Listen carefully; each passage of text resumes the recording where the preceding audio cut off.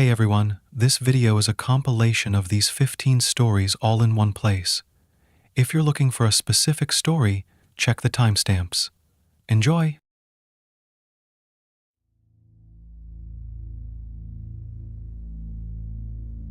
For 7 days straight, an eerie, blood-red bus would stop in front of my house at 3:33 a.m. This seemed strange, mostly because, like the vast majority of American towns, Frost Hollow had no public transportation at all. Even stranger, people always got on and off the bus whenever it stopped. They all looked extremely tall and thin, and whenever I tried to focus on their faces, they seemed like no more than a flesh-colored blur. On the morning of the 7th day, I had called the sheriff's department to ask them about it. I had no better ideas. A woman with a thick southern accent answered the phone. "Morning. This is the sheriff's office. How can I help you?" I hesitated, not even knowing where to start with this odd story. I'm not really sure who to call about this, but there's a bus stopping in front of my house in the middle of the night, dropping people off. I live on Slaughterhouse Road, past the abandoned school. It's a little strange because it only comes past 3 in the morning, and there are always people waiting to board it. I rambled, sweating heavily. I felt like a fool. The woman went silent for a long moment. I could hear her slight breathing on the other end of the line. "We don't have any buses going to Slaughterhouse Road, sir," she said insistently. "There are no buses in the town at all, other than for the public schools. At least not public transportation. Perhaps it's a private company. Did you see any company logo or information on the side of the bus? Any route numbers or anything? Sometimes the nursing homes or medical facilities might have private buses for elderly or disabled patients." I had been trying to avoid this subject, but now I had no choice but to reveal what I saw. Yes, on the side of the bus, it said Inferno Express, and the route number said 666. I heard only breathing on the other end of the line for a couple seconds, as if the woman were waiting for the punchline. A heartbeat later, I heard her hang up on me. I stood there listening to the whine of the dial tone, thinking and wondering. I knew I needed evidence of the mysterious night bus, and I felt determined to get it. At 3 a.m., I put on a black long-sleeved shirt, black sneakers and black jeans, trying to make myself as inconspicuous as possible. I grabbed my digital camera and headed outside. The night felt beautiful, warm, and humid with a soft breeze. I smelled the fresh summer air sweeping down the rolling hills, trying to calm myself down. I felt as if I were going out to commit a murder rather than just trying to capture video of a random bus in my own backyard. I crept across the road. Seeing the windows in my neighbor's house stood dark. The street I lived on consisted mostly of woodlands with a few scattered houses. There were plenty of good hiding spots. I knew the bus stopped in front of a patch of marshy swampland a few hundred feet down the road, right on the border of my neighbor's property. I found some large, thick bushes near the street to hide behind, making sure I was far enough away to avoid being detected while still maintaining a clear line of sight. I checked my watch, seeing the minute hand creeping toward the penultimate moment. This was my last chance to leave. I felt a rising anxiety and uncertainty. Sweating heavily, I closed my eyes, waiting and listening. It seemed only seconds later that I heard the approaching rumble of a powerful engine echoing far down the road. I went into action immediately, pressing the record button. I turned the camera on myself, whispering furtively. "My name is Landon Piers," I murmured quickly, trying to get it all out before the bus got here. "I live in Frost Hollow on Slaughterhouse Road. For the past week, a bus has been stopping in front of my house in the middle of the night, and the people on it, they don't look right. They're all extremely tall and thin. So I'm here, recording all of this. If something happens to me, if someone finds this..." I let the sentence fade off into nothing. The brakes of the bus squealed with a hellish caterwauling. I smelled exhaust and gasoline. A heartbeat later, the bus came into view, stopping only a stone's throw away from where I crouched, hiding in the thick shadows of the swampy brush. Mosquitoes constantly buzzed past my ears, landing on my neck and arms every few seconds, but I dared not move. I kept the camera steady, trying to quiet my breathing. I felt paranoid and watched, as if the people on the bus knew exactly where I was and what I was up to. The bus gleamed with fresh, blood-red paint. The windows looked like sideways eyeballs, long dark oval panes whose shadows contrasted heavily with the bright exterior. I checked to make sure the camera was recording, satisfied to see the small red indicator light glowing brightly. I hoped that the people on the bus wouldn't see the slight glare of the screen or the red dot of the camera, if indeed they were people at all. The door at the front slid open with a shrieking of rusty metal. An interior light turned on inside the bus, glowing with a fiery radiance. All of the strange, eye-shaped windows shone with the bright scarlet illumination. It danced and strobed, sending long shadows skittering down the swamp. At the front, I saw a driver in a black suit with white buttons and high, polished boots, almost reminding me of the garb of an SS officer. He looked extremely tall, his bone-white head extending nearly to the ceiling. Two lidless, black eyes bulged from his head, like the eyes of some monstrous praying mantis. They looked nearly the size of oranges. I gasped as he turned to look in my direction. I wondered if those enormous eyes could see the tiny red dot on my camera. To my horror, my question was answered moments later. Tall, faceless silhouettes stepped off the bus, appearing suddenly in the crimson light. I looked through the screen of the camera, zooming in to try to see any signs of eyes or mouths or noses. Yet the recording showed everything clearly enough, the smooth, featureless flesh stretching across their egg-shaped heads. Their arms stretched down nearly to their feet, their fingers long and twisted like the gnarled roots of a tree. Around their bodies, I saw orange jumpsuits, like those prisoners in the area wore. Their smooth, hairless skin rippled slightly, moving in and out as if these strange creatures breathed through it. A few of these bizarre creatures entered the woods and swamps, diverging in different directions. One of them went towards a neighbor's house, creeping around the side with exaggerated, eerie steps. It glanced in the windows with its eyeless face, putting its long fingers around the sides of its head as if it were trying to block out the glare of non-existent sunlight. It was as if these abominations had only heard about human mannerisms through word of mouth. It tiptoed forward on dull black shoes that seemed twice as long as any normal human foot. The bus stayed unmoving in front of me, its engine idling loudly, the door hanging open. I saw the driver pushing himself up off his massive chair. He slunk forwards, bowing his smooth, hairless head as he exited the threshold. Like the faceless creatures, he tiptoed forwards in an exaggerated, almost childlike manner, his bulging, black eyes glittering. He looked completely insane. He kept his arms raised, drawing the claw-like hands back and forth with every overemphasized step. I realized with mounting horror that he appeared headed in my direction. A few moments later, I was certain of it. His head ratcheted up to face me, his protuberant eyes appearing more excited and manic than before. My heart hammered in my chest as I looked around for a way out.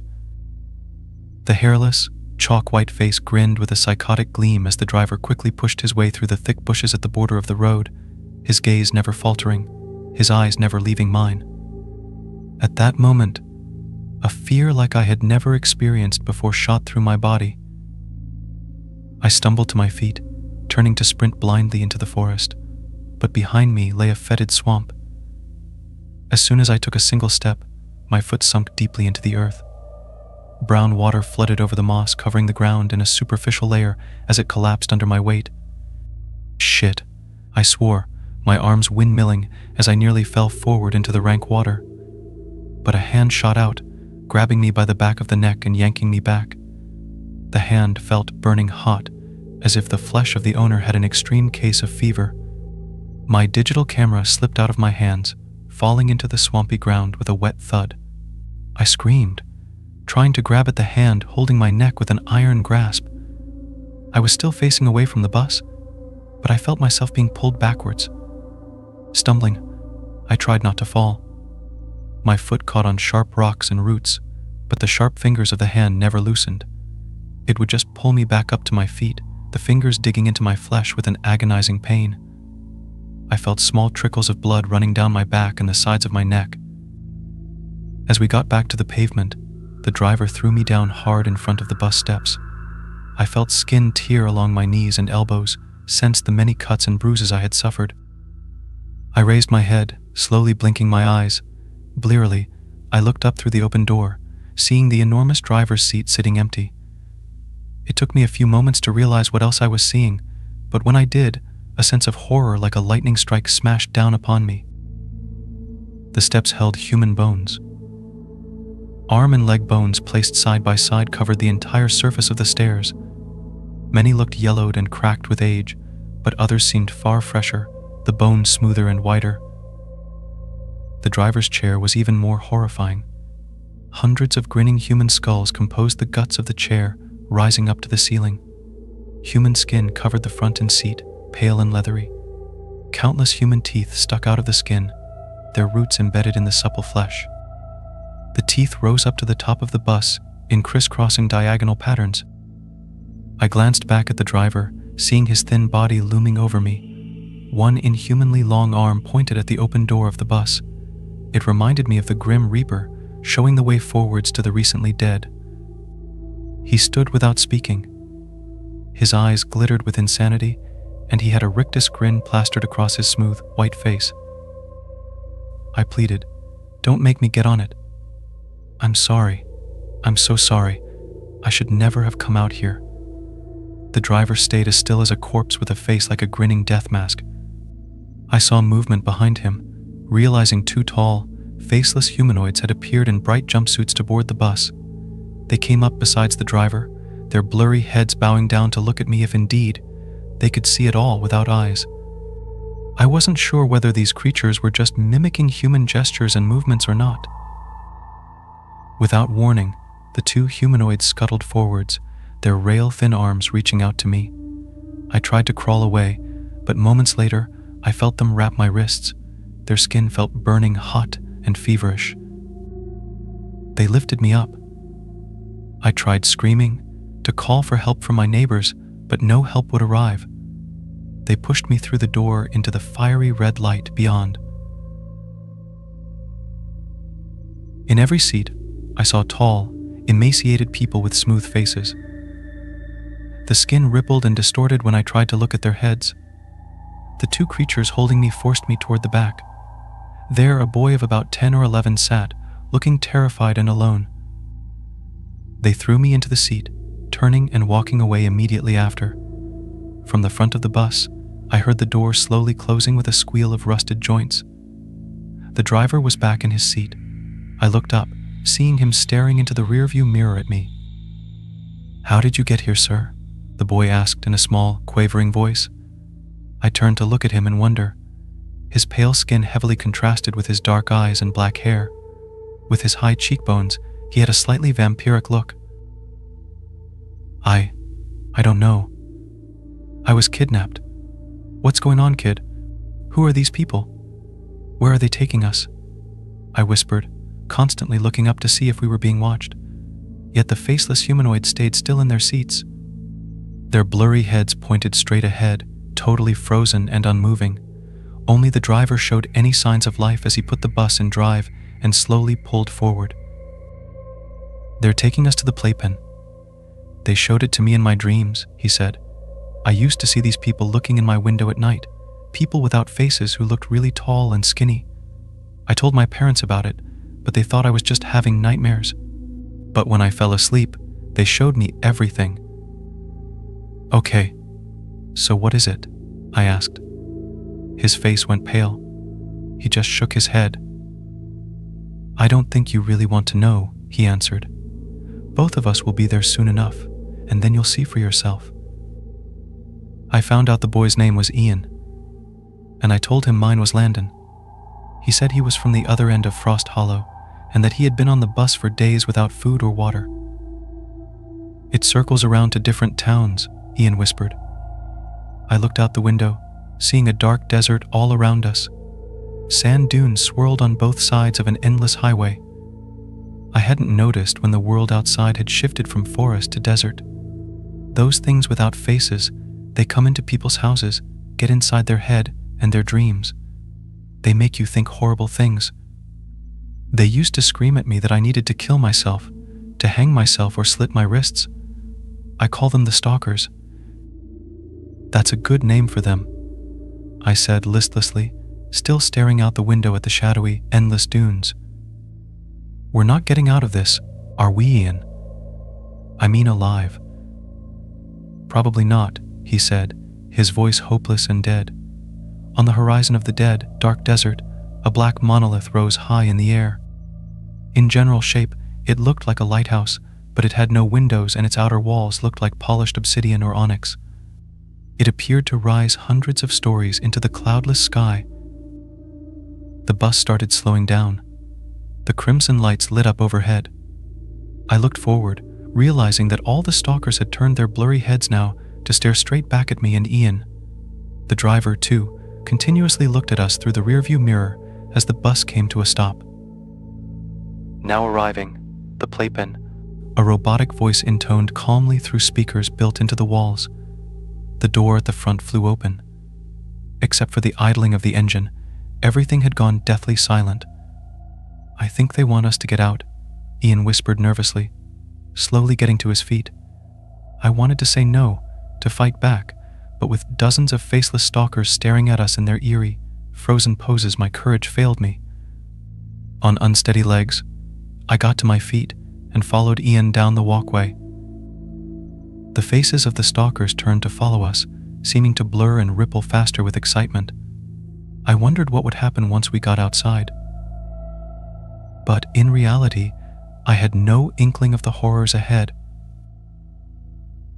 As I stepped down onto the inky pavement of the street, I realized that this desert felt freezing cold.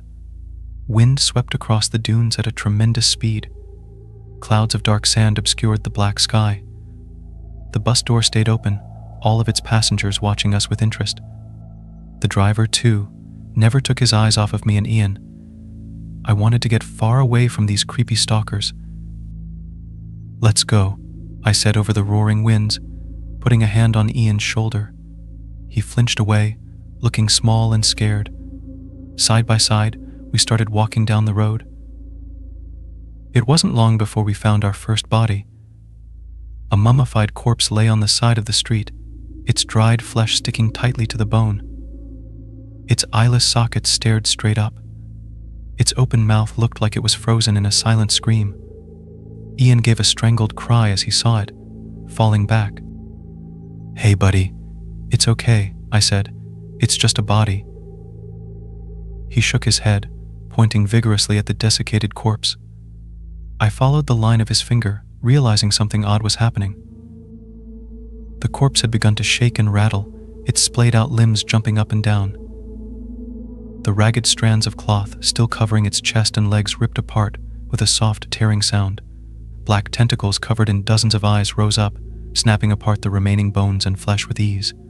As the ribs jutted up like spikes, something hellish slithered out. It rolled on its tentacles, a ball of slithering limbs covered in something slick and shiny. Though the size of a small dog, as it splayed out, its width and height doubled. It had no head or central mass, but its many eyes constantly blinked in chaotic and random patterns. The eyes looked blue and very human, bloodshot and dilated with fury. Ian screamed with a terror I had never heard in a child's voice before. He ripped at my arm, pulling me back. I stumbled, nearly falling. The tentacled creature slithered towards us at an incredible speed, its many eyes focused ahead, insane and furious. As we turned, I glimpsed stalkers watching us from the sides of the street. Their blurred faces stayed hidden in the sandstorms blowing past, but I saw their tall, inhuman silhouettes in the darkness. They reminded me of spectators watching gladiators dying in the Colosseum. Ian was breathless with terror, sprinting ahead of me. He was a very fast kid. "Don't let it catch you," he screamed back. I realized the monolith stood ahead of us only a few hundred feet. A powerful current of hope surged through my heart as I saw a massive threshold filled with white light. But as I got to within a stone's throw away, I felt something warm and slick close around my ankle. I screamed as I fell forward, seeing Ian disappearing through the doorway, his silhouette sharp and clear for a moment before the white light swallowed him up like a hungry mouth. "God damn it," I cried, crawling towards the white light. I kicked and struggled against the tentacles wrapping around my leg with a grip like squeezing metal bands. I dragged my hands through the sand as I felt myself pulled back, my head smacking hard against the pavement underneath. Stars danced in front of my vision.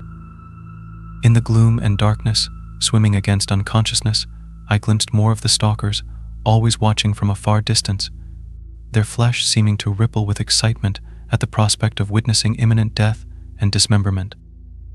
As more tentacles wrapped around my waist, I looked back. Only inches away, furious, dilated eyes stared back. The tendril shot towards my mouth as others held my head in place. I didn't know what it would do once it got inside me, but I knew instinctively it would be something horrible. I heard a hoarse shout, felt something smash into the creature on my chest. I felt the tentacles suddenly retract from my face and head, the eyes turning to look at whatever new threat had arrived. A thin man with a long beard and haunted eyes stood above me, holding a homemade stone club. It looked like it had been whittled from sandstone, the end formed into a jagged point. The tentacled creature hissed like a snake as the man bashed it again. Finally, mercifully, it released me. I rolled away, coughing and sputtering. "Run, you idiot," the man cried, smashing the creature through one of its many eyes with the sharp point at the end. The eye exploded in a shower of black blood and vitreous fluid. The creature's hissing escalated into a distorted wail that split and echoed like hundreds of voices screaming at once. I didn't need more encouragement than that. Shell-shocked and terrified, I scrambled to my feet, sprinting the last few steps towards the threshold. I looked back to see the man running behind me, the tentacled creature hissing and gurgling as it pursued. Together, we fell through the doorway of white light. As soon as we crossed the threshold, the creature stopped, its eyes furiously blinking and glaring. A few heartbeats later, it rolled away, its silhouette disappearing into the shadowy dunes outside. "Well, that star spawn almost got you," the man whispered, clapping me on the shoulder. "Good thing I was coming back this way." I went out hunting. He showed me a dead rattlesnake slung around his back. "I'm Teddy, by the way."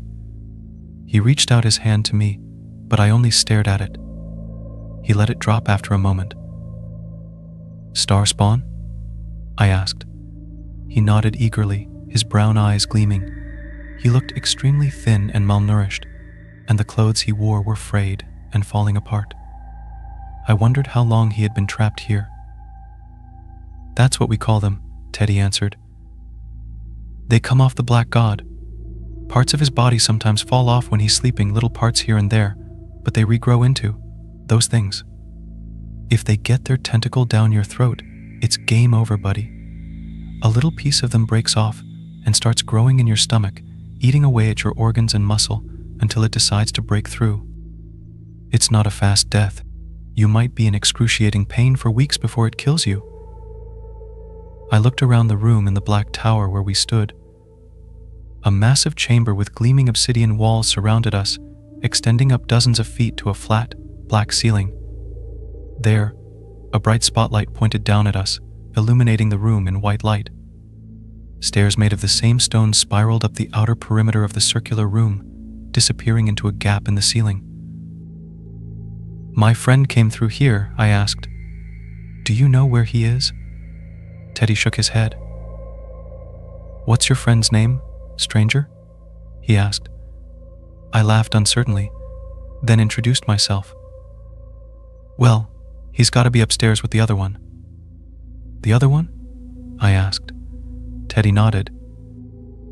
"We're not the only refugees here, Landon," he answered. "The bus brings more victims all the time, from all over the world. A lot of them don't last long. The star spawn often get them, and if they don't, the stalkers hunt them down and torture them to death. I've seen a lot of bodies skinned alive, people who got caught by the stalkers." "Well, let's go see them," I said. "I want to make sure he's okay. He's just a boy, you know." Teddy looked at me grimly. He's not the only child who's been brought to this place, he answered. I've seen more corpses of children here than you could possibly know. I walked up the stairs with Teddy at my heels, rising through the gap in the ceiling. Here, there was an even larger chamber, rising up thousands of feet into the air. Towards the top of it, I saw something massive and black with thousands of tentacles. It stuck to the flat ceiling, slick and wet, the countless enormous eyelids on its limbs tightly closed in sleep. Drops of slime occasionally fell down from the creature's body, landing on the floor with soft patterings. I saw an old woman sitting next to a small fire with Ian by her side. She had a rattlesnake on a spit and was cooking it. Ian had a leather satchel of water in his hands, which he drank from thirstily before passing it back to her. I remember him saying he had been trapped on the bus for days, and I wondered if he had any food or water that whole time. I walked forwards, waving and smiling, feeling much more hopeful seeing Ian alive and well. I glanced nervously up at the tentacled monstrosity, uncertain of whether I should be afraid or not. The black god sleeps above us, the old woman whispered. Do not wake him. We must escape before he awakes, Teddy said furtively, putting a calloused hand on my shoulder. We are going to try to hijack the bus. It is the only way between worlds. If we stay here, we will all certainly die, including the boy. It's only a matter of time. But if we can kill the driver... What about all the stalkers? I asked. It's not just the driver. Whatever is on the bus, the black god is far worse, the man whispered. His sleep becomes more troubled as time passes. We see his tentacles twisting with his nightmares. Once he awakens, those nightmares will spread throughout the playpen. Right now, we are only hunted by the star spawn and the stalkers. I met an old man who saw the black god awaken, the old woman said. When I got here, he was still alive. Every few months, the black god comes alive to feed, and he said that the corpses walk when that happens. The dead scream, and the sky rips apart, and everything moving gets hunted down like vermin to be absorbed into the black god's flesh, where they live for weeks being slowly digested and driven insane by the pain. So how did he survive? I asked. But she shrugged. He said he hid in the bus. The driver gets out sometimes to hunt, and he snuck in. The black god missed him, but he was the only one. I found out the old woman's name was Jackie. Like Teddy, she wanted to get out of the playpen immediately. The stalkers and star spawn won't come in here, she said. They're afraid of the black god. And rightly so, Teddy muttered. It's suicidal to be in here. That thing could wake up at any minute, and we'll be the first ones sucked into hell if it does. I've heard the screams of people being eaten by the black god's flesh, and it sounds like they're being burned alive. They went on for weeks, months. Stop it, Jackie insisted. You're scaring the boy. I looked over at Ian, seeing she was right. He looked ready to pass out, his skin turning chalk white. Jackie pulled the roasted rattlesnake off the spit, ripping it apart with her hands and handing pieces of it to Ian and Teddy. She looked at me, her wrinkled face cocked. Do you want a piece? I shook my head, feeling slightly nauseous just looking at the dead burnt snake. Its head was still attached to the body, its open eyes blackened and staring. So, what's the plan here? I asked. How do we get back? Teddy looked at me, chewing a mouthful of rattlesnake. He lifted his homemade sandstone club, then nodded past Jackie. I followed his line of sight, seeing a few more primitive truncheons. That's it? We're going to bludgeon the driver and all the stalkers and steal the bus? Teddy nodded. You have a better idea? He answered. In truth, I did not. The four of us went back out of the stone monolith that held the black god, seeing the endless paved road disappearing into the horizon. Armed with the primitive stone truncheons, we walked side by side, constantly scanning the darkness for enemies. There are bodies everywhere, Teddy said over the roar of the wind. Most of them have star spawn hiding inside. I wondered how often the bus came this way, but at that moment, chaos broke out. I saw the star spawn with one punctured eye rolling furiously down the pavement. I pointed, screaming, when something ran into me from the side. I fell hard into Ian, knocking both of us down. We went sprawling in the sand as two stalkers stood overhead, their insane faces blurring and jerking from side to side as long as a human twisted toward me.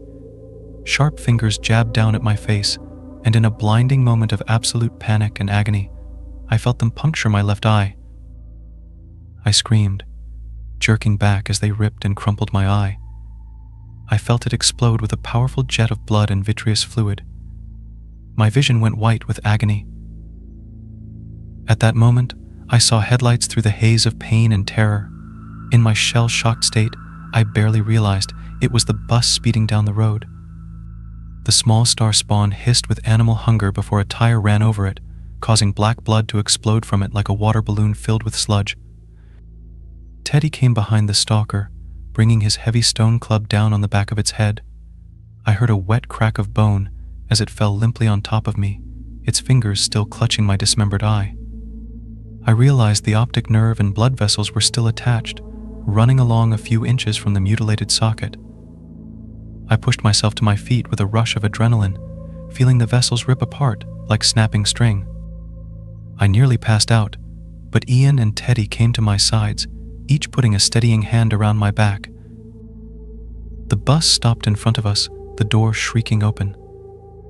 As the first of the stalkers descended the step, I heard a primal screaming from behind us, from the direction of the monolith. I looked back in terror, seeing the top of it explode in a shower of volcanic stone as massive tentacles hundreds of feet long reached blindly out. The black god pulled itself up, like a colossus sitting atop the world. Its many gigantic eyes glared down balefully. "It's starting," Teddy screamed. "We need to get on that bus now." Staggering, I watched the three of them run forwards. I followed behind, feeling weak and sick. With my one remaining eye, I saw the driver descending the stairs. His black eyes bulged as he stared up at the sky. I realized with horror that the clouds had started to rain fire. The flickering flames lit up the world as the black god roared with a primal scream. Teddy ran forward, raising the club to strike at the driver. Casually, almost lazily, the driver raised one hand, grabbing Teddy by the neck and lifting him off the ground. His sharp fingers stabbed into the skin and flesh, digging deeply as Teddy gurgled. He weakly brought the club down as the driver threw his broken body to the side of the road. Teddy twitched, suffocating on his own blood and seizing. I watched his eyes roll back in his head. Jackie and Ian ran at the driver together, closing in on him from both sides. Ian struck at the long, emaciated leg under the black suit. The driver slashed at Jackie's face as bone cracked under the weight of Ian's blow. The driver buckled as his leg gave way, his furious, lidless eyes ratcheting towards Ian. As he fell, he reached forward, dragging the boy down with him. I saw Jackie on the ground next to them with deep stab wounds eating through her eyes and into her brain. Blood spurted from her still body. I stumbled forward, raising the club and bringing it down on the back of the driver's head. His head collapsed as he clawed and stabbed at Ian's face and neck, opening up his throat in an instant. I heard gurgling and weak cries as I jumped onto the bus. Sickened by all the blood and death, I ran up the steps, never looking back. Bleeding heavily, my vision turning white with pain, I started the bus. The engine turned on immediately, rumbling and powerful. I had never heard such a sweet sound in all my life. I began driving ahead, down the freezing dark streets of the playpen. I felt my hands sticking to the steering wheel, my skin covered in gore and clotted blood. I glanced in the rearview mirror and had to repress an urge to scream.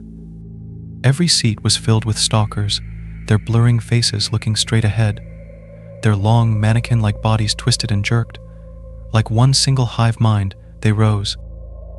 Up ahead, the dark street disappeared into a spiraling vortex the color of fresh blood. I accelerated, pushing the bus as fast as it would go. Afraid to look back, to see what the stalkers would do, I drove through the vortex, pushing the bus up to 70 and 80 miles an hour. The blinding torrents of crimson light dissolved to reveal my street, Slaughterhouse Road.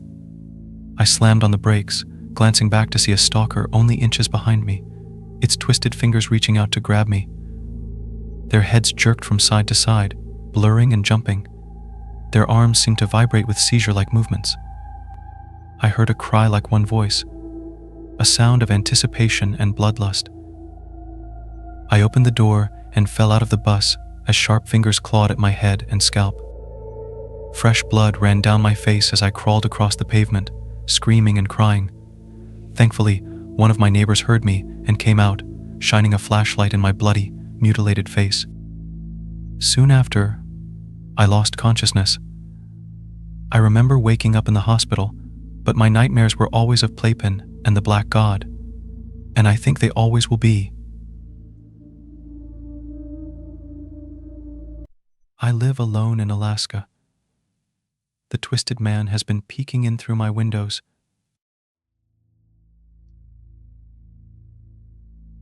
A few years ago, I decided I needed a major life change. Everything seemed to be going downhill.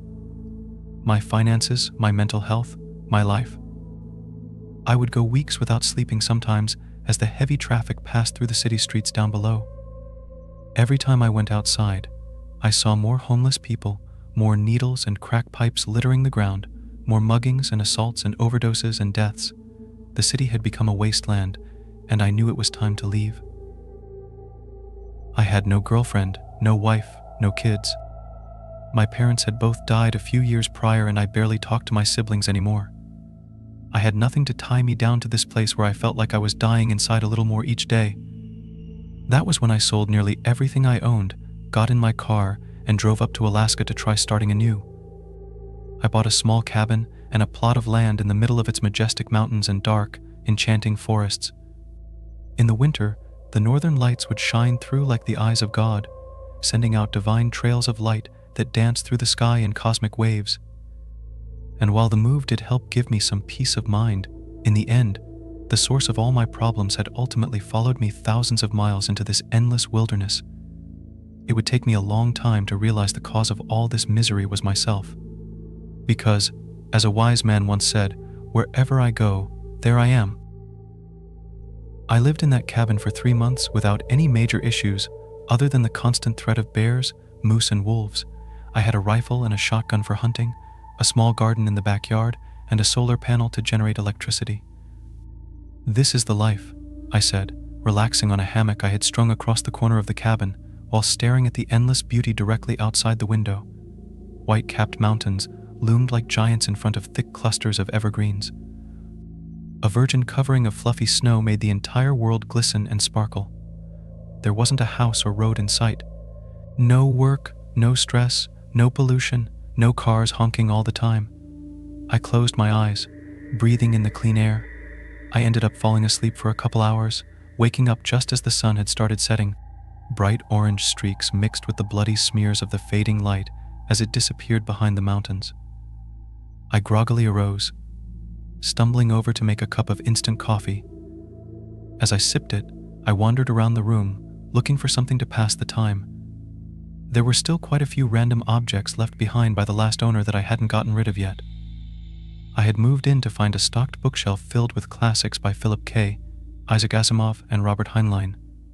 Bored, I started rifling through the collection, looking for something good to pass the time. As I shuffled past several books, something caught my eye.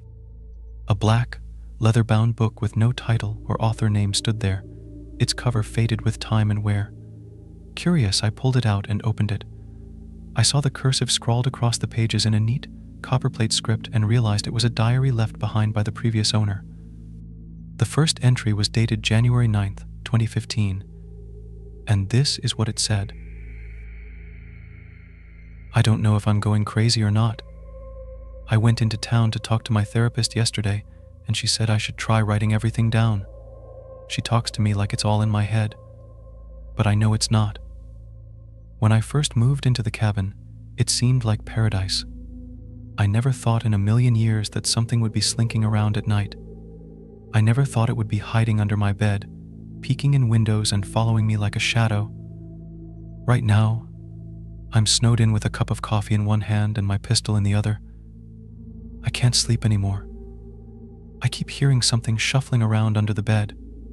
Sometimes, I think I even hear ragged breathing, as if a corpse with dirt in its lungs had come back to life. I've caught glimpses of that thing in the darkness. Whatever it is, its skin is loose, almost falling off the bone. It almost looks like a naked, emaciated man. Its eyes are rotted and dark, its back hunched, its spine twisted and jutting out like tumors. It moves in this slow, jerky way, but I can never seem to catch it. Its body seems broken and out of alignment. Its legs bend the wrong way sometimes. By the time I turn on the lights or try to take a video of it, it's always disappeared, but its fetid odor remains. It lingers in the cabin like a sweet-smelling, spreading infection. I don't know what it wants from me. I want to leave, but with the storm raging outside, I'm stuck here, unable to get all the way back to town. The snow surrounds the cabin in mounds 5 feet high. I feel like a prisoner caged with a rabid beast, not knowing when it will strike. My wife claims she hasn't seen or heard anything, but she keeps vanishing on me. Last night, she disappeared in the middle of a snowstorm. Where did she go? I asked her in the morning, but she said she was here the whole time. She didn't remember anything. There's no way she went into town. There wasn't time and the trails were impassable that far down. Something's going on here, but I don't know what it is. I'm truly scared for our lives. I slammed the diary shut, not wanting to read anymore. I didn't want to become infected by some kind of contagious cabin fever. If the last owner had gone insane in the mountains and started hallucinating naked corpses crawling around, I really didn't want to know. I shoved the diary back in the bookshelf, going for A Maze of Death instead. I tried to forget what I had read in the diary as I flew through the novella. All night, I tried to get the image of the naked, twisting man with rotted eyes out of my head, but I couldn't. I eventually fell asleep right before dawn. But, as my eyes were closing, I thought I saw a silhouette in the window. A starved man with excited, black eyes that seemed to be rotting out of his skull. I thought I saw him put his inhumanly long fingers against the glass as he leaned forward. I blinked, sitting up and glancing out into the white, snow-covered wonderland, but there was nothing there. Another hunter occasionally followed the deer trails near my cabin. A frozen lake stood a quarter-mile away, the surface white and covered in thick drifts of snow. I bundled up, deciding to go outside for a hike in the frigid dawn. I strapped on my snowshoes and grabbed my shotgun, as I always did when I went outside. I never knew when a polar bear might be waiting around the next tree, after all. I opened the door, seeing footprints pressed into the snow all around my house.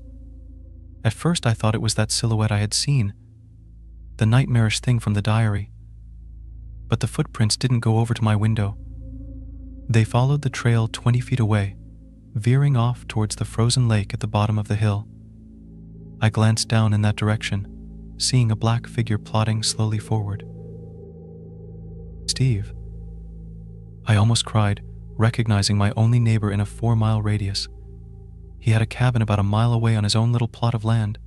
He jumped, clearly startled by the sudden noise. His black snow pants and heavy fur coat swished together as he spun, raising his rifle high. When he saw me, he immediately lowered it and put a gloved hand up in a friendly greeting. "Hey, Josh. Surprised to see you up this early," he yelled over the muted wintry landscape. Sounds always seemed different after it snowed, as if all the noise in the world had become faded and dead. "Yeah, I've been having a little trouble sleeping," I said, slinging my shotgun around my shoulder. "What are you doing anyway?" "Just a little hunting, you know," he said, giving me a sly wink. "Animals are always most active around dusk and dawn, it seems. That's when I always have the best luck anyway." He stepped close to me, staring me in the eyes. "You do look like shit. Those bags under your eyes are big enough to carry groceries in." "Yeah, trust me, I know." "Hey, this might sound a little weird, but did you know the previous owner of this cabin?" I asked. Steve's wrinkled, old face fell into a scowl. His expression immediately became guarded and distant. Sure, we've met," he exclaimed bluntly. He seemed to be searching my face for something, but I didn't know what. His reaction left me feeling off balance and nervous. Is he still around? I said. Steve's scowl deepened. Buddy, I don't know what this is about, but he's dead. He's been dead. He died in that cabin, actually. He pointed a finger at my home accusingly. With those words, my heart seemed to drop into my stomach.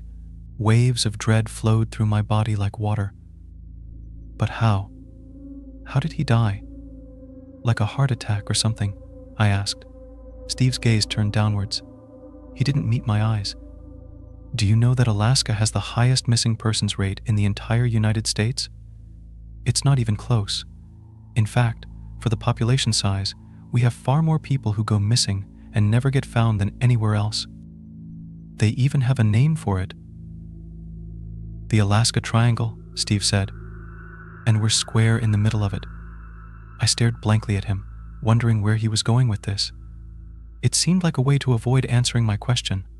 No, I didn't know that. I responded. Steve nodded, raising his head again. He heaved a deep sigh. Look, the thing with the last owner and his wife. It's somewhat disturbing. If you really want to know, I'll tell you, but it's certainly not going to help your peace of mind. And it definitely isn't going to help you get some sleep. I want to know, I insisted instantly. The wind started to whip past us. Flakes of ice and snow flew sideways in the sudden currents. Let's go back to your cabin then, Steve said, pulling his heavy fur-lined hood off and shaking out his long black hair behind him. I could use a bit of whiskey to warm up. We sat down with a bottle of Johnny Walker and 2 shot glasses. I wasn't much of a drinker, but Steve certainly was. He chugged 3 shots in the span of a minute. I sipped at mine, drinking half and putting it back down on the coffee table with a thunk. Steve grunted, hissing through his open mouth for a moment. That's the good stuff, he said, slamming his chest as the burning liquor worked its way down. Steve looked up at me with a new sparkle in his eyes. Huh, so you want to know about what happened to Will Lenning? Well, I'll tell you that no one really knows the whole story. I used to see him occasionally, come down and have a drink and talk. We all know each other around here, obviously. I nodded, motioning him on. He seemed like a normal, upstanding guy. He kind of reminded me of you, actually. A young guy trying to escape the hustle and bustle of the city life, the cancer of the American dream. Well, he was here for maybe a couple months. Everything seemed fine. We used to go skeet shooting occasionally, have a beer, you know. We'd get together with a couple other hunters who live closer to town and sometimes play some poker. I never saw anything odd about Will. I never could have predicted what happened to him. He heaved a long sigh at this, looking out the window at the sharp mountains with an expression of nostalgia. Well, what happened to him? I asked, encouraging him to go on. He started talking about seeing someone peering in through his window at night. He talked about hearing sounds from under his bed while he was laying there in the dark. Sounds like diseased breathing and shuffling.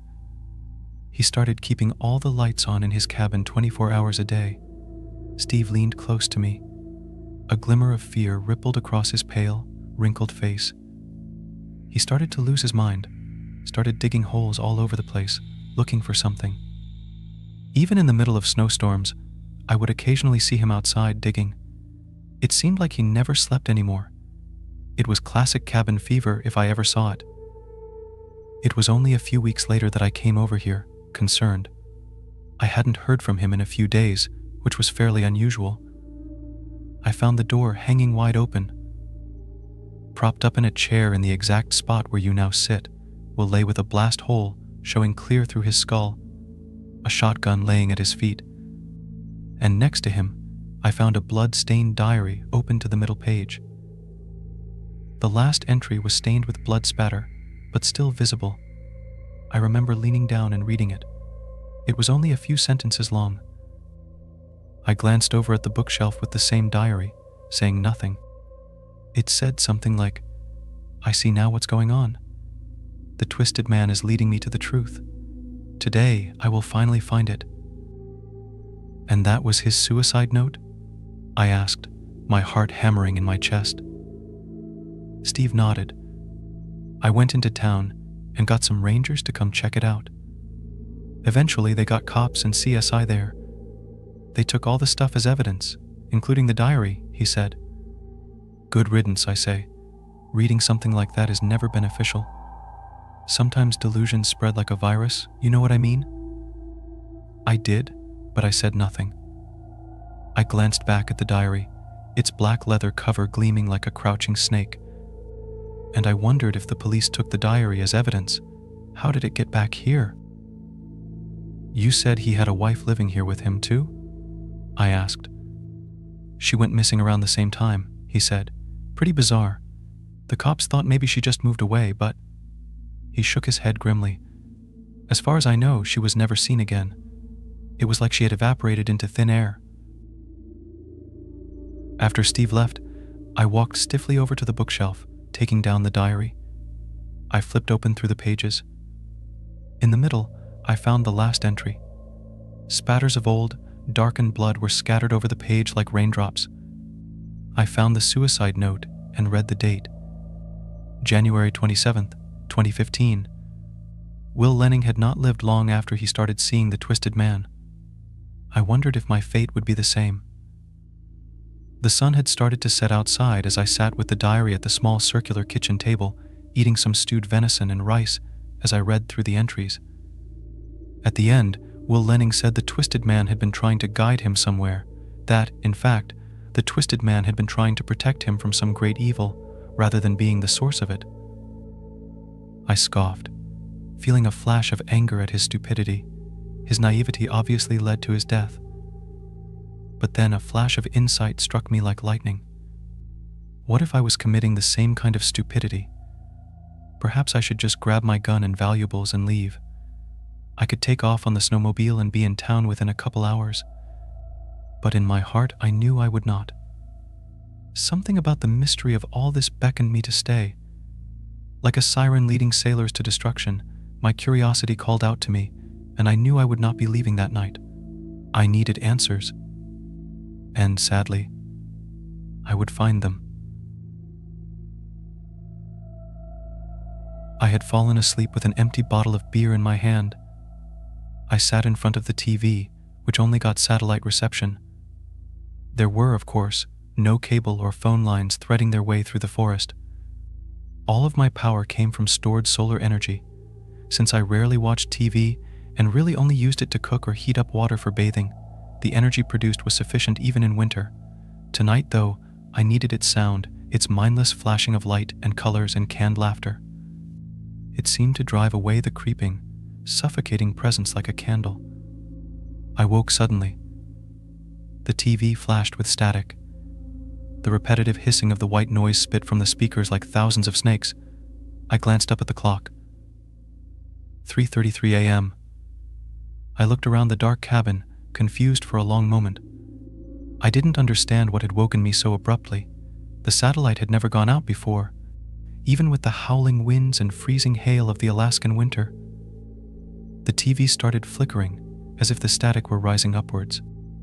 Black lines traced their way horizontally across the screen. The hissing deepened into a gurgle, and for a second, I thought I heard faint words behind the white noise. I thought I heard breathing, slow and diseased, like the death gasp of a drowning man.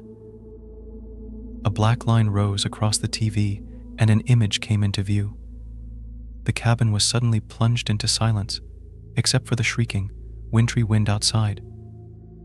I leaned close to the screen, confused at what I was looking at. It looked like a live camera feed of a room. As I took in the details, I realized it was my cabin. I saw myself in the chair, leaning close to the screen. I raised my hand, and the miniature version of me on the screen did likewise. Ice water seemed to drip down my spine as waves of dread coursed through my body. "What the fuck is this?" I whispered, looking back to where the camera should be. It was just a coarse wooden ceiling in that corner. I turned back to the screen and nearly screamed. The TV showed a pale, naked man crouching directly behind my chair now. With jerky movements he rose, his broken spine twisting and shivering. A hissing voice rang out from the speakers. It spoke as if it had dirt and writhing maggots in its throat. He is a killer, the shadow of death. Many have fallen. Many lie buried across this forest. You will be next. He is watching you. Long, broken fingers with blackened nails reached out to touch my shoulders.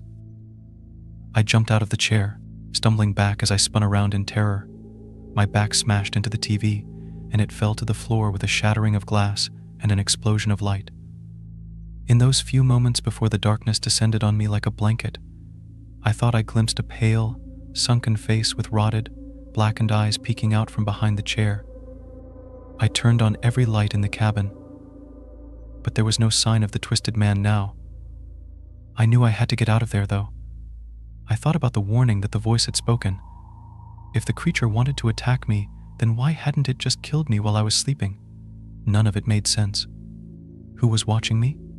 The twisted man? And if he was, why warn me? Perhaps it was psychological warfare, I thought to myself. Perhaps the twisted man simply liked to play with his food before he ate it. Thoughts raced through my head at 1,000 miles an hour as I threw on snow pants and a couple heavy sweaters and coats. I covered up my entire body as much as I could to try to prevent frostbite. I had made up my mind to flee.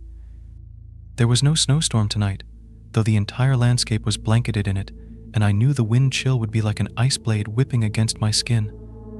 It was extremely dangerous to travel in the middle of the night like this in temperatures that might reach -30 degrees. Steve had been right. After all, Alaska had the highest missing persons rate of any state, and many of them were never found, their bodies likely frozen solid in the deep snow dozens of miles from the nearest town.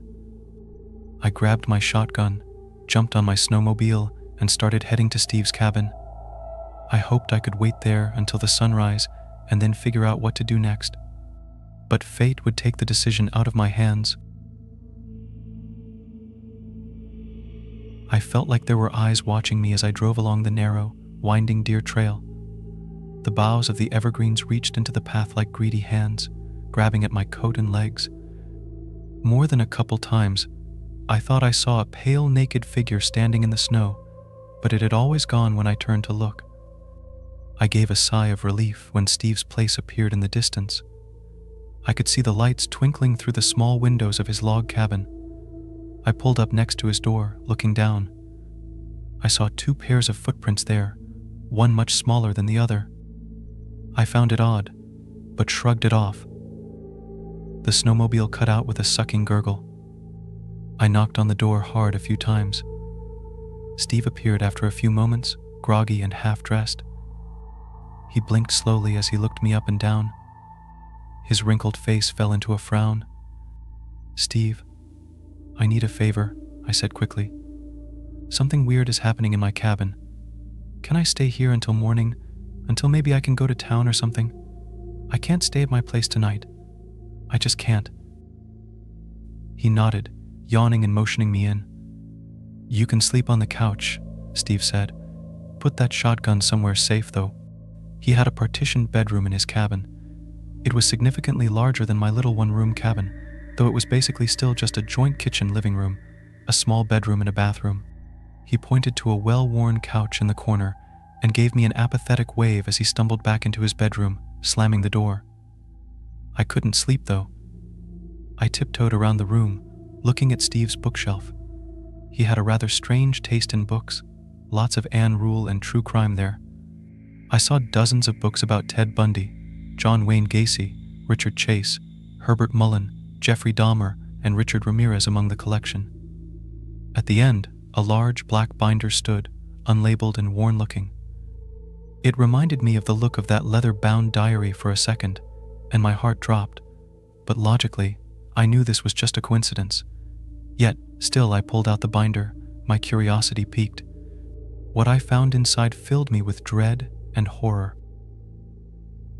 Countless news clippings covered the length of it. The first clipping was from nearly 20 years earlier, about a woman who went missing in the Alaskan forest while hiking.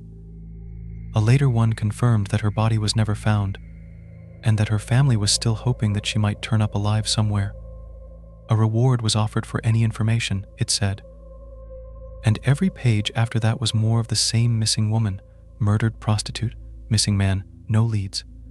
I kept flipping through until I found clippings about Will Lenning's suicide and the sudden disappearance of his wife. On the article about the suicide, Steve had used red marker to scrawl, "haha," next to it. I heard the click of a gun being cocked from behind me. I froze as Steve's voice traveled across the room like a whisper. "How do you like my work, friend?" he asked, his tone jovial and mocking. I still held the binder of horrors tightly in my hands as I stared open-mouthed at this man I thought I knew. "It's you? What, you killed Will Lenning and his wife? And a lot of other women, apparently." Everything felt unreal, as if I were stuck in a dream. Steve's grin spread across his face, but his blue eyes stayed cold and dead. "Yes, well, she was cheating on him with me anyway. Just another whore, you know. They always get what's coming to them in the end," he hissed with hatred oozing from his voice. "It's too bad, really. I just killed another slut tonight. I was planning on saving you for later. The urge isn't too bad yet right now, after all. It comes in cycles, you see. It comes in waves." I saw a glimmer of pale, naked flesh writhing behind Steve. With jerky movements, the twisted man came up behind him. I said nothing, just watching with wide-eyed horror and amazement. "You need help?" I whispered, and Steve laughed. "Help? The only help they give people like me is a needle in the arm. You know that. That's why it's important to always cover your tracks." The twisted man ran a long, broken finger across Steve's neck. Steve gave a strangled cry and jumped. He spun around, screaming. I glanced over at my shotgun next to the couch. I jumped for it as Steve turned back to me, firing his pistol twice. The first bullet soared high above me, raining wood splinters down on my head, but the second ripped into my leg. A cold, burning pain ran like fire up my shin. I screamed in agony and battle fury as I gripped the shotgun, spinning and firing. Steve's head exploded as the slug ripped through his brain. His forehead collapsed like a smashed melon as bone splinters and blood sprayed the wall behind him. The twisted man stood there, hunched over, grinning up at me. I felt warm blood gushing from my leg as I stared back at him, breathing hard. I wondered if I was dying. "You weren't after me at all, were you?" I asked. But the twisted man said nothing. After a long moment, he slinked back into the shadows of the bedroom and disappeared. As night crawled its way toward morning, I thought back to the words the twisted man had spoken through the TV, suddenly understanding everything. He is a killer. The shadow of death. Many have fallen. Many lie buried across this forest. You will be next. He is watching you. He hadn't been trying to hurt me at all. He had been trying to warn me. He had probably tried to warn Will Lenning and his wife too.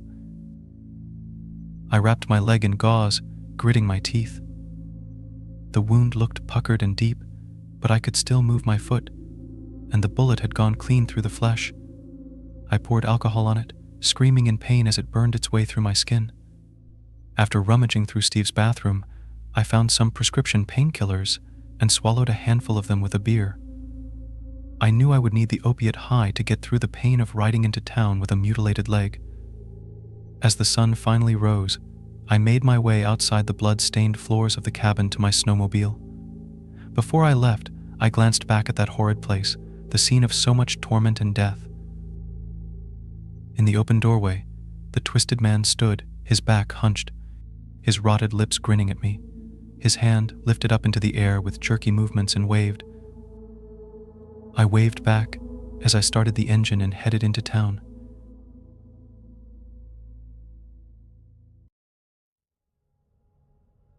My neighbor is one of those annoying wannabe YouTube personalities. Over the years, I've seen him cough out cinnamon, lay flat on the hood of his car as it slowly creeps down the driveway, and douse himself in lukewarm water, all the while screaming epic win, epic fail. It can get tiring to watch him go about his shenanigans in the pursuit of viral fame. So, when he knocked on my door the other day, told me he was going away for a few weeks, and asked that I get his mail, honestly, it was a relief. I can't explain the peace of mind I had knowing I didn't have to brace myself for any of his stupidity for a while. I was always afraid his stunts would wind up bleeding over into my life. Things were pretty normal for the first couple of days. He received a few bills, a bit of spam, and what I could only assume was a birthday card. Then, one evening I got home to find a cardboard box waiting on his front porch. In big red letters was written, "Return to sender." I'm no small fry, but I admit I had trouble lifting the box on my own. It was really freaking heavy. Lugging it across the road to my house was even harder, and I quickly realized there was no way I was going to drag it up the stairs and through my front door. I decided I'd leave his package in my garage. It wasn't like I kept my car in there. The garage door was a piece of shit that refused to open without a good thug and a whack. It was less trouble just leaving the car in the driveway than it was to fight with the garage door every morning and night. In hindsight, I should have set the package down while I struggled to open the tricky door. But you know how it is when you've got a good grip on something. No point in setting it down if you don't have to. It was as I kicked the door for a third time that I lost my grip on the package, and it fell to the ground. I heard a light crack inside. Oh shit, I cursed. I hoped I hadn't broken anything important, but figured I just wouldn't tell my neighbor about it and let him assume the break happened en route. Hands free, I finally managed to get the garage door unstuck, and boy did it screech in protest as it rolled up and over me. I dragged the box the rest of the way, setting it in the corner for whenever my neighbor would come back to claim it. And then, I forgot all about it. Until a few days passed, that is. I'm not sure exactly how long it took for the smell to waft in from the crack under the garage to house door, but it came in slow progression. It was a sickly sweet odor similar to a skunk, and for the first few days after I smelled it, I genuinely assumed that's exactly what it was, roadkill that had left its mark on my house.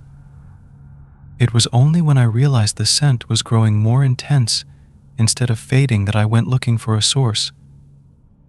That's when I opened the garage door, and that's when the odor knocked me back, holding my nose.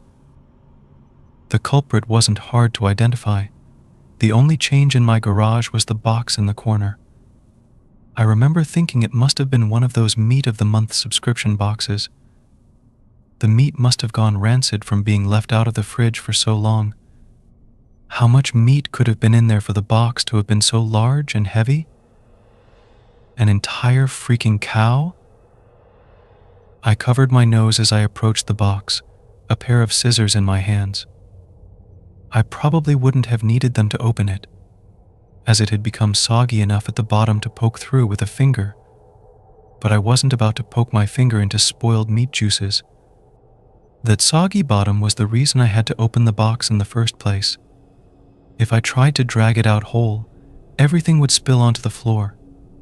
I was going to have to dump the pieces of meat one garbage bag at a time and take them down to the dumpster, a process I wasn't looking forward to.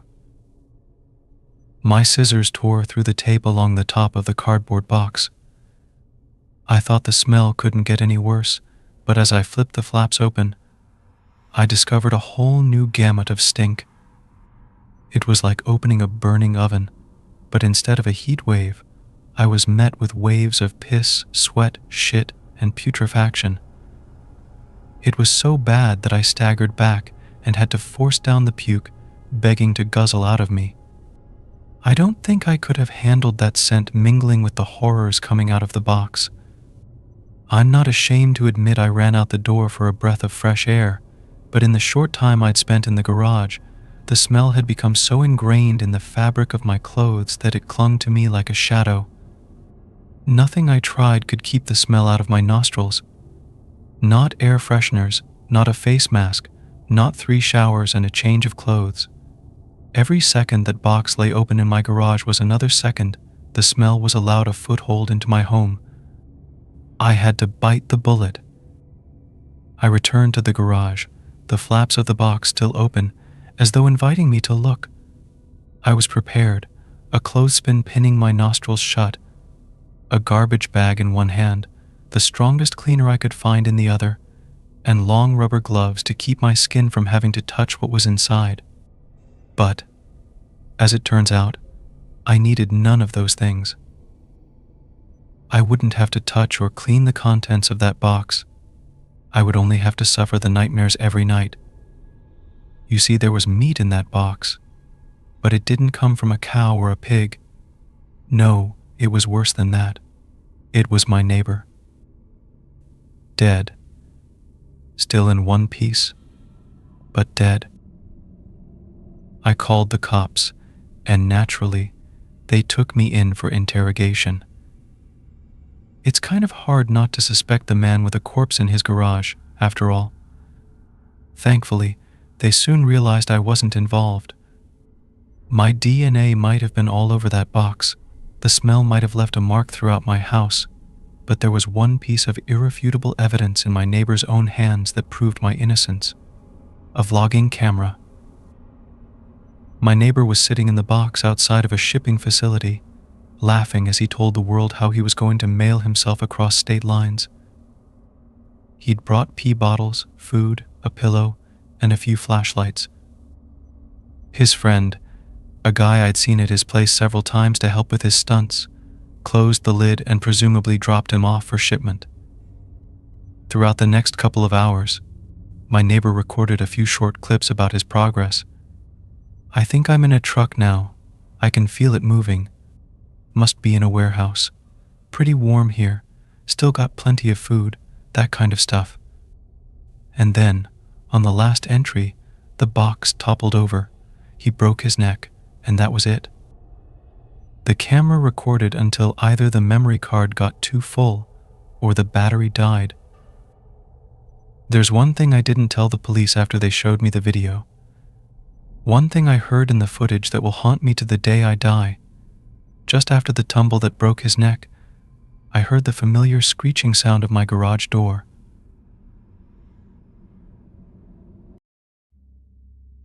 I died for 6 minutes in 2003. Heaven isn't what we think it is. With apologies to the religious, I feel my story must be shared. In 2003, when I was 15 years old, my heart stopped for 6 minutes.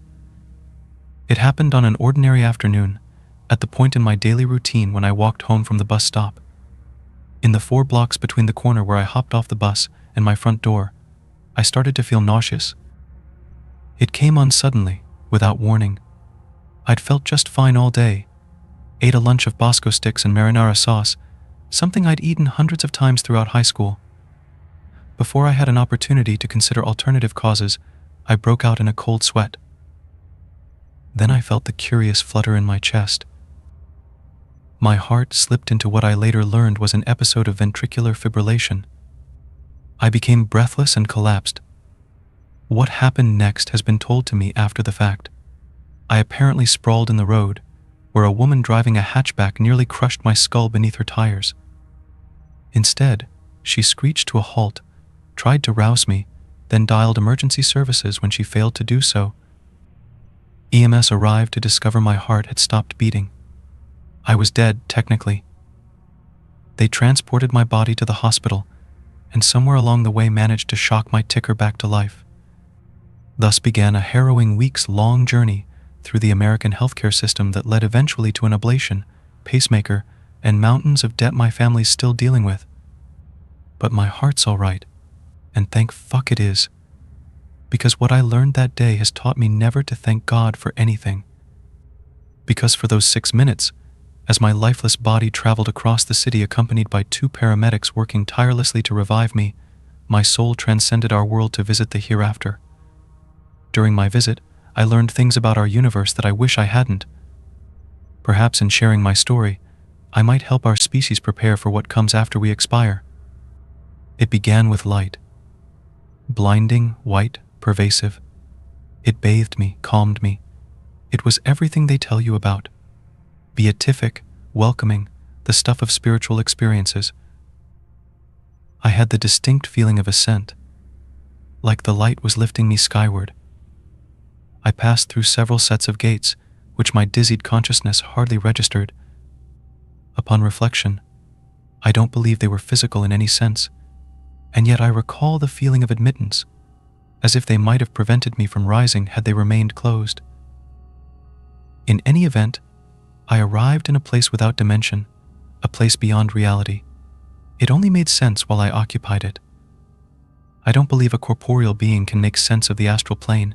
Something about its intangible existence defies translation. So what I came away with were more impressions than images. I was not alone. Several life forces enclosed me upon my arrival. At first, because of my Christian upbringing, I believed them to be angels. In my incorporeal form, I made the spiritually equivalent gesture of opening my arms, anticipating their embrace. Instead, I felt myself shackled by their powers, like a collared dog. Humiliation and terror came over me. These were not the ethereal beings I'd been led to believe await us. These were cruel, unsympathetic overlords by whom I was fettered. But why? I thought, my soul wailing like a petulant child. Something like laughter returned, but it was cold, mocking.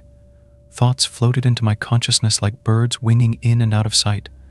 They delivered some horrifying truths about existence that I'll do my best to relay to you now.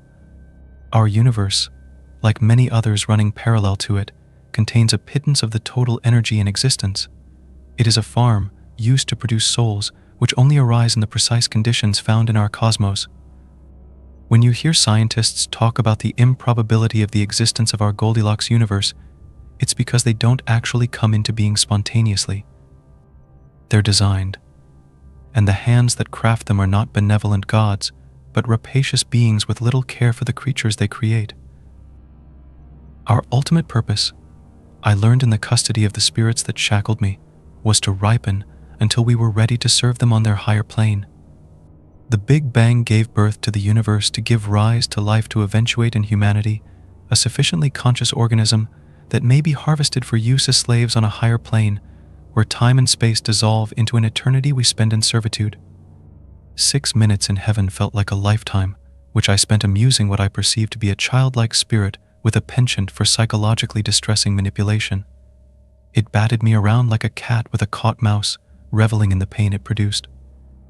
Physical discomforts we imagine hell inflicting upon us pale in comparison to the torture of soul pain. Loss of a loved one comes closest, that piercing, emotional damage resulting from trauma. When it became clear my time had not yet expired on Earth and I was to return, I was told not to reveal their existence to the rest of my kind. My reward, they communicated to me, would be a marginally improved station among the slave population. Alternatively, if I managed to convince others of their existence, new horrors would await me when I returned. I can't imagine anything worse than what I experienced, subsumed beneath an ineffable grief and torment. For weeks, I tried to explain to anyone who would listen what I experienced. Everyone told me I'd suffered a very serious and traumatic experience for a young man, that the event left scars on my psyche as well as my heart. I gave up trying to convince them. I slowly began to convince myself that what they'd told me was true. I'd simply imagined it, a death dream, as it were. The mind reckoning with its own imminent demise, trying to make sense of the experience. Then I met someone who claimed to have met God.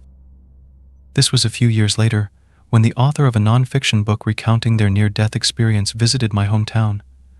I attended a reading and afterward confronted him about his tale.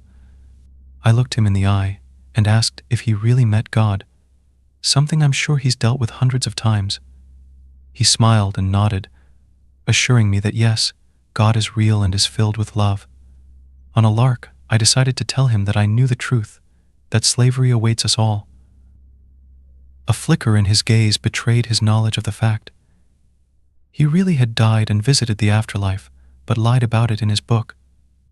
Because he knew the truth of heaven, the horrible place our souls are bound for.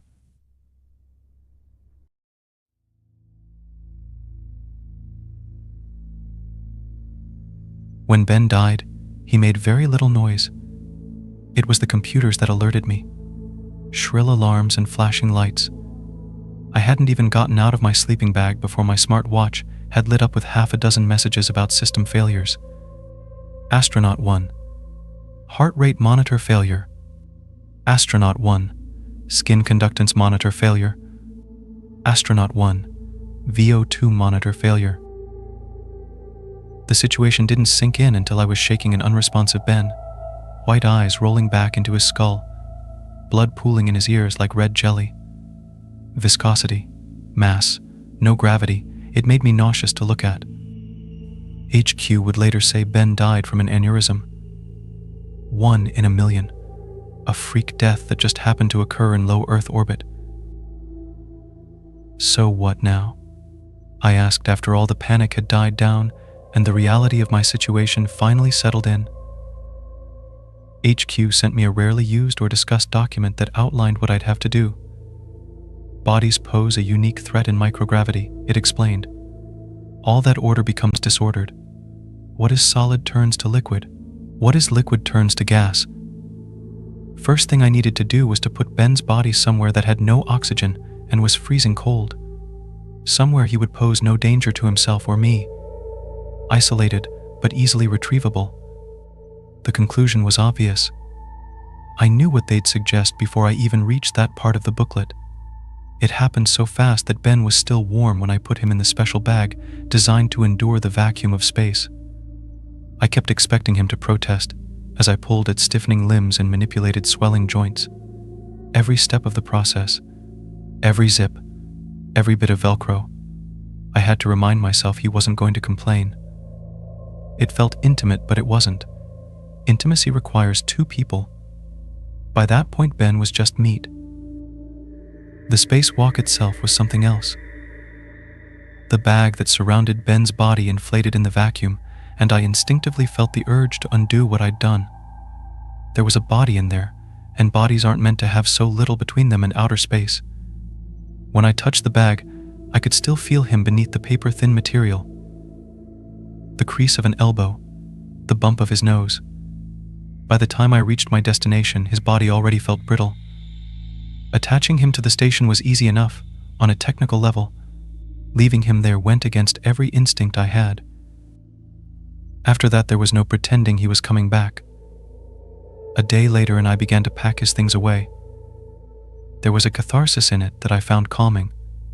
I catalogued his belongings with thin detachment. Most of his things were dry and uninteresting. Photos of him with a dog. A copy of a Michael Shea book. A certificate of excellence from NASA that he received when he was 10. He discovered a comet, he told me during our first meeting. Backyard with a telescope. That was how he knew he wanted to be an astronaut. Described it as a calling. You'd think given our history we'd be close. 2 men selected based on extensive psychological profiling. Together we had simulated multiple missions to Mars, 2 on the ground, 1 in space, all of them highly secretive. An official mission to Mars was meant to be next, at which point the whole project would be made public. But the key to having 2 people work together, alone, for nearly an entire year isn't to find 2 guys who are best friends forever.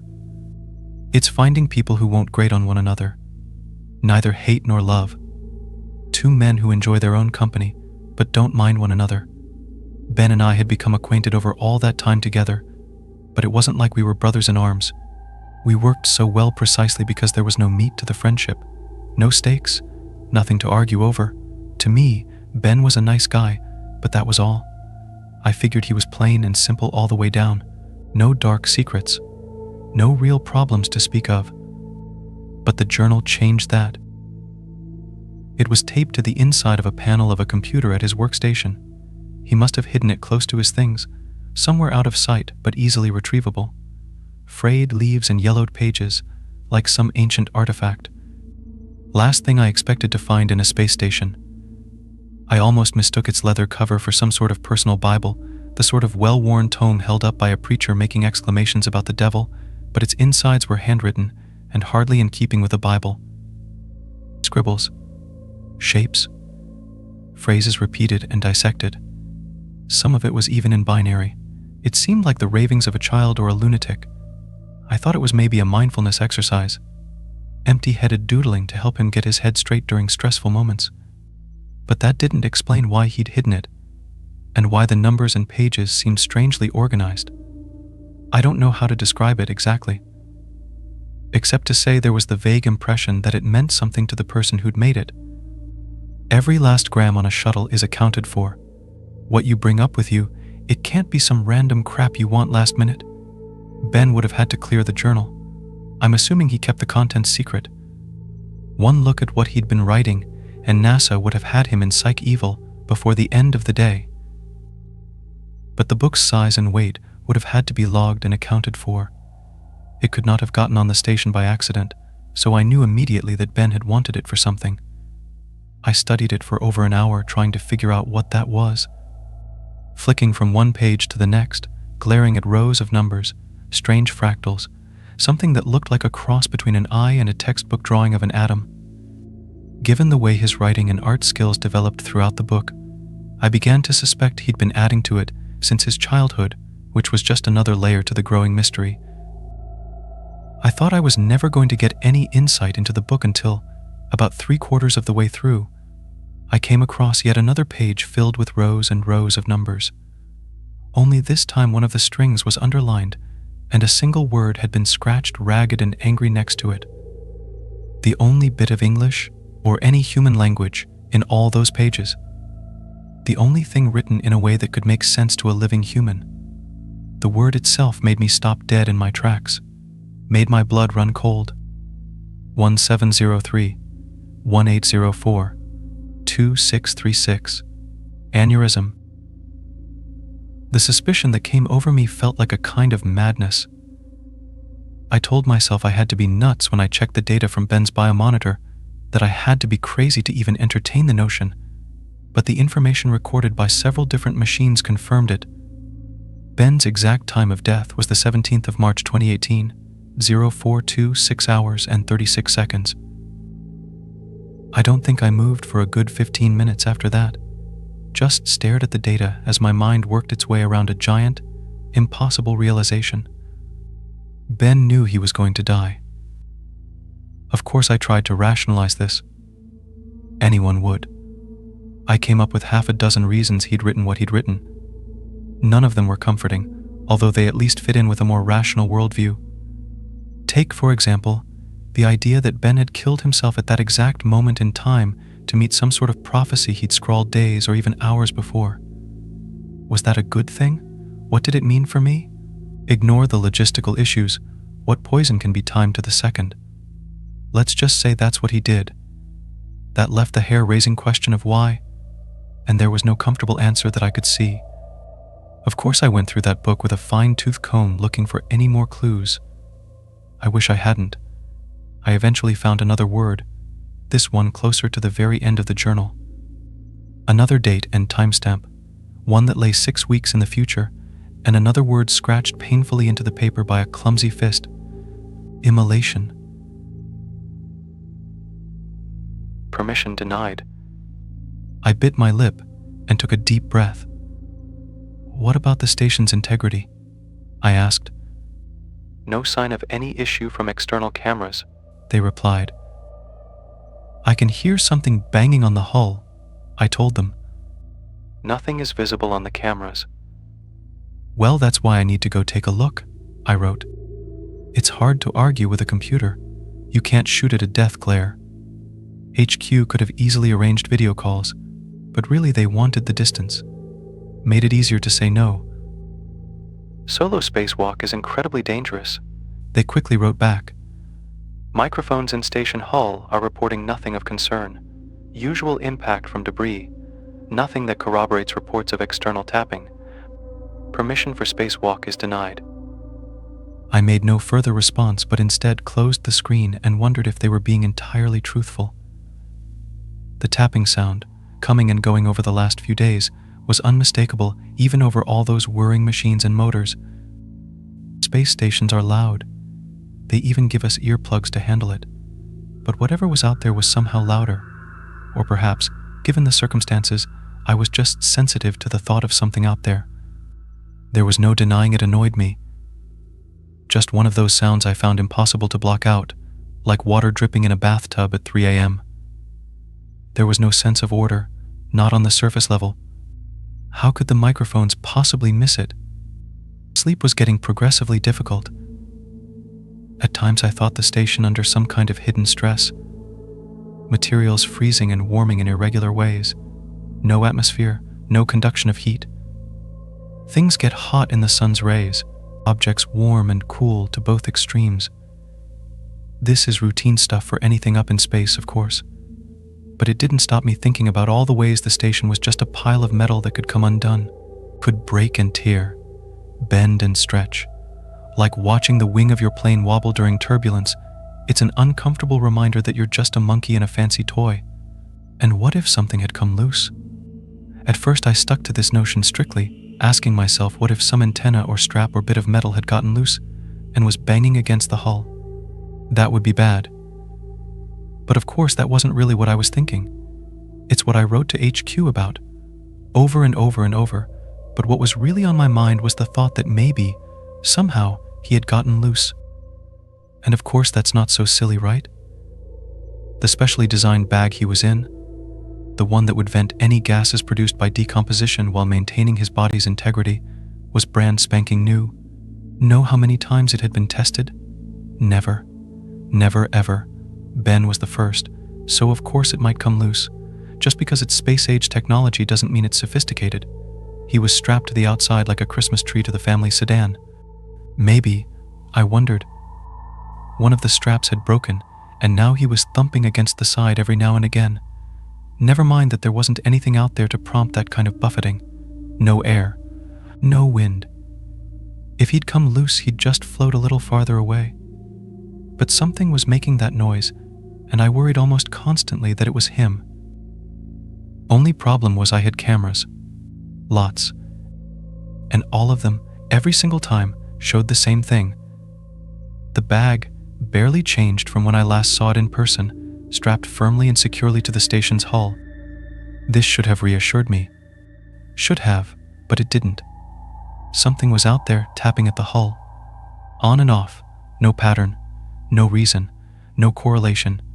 It came and it went, seemingly choosing its moments to bother me the most.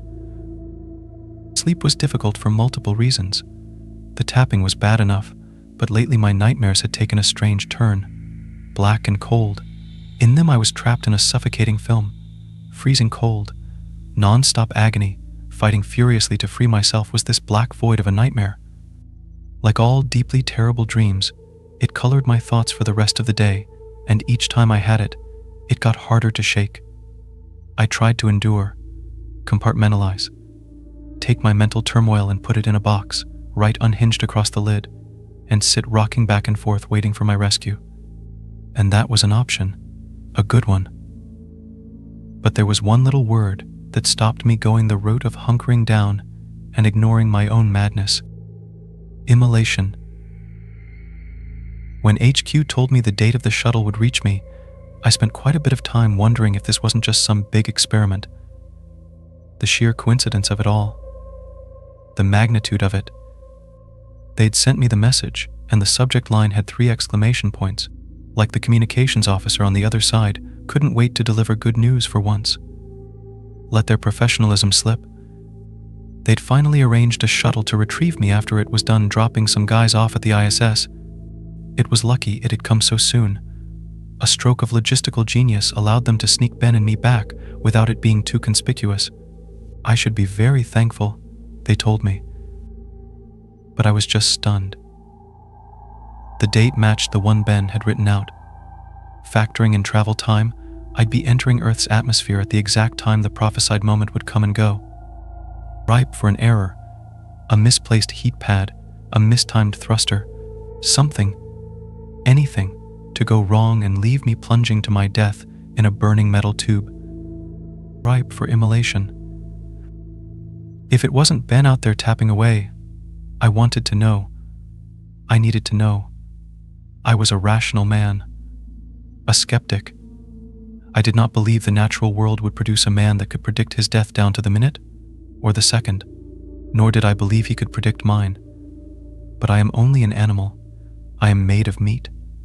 Vulnerable, a raw nerve in a world of jagged rocks, and I am risk-averse. That word. Immolation. Not random. Not chance. Up in the void surrounded by pure oxygen, fire was a constant risk. Ben's little numbers loomed large in my mind. I had to make sure everything was in place, had to make sure there were no errors. If it was a prediction, which I refused to accept at face value, then maybe I could take heart from it. What could Ben do in the face of an aneurysm? Nothing. An accident, that sort of thing could be avoided, just so long as everything was in working order. Just so long as everything was where it was meant to be. What did HQ know? Cameras and remote operators. Not enough. No one else was in that tin can except me. Why even have humans in space if you wouldn't trust their instincts and judgments? I needed to know what was making that noise. I needed to get out there.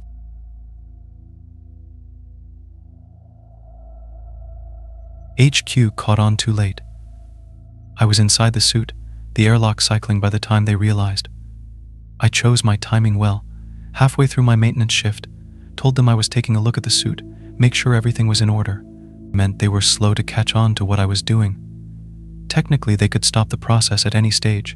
They could do anything from their side. But I threatened to force a manual override that would shut them out from that part of the system. They told me they'd court-martial on return, but that was a piss-weak threat. For me, the stakes were higher than a court-martial. In the end, they backed down. Know how hard it is to build a space station in secret. It came first. If the spacewalk went wrong and I died, the station would still be there. $1 billion asset awaiting the next top-secret mission.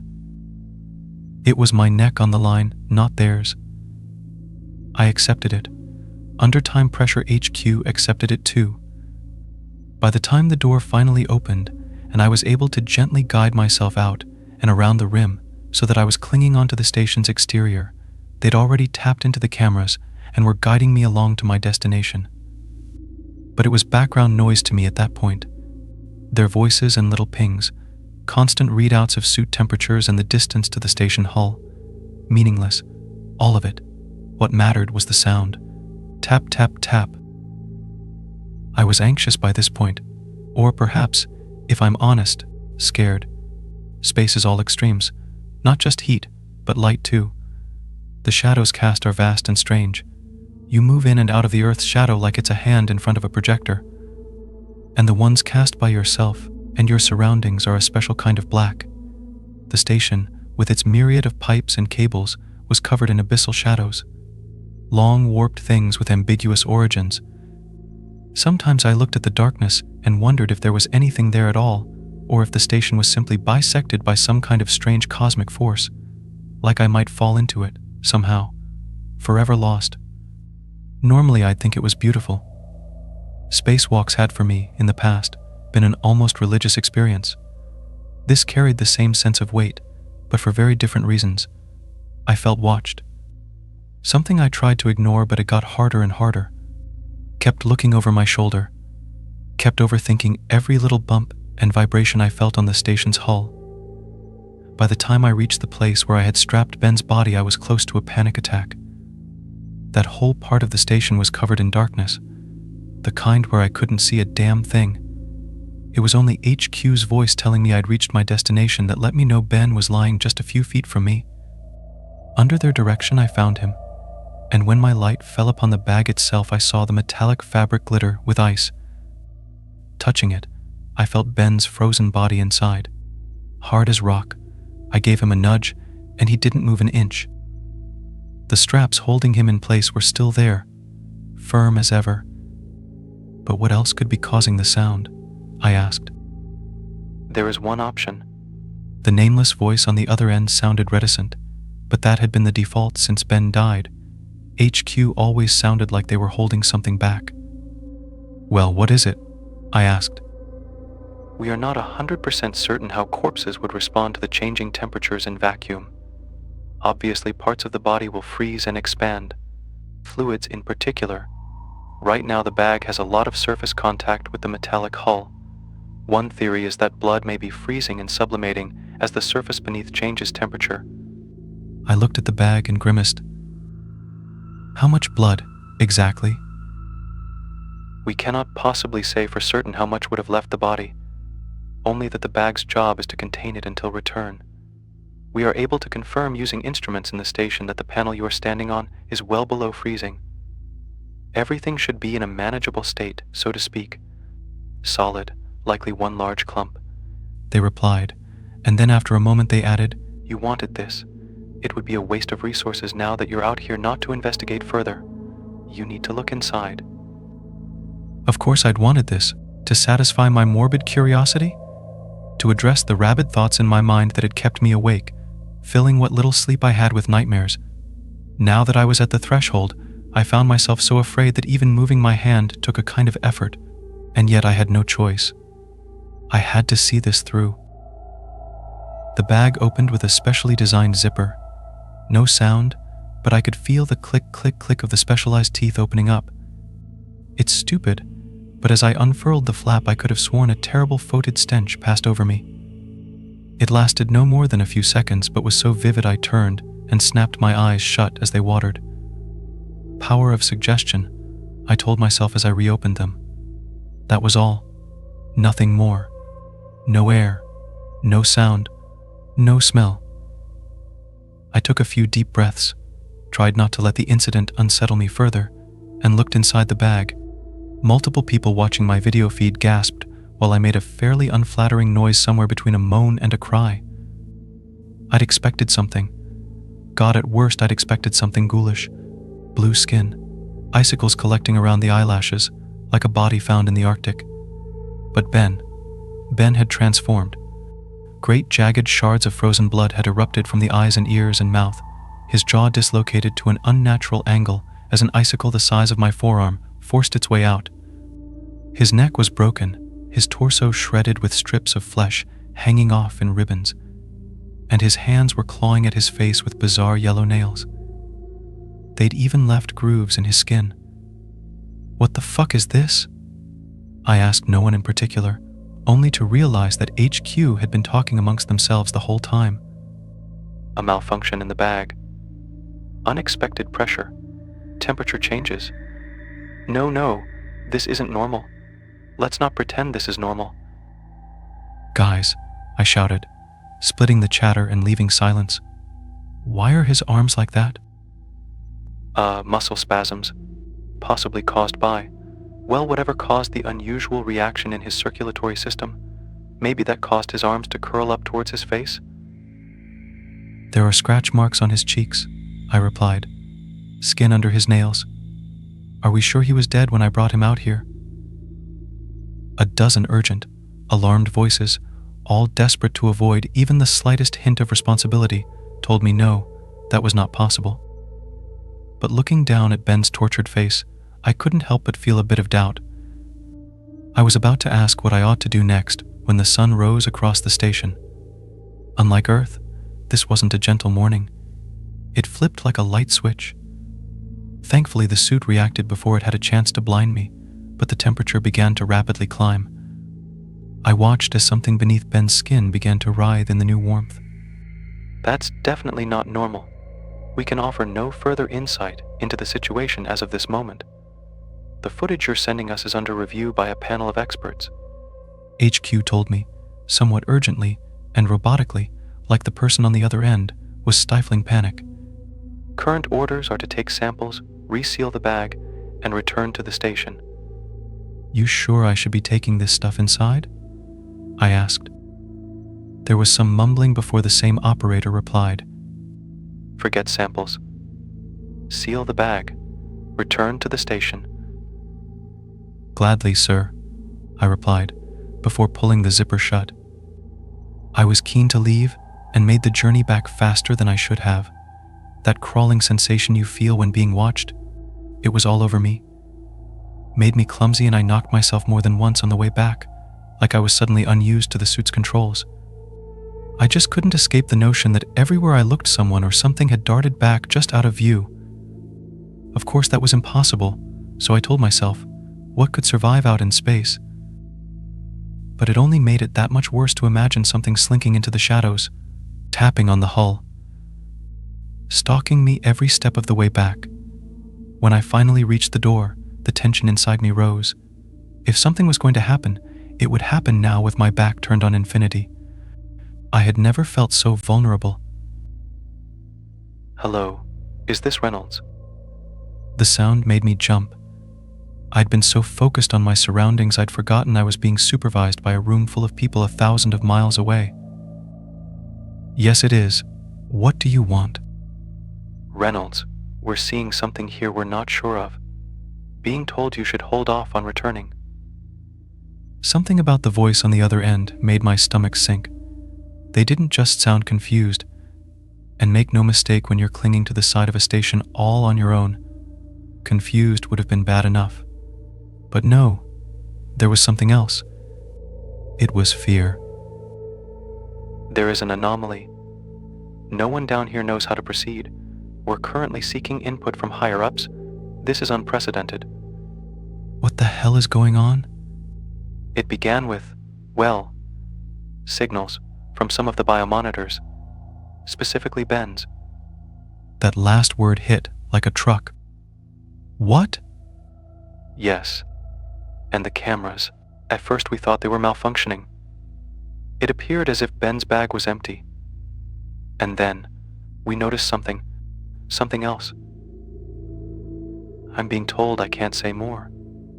Just wait. I tightened my grip on the railing, my heart pounding. Finally, the door cycled open and I was ready to disregard all orders when the man speaking to me from HQ practically screamed in my ear. "Don't enter. Reynolds, do not enter the station. What we're seeing on the cameras, you can't let that in." "If something's out here, I'm getting to safety before it reaches me," I said back.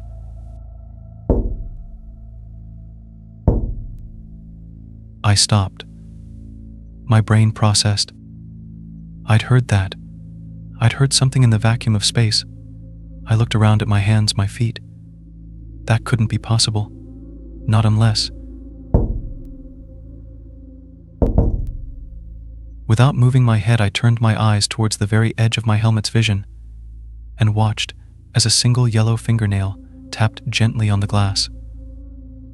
The man in HQ spoke in a terrifying whisper. "He is on your suit." The terror that shot through me was electric. White fire coursing through my veins. Without even thinking, I reacted like I'd just found out there was a grenade strapped to my back. All instinct, no rationality. I cried out and swung around, trying to knock Ben off my back, but all I accomplished was setting off some alarms as I damaged my suit. I thrashed desperately and felt something shuffling around the exterior of the bulky suit. Finally, my eyes fell on something useful. The jet controls. I fumbled my hands into place and immediately blasted myself into the open pressure chamber, turning at the last minute so that the back of the suit smashed into the thick secondary door. I only hoped that whatever was clinging to the back of me was destroyed by the impact, but when I looked up, Ben was still out there gawping at me with a mouth full of frozen blood. Slowly, his movement packed with the eerie confidence of a predator, he prepared to enter the station. "Reynolds, get the hell away from the door. We're initiating an emergency shutdown." Ben had one hand inside when the door slammed shut and cut it off. Even in space with the bulkhead between us, I could have sworn I heard him scream. There was no ignoring Ben or the sounds he made. Not anymore. Terrible thumps that battered the station, their location changing seemingly at random. This drove the people on the ground insane. Oh, I'd heard my fair share of rationalization over the last few hours. Been sent books worth of written material from every type of expert you could imagine. Ever since my colleague's death, I'd been wrestling with all sorts of bizarre thoughts. But after the spacewalk, it was like they'd spilled out of my head and were now terrorizing other like-minded skeptics. No one in HQ could make sense of it, but they didn't have the journal. After what happened during my spacewalk, it became a priority for me to figure out what the fuck was going on. Those numbers Ben had recorded weren't gibberish. I'd sort of known that from the start.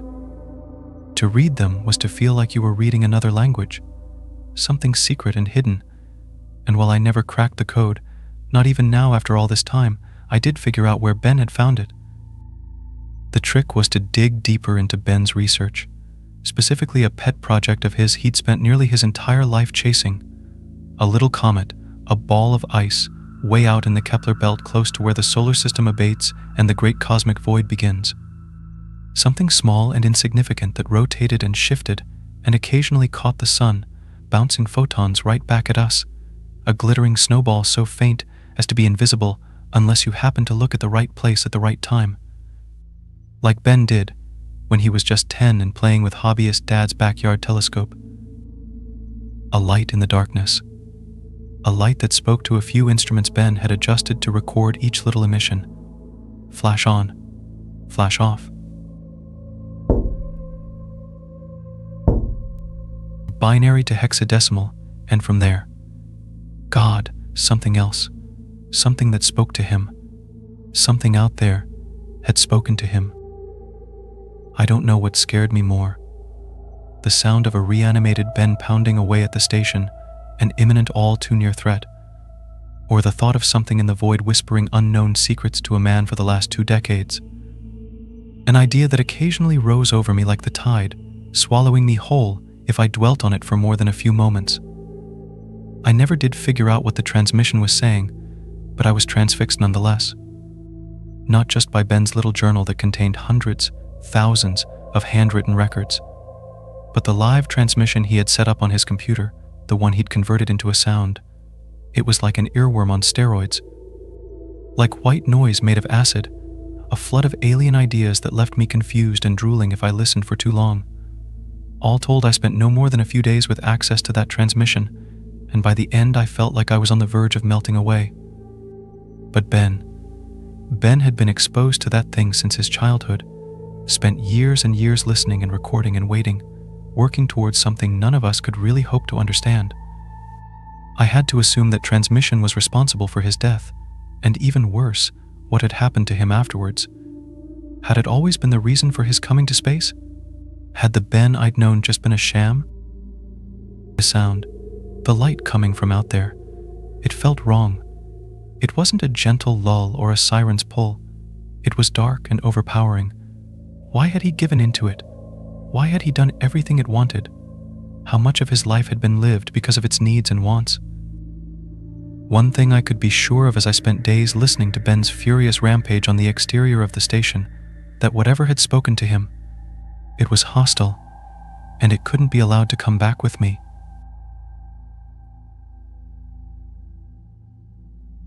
Reynolds, I'm being told this is going to be a bit of an unconventional pickup. I scoffed as I finished suiting up. That was an understatement. What did they tell you? I asked as I pulled the helmet down and initiated the door's opening sequence. There are concerns about contamination, the pilot told me. Not sure what that means. Didn't say if it was biological or chemical. All sounds a little weird if you ask me. But we're meant to pick you up mid-spacewalk. Is that right? Yup, I replied.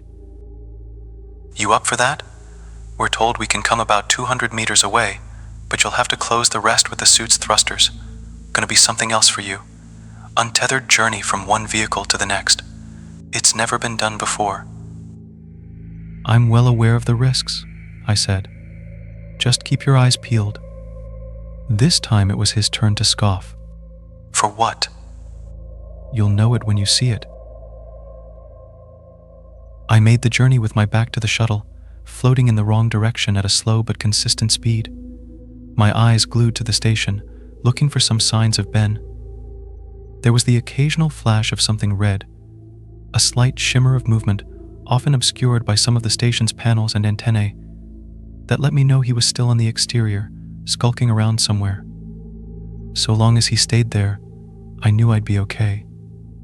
But the entire time I kept waiting for the other foot to drop, for the tension to finally explode into that life-threatening danger I knew was waiting for me.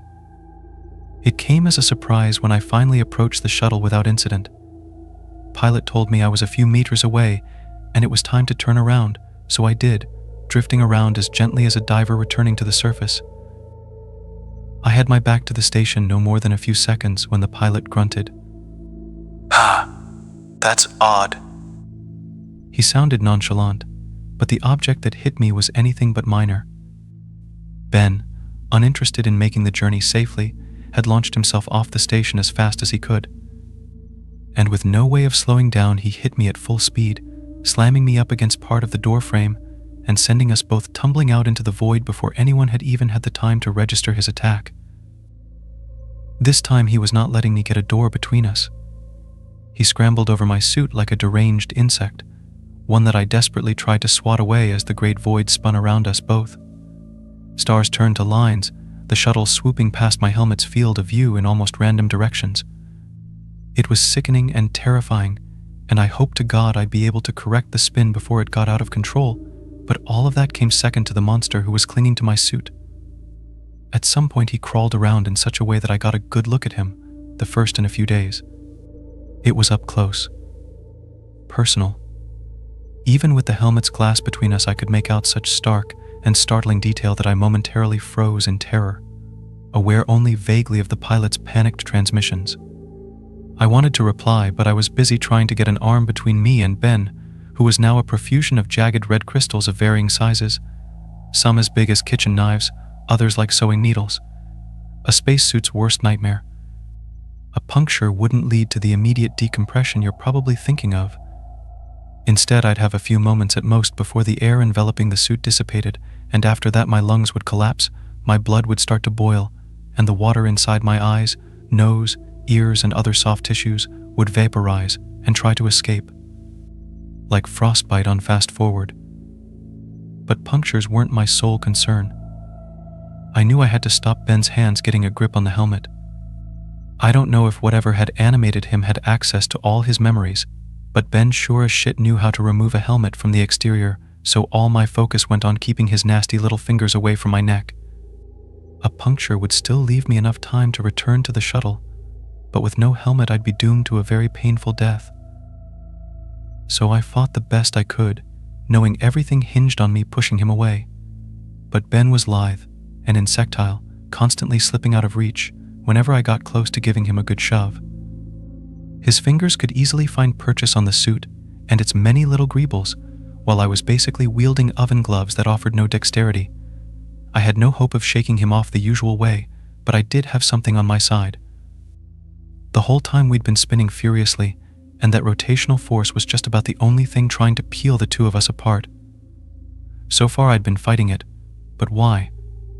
I realized at the last moment I had one option left, so I jammed half thrusters on and decided to make the nearly out-of-control spin much, much worse. Normally, an uncontrolled spin is one of those nightmare scenarios any astronaut dreads. Humans are irregularly shaped, and once you start rotating along more than one axis, applying more force is likely just to make it worse. Correcting takes a huge amount of experience and insight, and even then there's no guarantee you can stop it. More likely is that by the time you figure out what you need to do, the rotational forces will have you on the brink of unconsciousness, and from there death is just a stone's throw away. But for me, it was the only chance I had. So I accelerated the spin and kept accelerating, holding the button down until the forces at play pulled Ben further and further towards the front of the suit. That's where inertia wanted us. Two objects in near symmetry, ready to break off in opposite directions at any moment. Ben held on for longer than I did. At some point my limbs went weak, my vision dark, and my arms fell to my side, no longer able to fight the monster off. But by then it took everything Ben had just to cling on to me, and he could no longer attack or fumble at my helmet. Eventually, even he had to give in, as the spin grew faster and faster, and the forces trying to separate us grew too strong. It was like every roller coaster I'd been on merged into one, and ramped up to 11.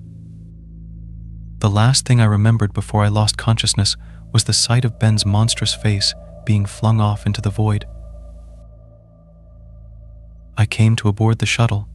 Several men and women crowded around me. "Jesus Christ, you're a lucky son of a bitch," I heard someone say. I groaned and made eyes towards the person who had spoken. It sounded like the pilot. Nice to put a face to the voice. "Well, I don't feel lucky," I gasped.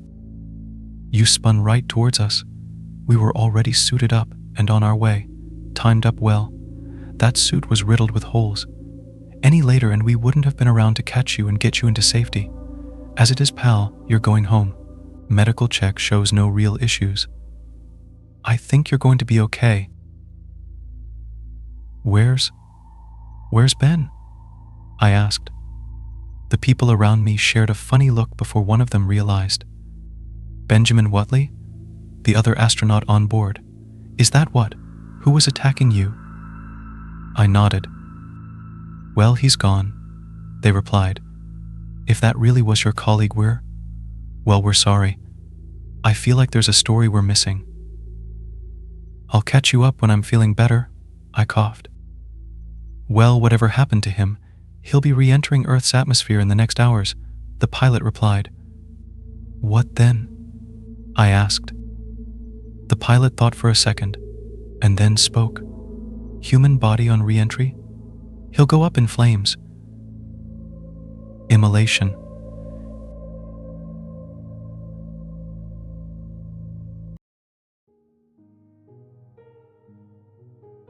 So I got home at around 11 p.m.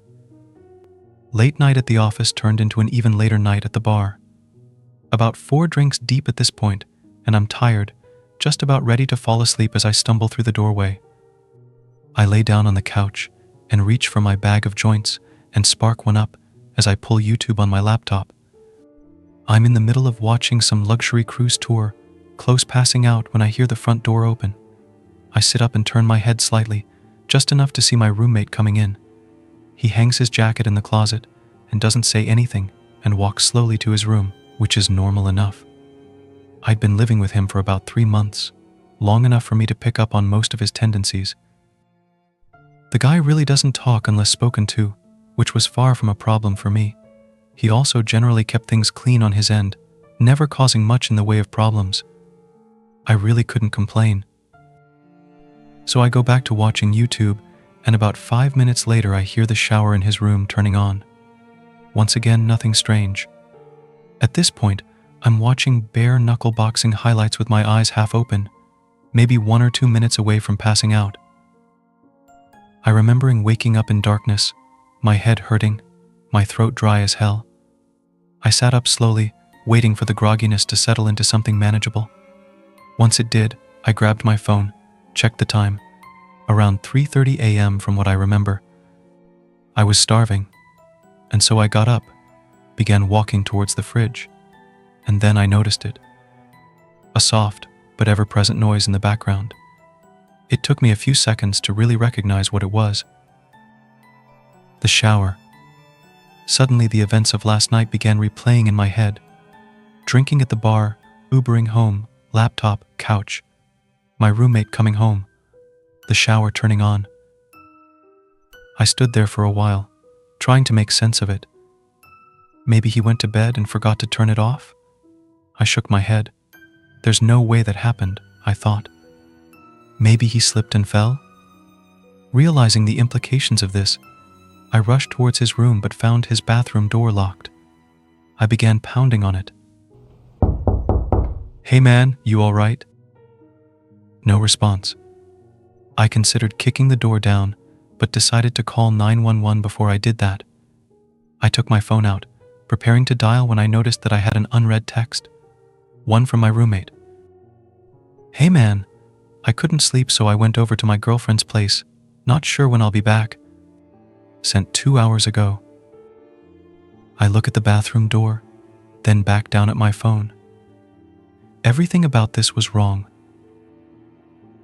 First of all, my roommate barely texts me, and certainly never to tell me that he's going out.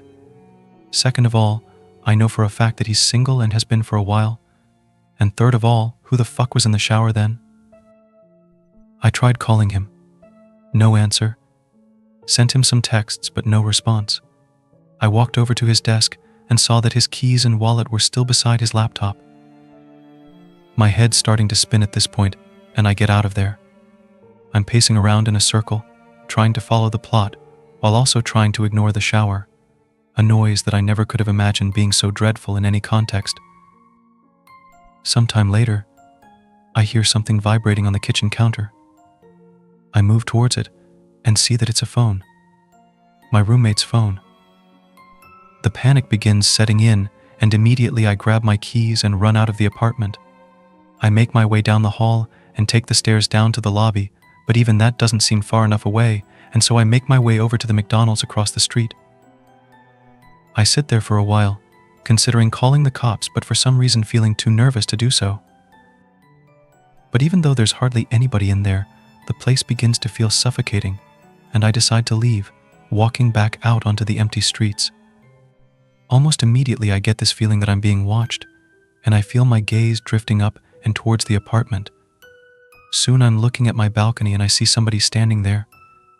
A dark figure stood completely straight, stiff to the point where it nearly resembles a mannequin. But it isn't one. If I look closely, I can see it just slightly swaying. I froze in place, my mind hardly able to understand or accept what it was seeing. It's not my roommate. It's too tall. In fact, it's too tall to be anybody I know, its head nearly scraping the bottom of the balcony above. No matter how hard I tried, I couldn't make out any of its details. The darkness and distance may have been enough to explain that away.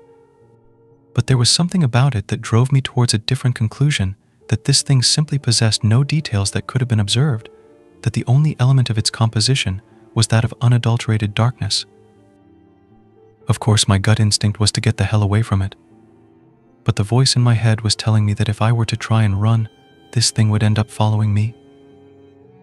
I went back into the McDonald's instead, locking myself in the bathroom as I finally dialed 911. I told the operator that somebody had broken into my place, but that I had gotten out of there without them noticing, but that they were still in there. It was the story that most accurately represented the situation without making me come across as batshit. The operator told me that they'd be sending somebody over, for me to hang tight. I left the bathroom, waiting at the table closest to the exit, until I could see the red and blue lights cutting through the darkness. I went outside to meet the cops, looking up at the balcony to find it empty, though the door to the living room had been left open. They pelted me with a bunch of questions that I found difficult to answer. Is the intruder armed? Do I have an idea who it might be? What are their intentions? I told them I didn't know, that I couldn't figure it out, but they just kept on asking.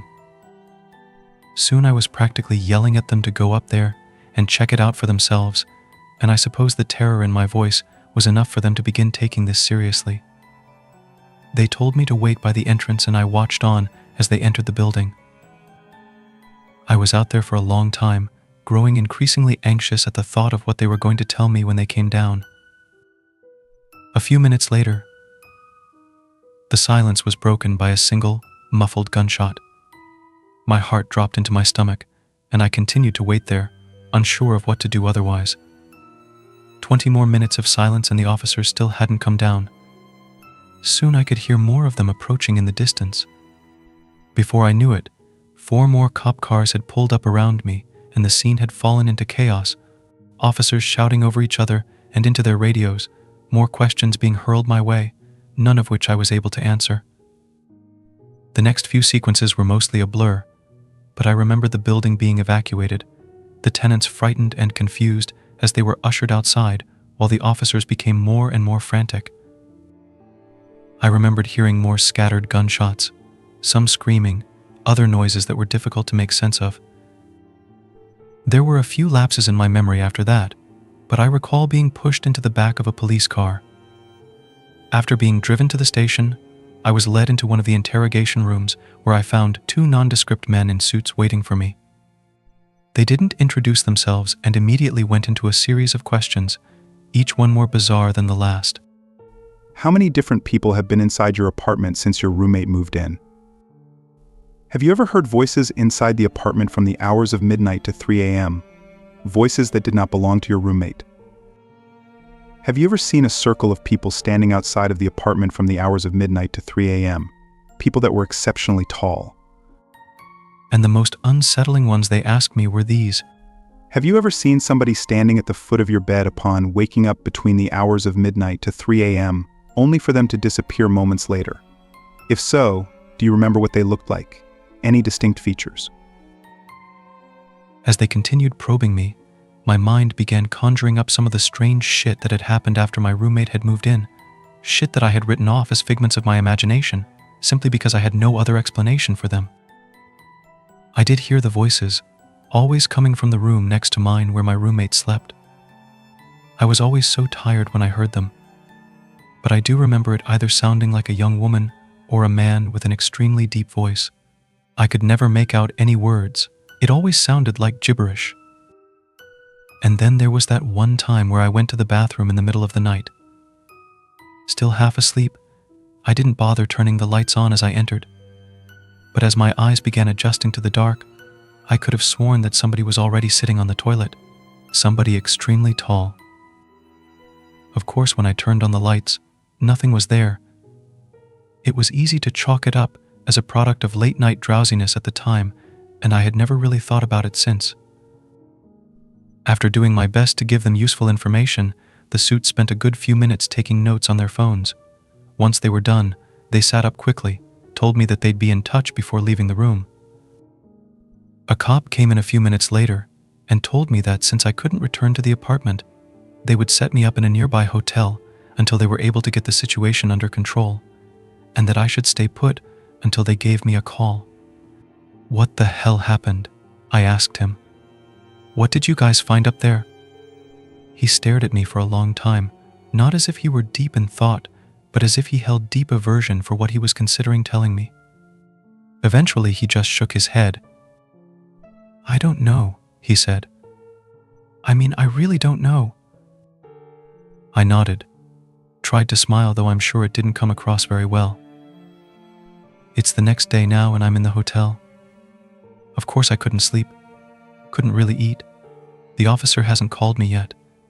When I try searching up information about the evacuation on the internet, all I can find are articles claiming that it was due to a fire.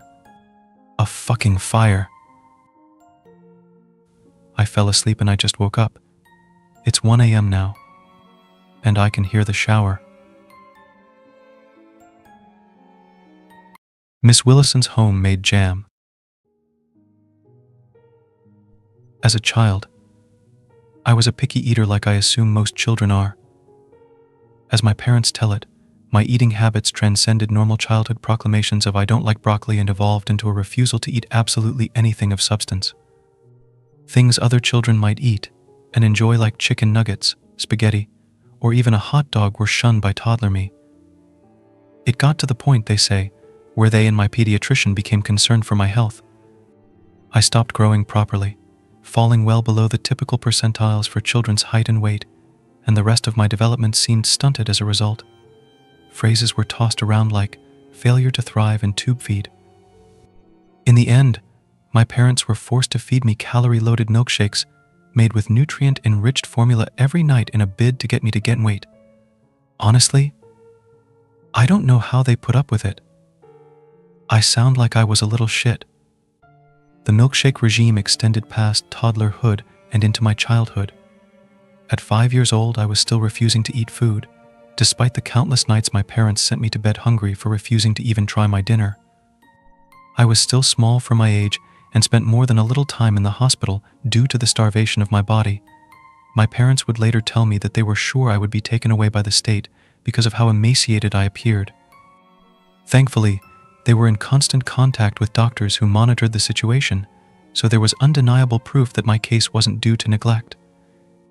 At 6 years old, when I should have been starting school, I was still a small kid. My body never received enough nutrients to properly grow, despite my forced feedings, and as a result my speech and physical movements were stunted, leaving me a 6-year-old that behaved more like a 3-year-old. Again, I don't know how my parents coped. I can remember the day I discovered a food I actually liked. It was September 22nd, 1997. I was at the grocery store with my mother, sitting in the child seat of the cart because my frail legs couldn't handle walking for too long. Mother looked tired and weary, and I can remember staring at the deep lines that seemed etched in her face as she pushed the cart silently through the small store in an attempt to find something, anything, that could tempt me to eat. And then I saw it. A jar of jam. I'd tried jam before and hated it. The texture, the stickiness, the overwhelming sweetness. vile. But this jar, it seemed different to my 6-year-old mind. I pointed it out to my mother, my bony finger extended to the glass jar with the plain white label that read, Mrs. Willison's homemade jam. "What, sweetie? What do you see?" My mother's voice was almost as weary as her face as her eyes followed my outstretched hand. When her gaze landed on the jar, her head snapped back toward me like it was elasticated. "You want that, Marky?" The excitement in her voice was barely contained. "You want to try that?" I nodded my head. My mother grabbed the jar of jam off the shelf faster than I'd ever seen her move before. She even smiled. I couldn't remember the last time I saw her do that. We paid for the jam and left the store without so much as bothering to shop for the rest of our groceries. Mother hurried me out to the car, excitedly strapping me into my seat before placing the jar of jam in the front almost reverently.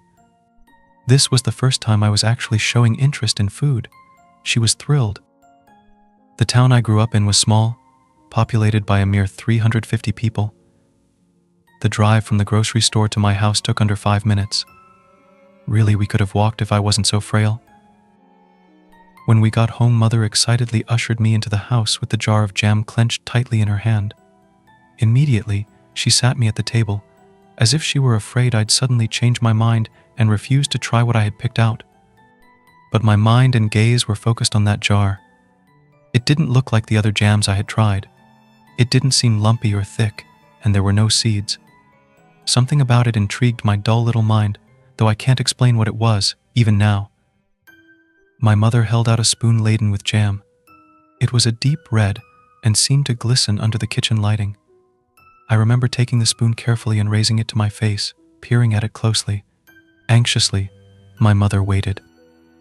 Slowly, my tongue darted out to taste it. I can't even describe to you what that first taste was like. Imagine the most amazing thing you've ever eaten coupled with the most euphoric you've ever felt, and that would get you close to what the experience of tasting the jam was for me. I ate everything off the spoon in seconds and silently asked for more. My mother, with tears in her eyes, handed me another spoonful, which I lapped up eagerly. After my 5th spoonful, my mother was openly sobbing and dashing for the phone to call my father and tell him the wonderful news. Meanwhile, I remained entranced by the jam. As a child, I wouldn't have been able to describe the taste to you, my palate being limited as it was. But as an adult, I can tell you that it's a deep, rich flavor. A combination of sweet and savory that was perfectly balanced. It didn't taste like strawberries or raspberries, but a combination of the two mixed with some sort of saltiness that seemed to heighten it. I suppose it's a lot like how some people like salted caramel, the combination of sweet and salty. It was bliss. My father stopped by the grocery store on his way home from work and bought another jar. And so, for the next 2 weeks, that became the only thing I ate. I would have jam for breakfast, lunch, and dinner, followed by my enhanced milkshakes in the evening. My parents were thrilled. They hoped that my sudden liking of this food would lead to me liking other foods too. Then, one day, when my mother and I went to the grocery store to buy more of my jam, we found the spot on the shelf where it usually sat empty. My mother slightly panicked and rushed to the front of the store to ask the clerk if they had any more of Mrs. Willison's homemade jam. "Sorry, but we're all out right now." My mother's face fell and she threw a worried glance in my direction. "When will you get more?" my mother asked. The clerk scratched his beard thoughtfully. "Well, see, it's actually made by a local lady, Mrs. Willison. She sold it to Hector to resell in the store. She said she only had so many jars available. No one else seems to like it but your boy there." I was beginning to grow irritable from being in the cart and not having had my jam for lunch. My fussing drew my mother's attention, and she stared at me worriedly. "Is there any way I could get Mrs. Willison's address or phone number? That jam is the only thing my son will eat." Like is common in most small towns, everyone knows the business of everyone else. So the clerk was aware of my parents' struggles in getting me to eat. He must have felt sympathetic toward my mother's sudden stress because he searched in the back office for the invoice that held Mrs. Willison's address. That afternoon, my mother and I sought out the elusive jam maker. She lived in a cottage on the outskirts of town in a gingerbread-style house, That would be described as idyllic nowadays. When my mother knocked on the door, a young woman answered. She was small, with blonde hair in a tight bun and a sad face. "Can I help you?" Her voice was soft, and years later, Mother would tell me that there was something about Mrs. Willison that was so dejected and forlorn. But desperation is a wonderful motivator, and my mother wanted me to keep eating, so she pasted on a smile and explained the situation to the young woman at the door. "Oh, that is so wonderful," Mrs. Willison exclaimed, smiling for the first time since she came to the door.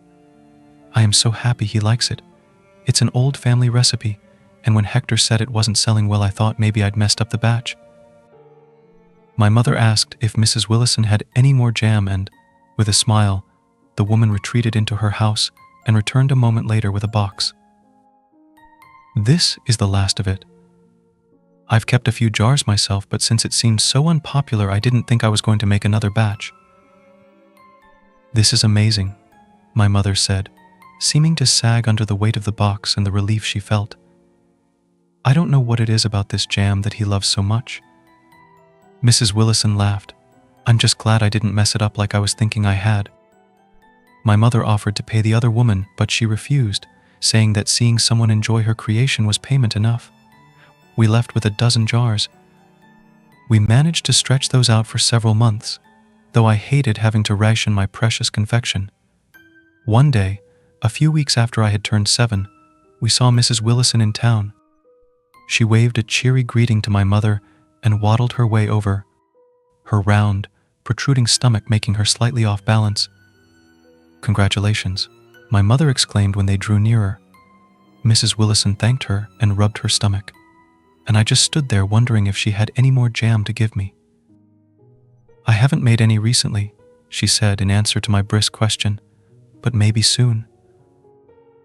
I was annoyed but resigned. My mother was just happy I was finally starting to act like a normal kid who ate and talked. A few more weeks passed, and we ran out of jam.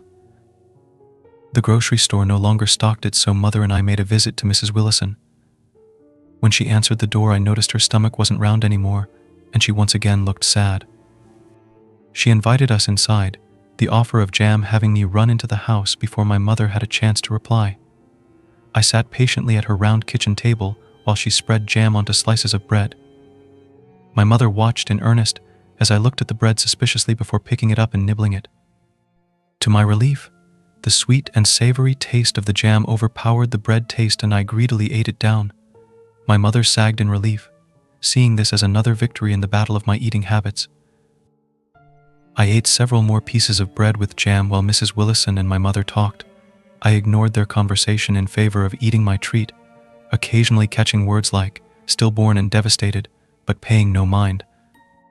Before we left, my mother hugged Mrs. Willison tightly. She didn't have any jam to give me that day, but promised me some soon. I left with a full belly and the anticipation of more of my sweet treat soon. For years, this pattern went on. Mother and Mrs. Willison developed a sort of friendship, and when we would go to visit every few months, they would sit at Mrs. Willison's kitchen table and talk while I ate jam. Eventually, Mother began putting the jam on other foods to see if I would eat them. I tried chicken, beef, bananas, and apples, all smothered in my delicious jam, and ate every bit. Mother and Father practically sobbed in relief. By the time I was 12, I was eating more foods, but still relied on the jam. If it didn't have jam liberally coating it, then I wouldn't try it. That jam seemed to mask every other flavor, and I used it like other people use ketchup or gravy. In this time, Mrs. Willison seemed to age quickly, and her production of the jam slowed. She told me and my mother that it was hard on her body, making the jam. It was a long process and very labor-intensive. I worried about the day when she might no longer make it for me, but she simply patted my head and told me that she'd make it as long as I wanted it. I smiled. By the time I was 18, I was better with food, but still hated the taste and texture of it. Mrs. Willison's jam was the only food I've ever actually liked or wanted to eat of my own accord, and she still supplied me with it. Her frequency of batches lessened to only once a year or more, but when I finally got those jars of the rich, red goodness, I was thrilled. After high school was over, I moved away for college, but every time I returned home I made sure to stop in and visit Mrs. Willison. She seemed to grow lonely as she aged, and I often wondered where her husband was or if she even had one. When asked what she did for work, she just said she was in the business of making people happy. I wasn't sure what that meant, but figured it was something to do with her amazing jam. During my visits, we'd talk and catch up, and she would always send me home with jars of jam. I rationed those out back at university, where I was old enough now to know that I needed to eat, but still stubborn enough to hate food besides the jam. More years passed. Despite my unusual tendencies, as a child I grew into a rather successful and normal man. I work in data entry, which is as boring as it sounds, and am married to a wonderful woman who at first was annoyed with my weird food habits, but came to accept that I just don't like the stuff. Doesn't matter what it is, I just don't like food. I have never and likely will never eat food for the joy of it, unless we count jam, of course. My wife doesn't like it, but she's used to it now, I think. A few weeks ago, we returned home to visit my parents. As I've been doing for years, I made a point to visit Mrs. Willison. She's older now, and time has been unkind to her. Her body seems frail, as if it has carried heavy burdens for years, and she no longer stands up straight. But she still smiled when she saw me, and smiled even wider when she met my wife. We had a nice visit, her getting to know my wife and catching up on what had been happening in my life. Just before I left, she gave me a box of jam. "I'm afraid this is it, my dear Mark." Her voice sounded as frail as her body looked, and for the first time, the idea that I could lose Mrs. Willison popped into my head. Even though she was only in her 50s, she seemed much older. She'd been a part of my life for so long now, I couldn't imagine no longer being able to see her. "I'm too old for making jam now," she said with a sigh. "My body, it just won't allow it. These things happen. Best to leave it to the young ones." She smiled weakly, but I could tell she was sad. Tears pricked my eyes as I set the box of jam jars on the ground and wrapped her frail body in a tight hug. "Thank you for sharing your jam with me for as long as you have," I said. Then I kissed her forehead gently. Mrs. Willison smiled and waved me and my wife off as we left. That was a few weeks ago. Today I got a call from my mother. She was sobbing uncontrollably. It took me a long time to finally figure out what she was saying, and when I did, hell, I didn't know what to think.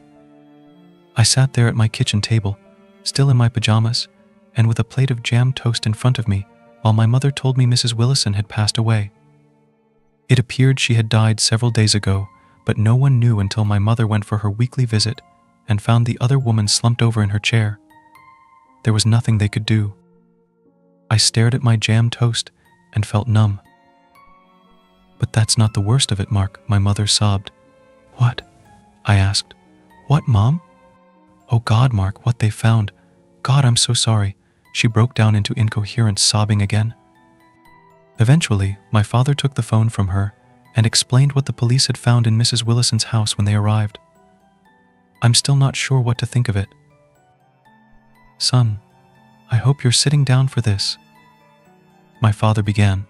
No one knew what a crazy, sick bitch she was. I swear." He cleared his throat and sounded like he was fighting back his own tears. "I'm just sorry we fed you that shit for so long." My eyes immediately went to the jam. My precious jam. The police searched her house. In the cellar, they found the area where she made her jam. Jesus, son, it was kids. God damn it, it was kids. Her own babies. Turns out, Mrs. Willison's jam was homemade in a very literal sense. She had, a year before I first ever tried her jam, gotten pregnant and then miscarried at home. Apparently, it created some sort of mental break in her brain, and for God knows what reason, she decided to incorporate the baby, fetus, whatever, into her jam. She cooked it with the berries, strained it, and took care to make sure not to have any fragments in the final product. That's why it was always so perfectly clear and free of seeds.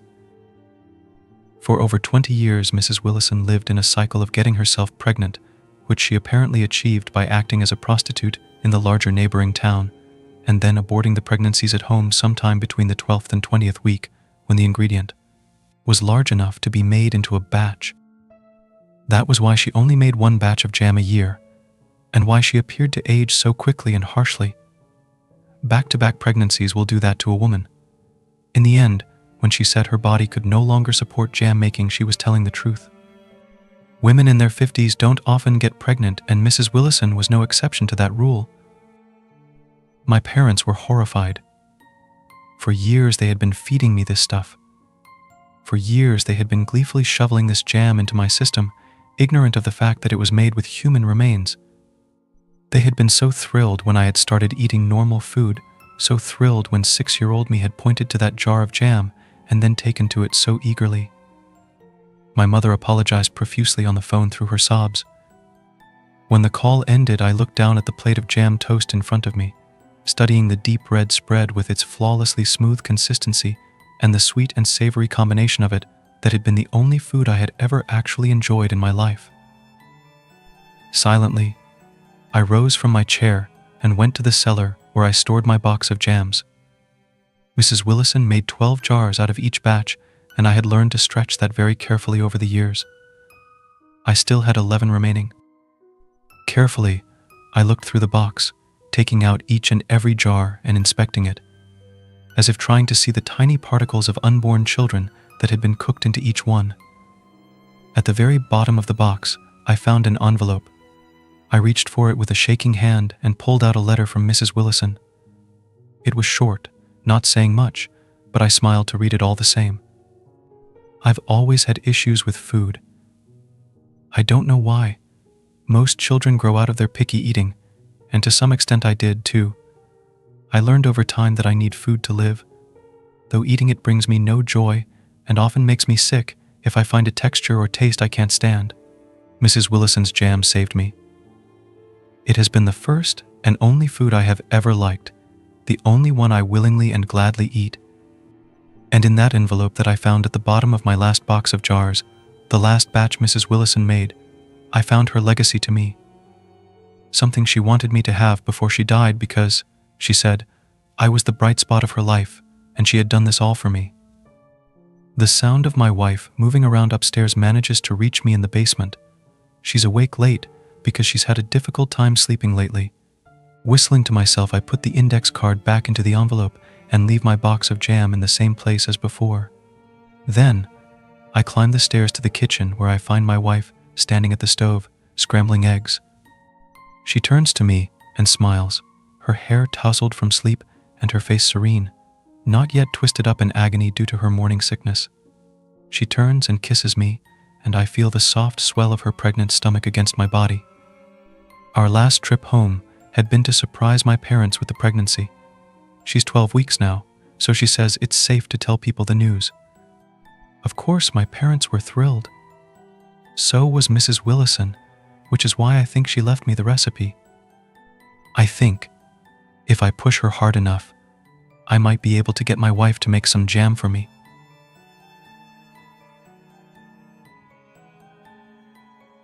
If you see this man on the side of the road, don't drive home. We have this urban legend in my city called the Wrong Way Man. Supposedly, you might see him standing on the side of the road when you're driving. Some say it's always when you're on your way home. I've seen pictures of the Wrong Way Man. They circulate among us by text message. They circulate among students, workers, friends, and family here. Oddly, I've never seen any of those pictures posted online. I'm not sure if it's because of fear, because those who've taken the pictures want to perpetuate the mystique of our local urban legend, or because of something else. I was pretty sure those pictures had been a hoax, just someone dressed up as the Wrong Way Man. Maybe it was the same person every time. As far as what the Wrong Way Man looks like, he wears his tattered clothing backwards, usually a flannel shirt and jeans. His painted smiling face looks eerily realistic, until he turns to the side and you can see it's a smooth surface. It seems that he shaves his hair off, paints a face over the back of his head, and puts a shoulder-length wig on that covers up his real face. Those who I've met who claim to have spotted the Wrong Way Man say they waited a week before driving home, staying over at a friend's house or a hotel, and not even bothering to go home to pack a suitcase. I've also heard, though, that you need to wait a month. The common consensus seems to be, if you see him while driving home, don't finish the drive home. Turn around, go somewhere else, and wait for at least a week. I thought it was a bunch of nonsense, until my date and I saw the wrong way man when we were going back to my house from the movies. It was Katie who spotted him. I think I see that wrong way man you told me about, she said. Katie had only lived in my city for half a year, so one of the things I had told her on my quest to share with her as many interesting things as I could had been our local urban legend about the wrong way man. Was it a coincidence that we'd just been talking about him a few days before? I had never seen someone dressed as the wrong way man in person. Pictures, sure, but never in person. My foot was shaking as I eased up on the gas. It was dark, nearing midnight dark, and there were either no streetlights or they were off. My car's headlights lit him up. On the side of the road, he was facing us. Actually, he had his back to us. That painted face was facing us. The jeans and flannel shirt and wig were all turned our way as well. His arms and legs looked wrong. They were shoved down in his clothing the opposite way. I wanted to be amused, but I was alarmed. When we got to be about 10 feet away in my car, he turned his painted head towards us. Those painted eyes, realistic but forever held too wide, seemed to be staring right into mine. As we drove slowly by, I waved to him and laughed to try to ease some of the tension. He did not wave back. I looked at Katie. She was waving too, but she wasn't laughing. I glanced back in time to see the slick side of that person's shaved, painted head, and the optical illusion of a real face being there was shattered. Shattered, but somehow worse for it. Also, when I peered into the rearview mirror as we increased our distance, I thought I saw something glinting beneath the shoulder-length wig he wore. Then he was gone, lost to the darkness. I picked up speed. He hadn't been walking, but somehow I was worried he would come after us too quickly. So what do we do now? Katie said, "We can't go to your home or mine." I glanced at her, and soon we both started laughing. "Well," I said, "after tonight we'll be able to tell everyone around that we saw the wrong way man and went immediately home." "I wonder who was pretending to be the wrong way man," Katie said. "I wonder why they were doing it. Do you think we should turn back around and try to talk to them?" "I'd rather we didn't," I said. "They could be dangerous, but I'm sure it's just someone looking to keep the urban legend alive."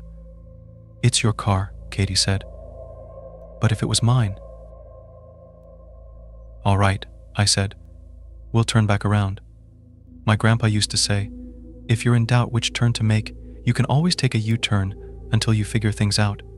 He used that as a metaphor for life. But as I did my U-turn, my heart was thrashing in my chest. We drove down the entirety of that dark street without seeing that person again. It was a couple of miles long in that direction, so there's no way they could have walked or run the distance so quickly. Katie and I decided that the person dressed as the wrong way man must have left the shoulder of the road for the surrounding woods. The idea of them hiding in the woods as we drove by again made me feel like I had spiders crawling over my flesh. We did another U-turn, and during that whole time I kept glancing around in case that person jumped at us from out of nowhere. But soon we were heading back in the direction of my house with no second look at the wrong way man. Katie and I tried to laugh it out, and we tried talking about other things, but both of us were pretty scared. We couldn't stop chatting about everything and nothing or glancing out the windows or into our side mirrors. We turned into my subdivision. Then we turned onto my street, and everything changed. As soon as we turned onto my street, we started to go backwards instead of forwards. "Did you put it in reverse?" Katie said. Her hand was gripping my arm. It was as cold as ice. I stopped the car. Both of us were looking down. The car was in drive. I took my foot off of the brake and put it onto the gas pedal again. The houses, familiar houses I saw every day when coming home, were moving away from us. "Maybe something's wrong with my car," I said. But when I tried driving forward again, I looked to the side and then in the rearview mirror. We were not moving. Not according to those views. In front of us, the houses receded every time I put my foot on the gas, but from the side and rear it appeared that we were standing still. On my street, everything was well lit. There were tons of streetlights, so we couldn't argue it away as if it had anything to do with limited visibility. "Let's get out of here," Katie said. Her voice was almost a whisper. "Yeah," I said, in a similar way. "But how are we going to leave?" "Put it in reverse." When I put my car in reverse and tried that, we actually moved forward. But to the side and rear, once again we seemed to have not moved, like we were caught just past the entrance to my neighborhood. It was when Katie and I had stopped the car and were debating getting out that we spotted someone coming towards us on the sidewalk. They were approaching us from the front of the vehicle, so I'm not sure how accurate the distance was. It seemed like they were already about 20 feet away. I don't know why it took me so long to realize this. Maybe it was because I didn't want to, but I recognized my neighbor by the back of his head and by his body shape, which was somewhat atypical. I'd seen him often working in his garden while I was driving by. He was walking backwards towards us. When he got closer, he stopped. Then he began shouting. It wasn't very understandable, but it was clear that he was repeating the same thing over and over again. Standing stock still, his back to us. Only later would I realize he had been saying, "Help me," in reverse. I rolled down the window. "Mr. Nelson," I said. "What's the matter?" He stopped shouting. Now that my window was down, I could hear his body creak and snap. Blood poured out of fissures as the joints of his arms and legs changed drastically. When Mr. Nelson's head twisted all the way around towards us, I was sure that I saw the light go out of his eyes. Then, whatever had taken over Mr. Nelson made a first step forward with the new architecture of his body. Katie and I both began to scream at that first step. I rolled up the window as Mr. Nelson loped around on strange, inhuman legs. His kneecaps and elbows had become stretched and exaggerated from being reversed. I put my foot on the gas, with the car still in reverse, and through the front windows we seemed to be careening forward. Even though a glance out the sides or in the rear view showed us to still be stationary, we slammed into Mr. Nelson. Blood slashed across the windshield. The car rose and fell as we went over his body. To the sides and rear, there was no indication of the car rising and falling. I did not see a lump appear behind us. I kept my foot on the gas, still going forward in reverse. I saw a window of a neighbor's house shatter. A couple I barely recognized crawled out like baby spiders out of eggs, leaking blood and more blood as they scraped themselves against the shards in the window frame. When the wife paused in the window, she smiled. She intentionally rubbed her scalp against a particularly sharp-looking piece of glass, and blood came away. I think I could see the white of her skull. By then her husband was already on the ground running towards us. I sped forward. They and their house vanished in the sides and rear of the vehicle, which were, again, still stuck near the street's entrance. More people were coming out of their homes. They came out all twisted and broken, damaging themselves further as they exited. They ran towards us on backwards legs, churning their backwards arms. Everything about them was the wrong way. Before long, I found myself slamming on the brakes. "Keep going," Katie yelled. "They're going to catch up with us." Ahead, I saw my own driveway. Someone that looked like me was talking to another person with a painted face. The painted face nodded. Up and down it nodded like a real face would do. Then, when I saw the wig shuffle and move seemingly on its own, I realized that the true face under that wig was talking, moving its lips, breathing. The wrong way man was talking to me, or someone who looked like me. At the same time, Katie was reaching over me, trying desperately to put her foot on the gas. A couple of twisted pieces of bone and meat collided with the windshield. Two faces with bunched up folds of neck leered at me out of glazed eyes. These were faces I should have recognized. Their twisted arms continued to beat at the window, even though their eyes told me that no one was home. A spider's web of cracks spread across the windshield. Its grooves caught blood. I slammed my foot on the gas while helping to steady Katie back into her seat. We flung those two off, and right after we ran over an entire family in quick succession. I didn't have time to feel guilty. These were not my neighbors. Katie and I both began to change. I heard some of my bones break. I felt it a moment later. Like the reverse of lightning before thunder. Katie and I started screaming, almost in unison and about in the same tune. It was like a choir of pain and fear and pain had risen up with us as instruments. "Keep your head back," I yelled as I strove to keep my head pinned against my seat. "Don't let it twist around. No matter what happens to the rest of our bodies, we can't let it kill us. Just get this car out of here. Make a U-turn or something," Katie said. Make a U-turn. What was it my grandpa said about life, and how if you didn't know what to do, you could always make a U-turn? Still in reverse, yet still going forward, I wheeled the car screeching around. I didn't glance out the sides or rear. I gunned it, heading back towards where we had come from. The wrong way man waited. He waited for me at the juncture of my driveway and the street. His painted mouth grinned forever. His painted eyes were too wide and incapable of blinking. We passed him and drove out of the neighborhood. Katie and I weren't out of the woods, though. I was able to get us to a nearby gas station before my legs and arms, which were partway reversed and leaking blood, completely gave out. We crawled out of the vehicle and onto the cold, hard concrete of the gas station. I blacked out almost at once, but Katie tells me she retained consciousness until the ambulance arrived. I don't envy her. We spent months in the hospital with broken bones and torn ligaments and muscle. I think the only thing that had saved us permanent damage might have been the seats of our vehicle resisting our changes. We told the doctors we had been in a car accident. They shook their heads at us and kept asking questions. I did go back home, eventually. We both did. The reason I went home was because one of my neighbors that we had run over with my car came to the hospital to visit me. They seemed completely fine, as if nothing had happened and the wrong way man had never changed them.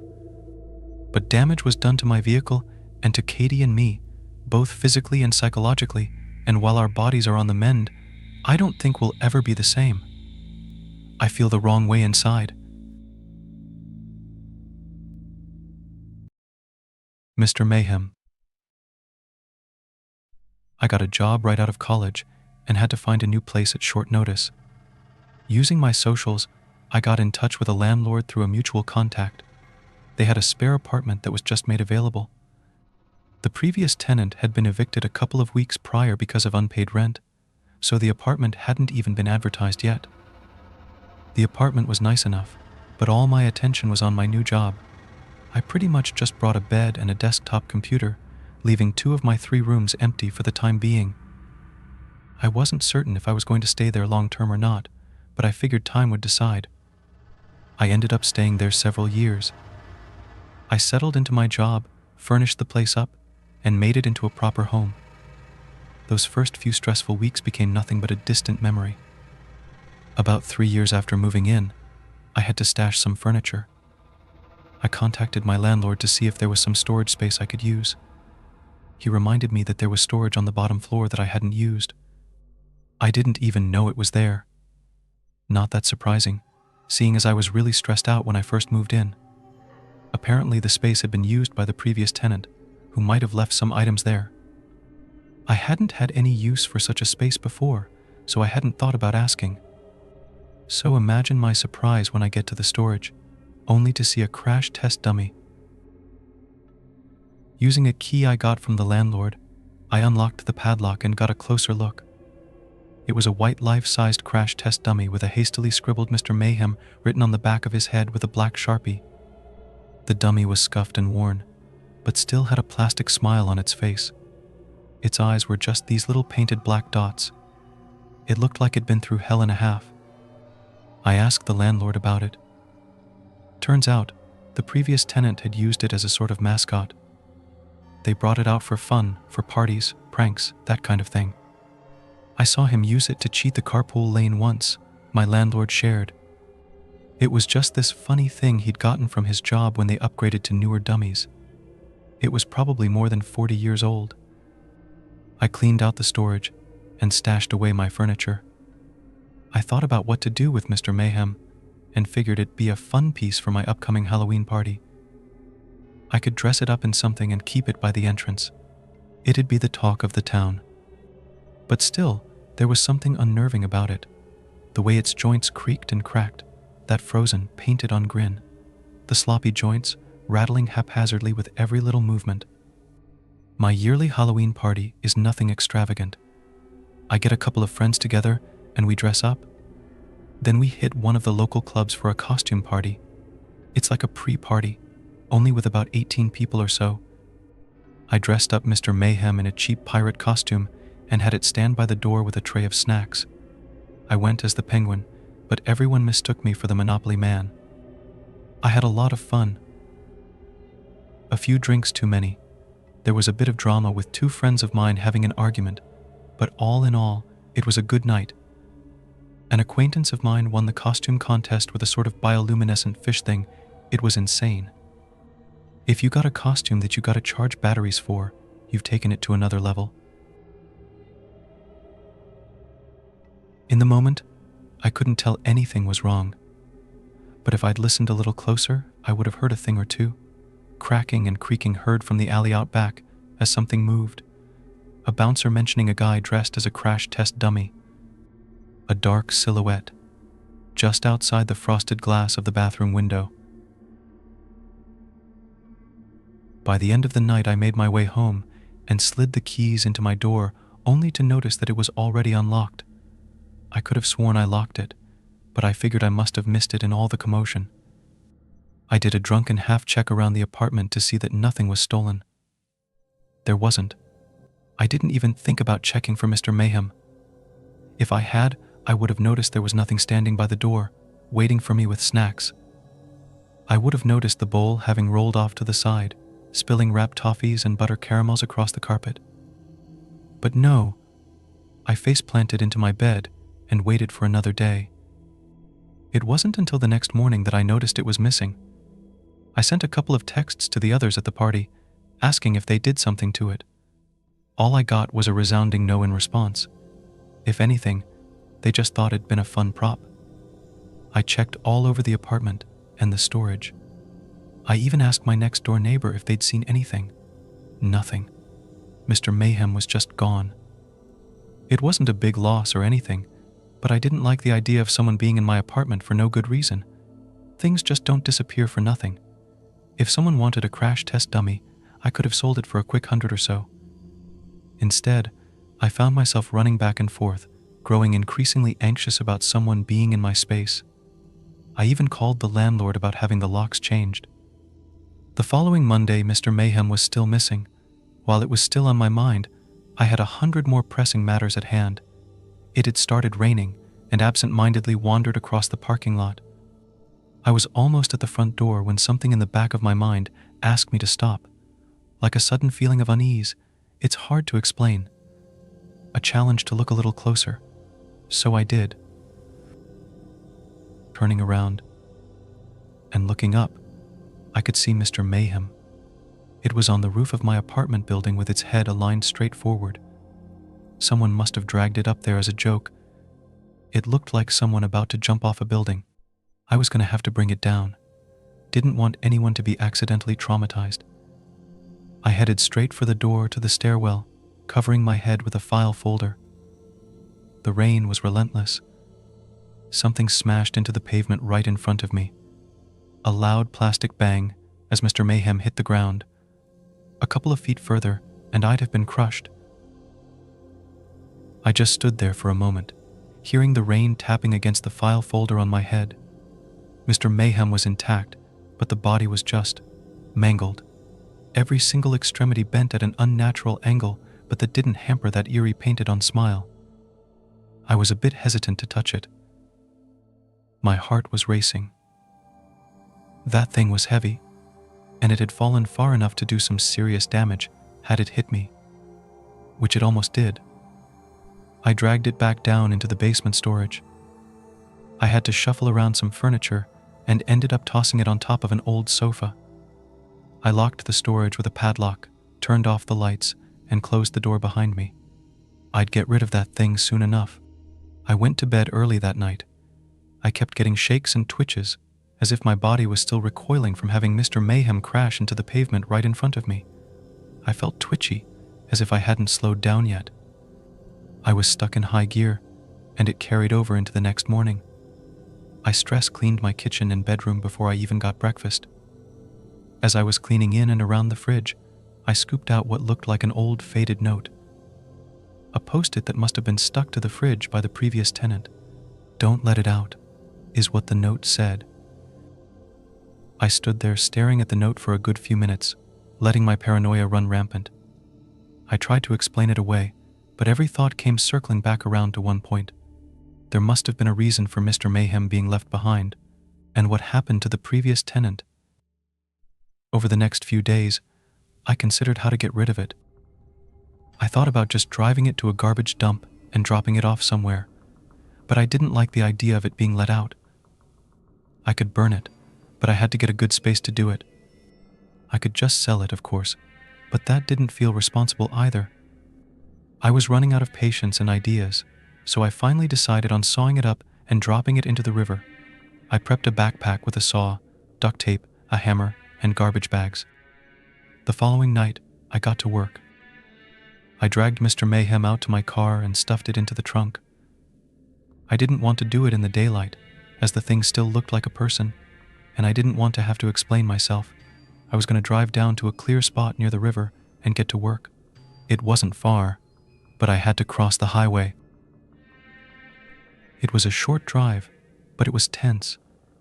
It felt like I was doing something wrong, like Mr. Mayhem was a person rather than a dummy. As I closed the trunk and got behind the wheel, I steeled myself. The moment I put the keys in, I got this strange impulse that I should have duct taped its hands and feet. Then again, why should I? It was a dummy. I got stuck waiting at 2 separate left turns. Each time I just sat there listening to the hum of the engine, expecting to hear a thumping or smacking, something coming from the trunk. I was expecting the thing to do something. It wasn't a rational thing to listen for, but I couldn't help it. And yet nothing happened. I crossed the highway, made my way down the river, and found a spot by a clearing where I wouldn't bother anyone.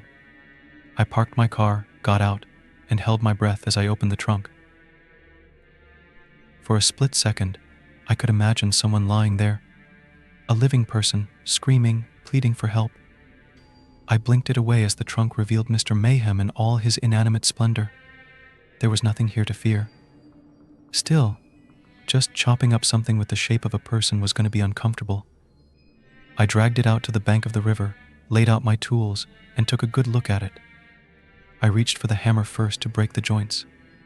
That'd make it easier to saw. The thing was made to withstand serious punishment. Breaking it wouldn't be easy. I started with the left hand, as a sort of test run. I whacked out the joints and brought out the saw, but I got this sick feeling in my stomach with every crack. I'd never heard bone breaking, but I imagined that was it. I felt like a butcher. And those eyes. Those plain-looking, painted-on eyes. Just little dots, but I felt them boring into my mind. A cheap human imitation, but human nonetheless. I skipped ahead a few steps and aimed the hammer directly at its face.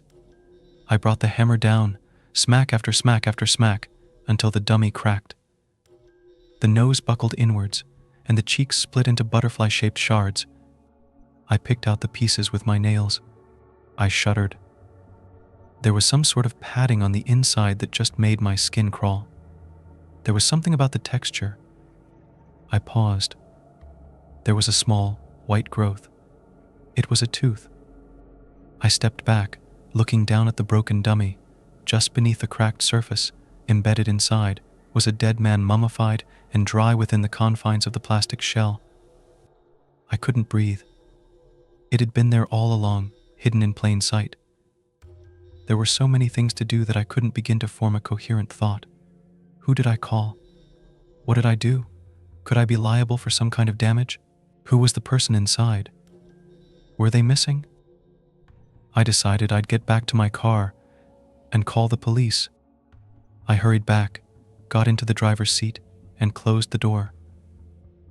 I took out my cell phone, dialed the emergency services, and then heard a click. I looked to the left. Something fast moved my way, and then the world turned upside down in a sudden shock of pain.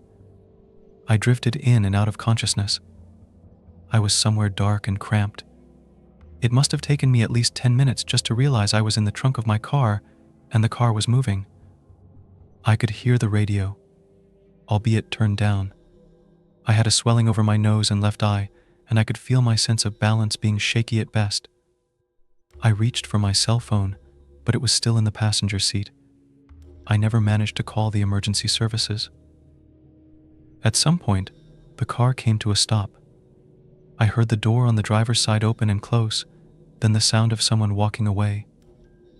There was a slight echo to it, suggesting we were parked somewhere inside, possibly a large space. I didn't waste any time.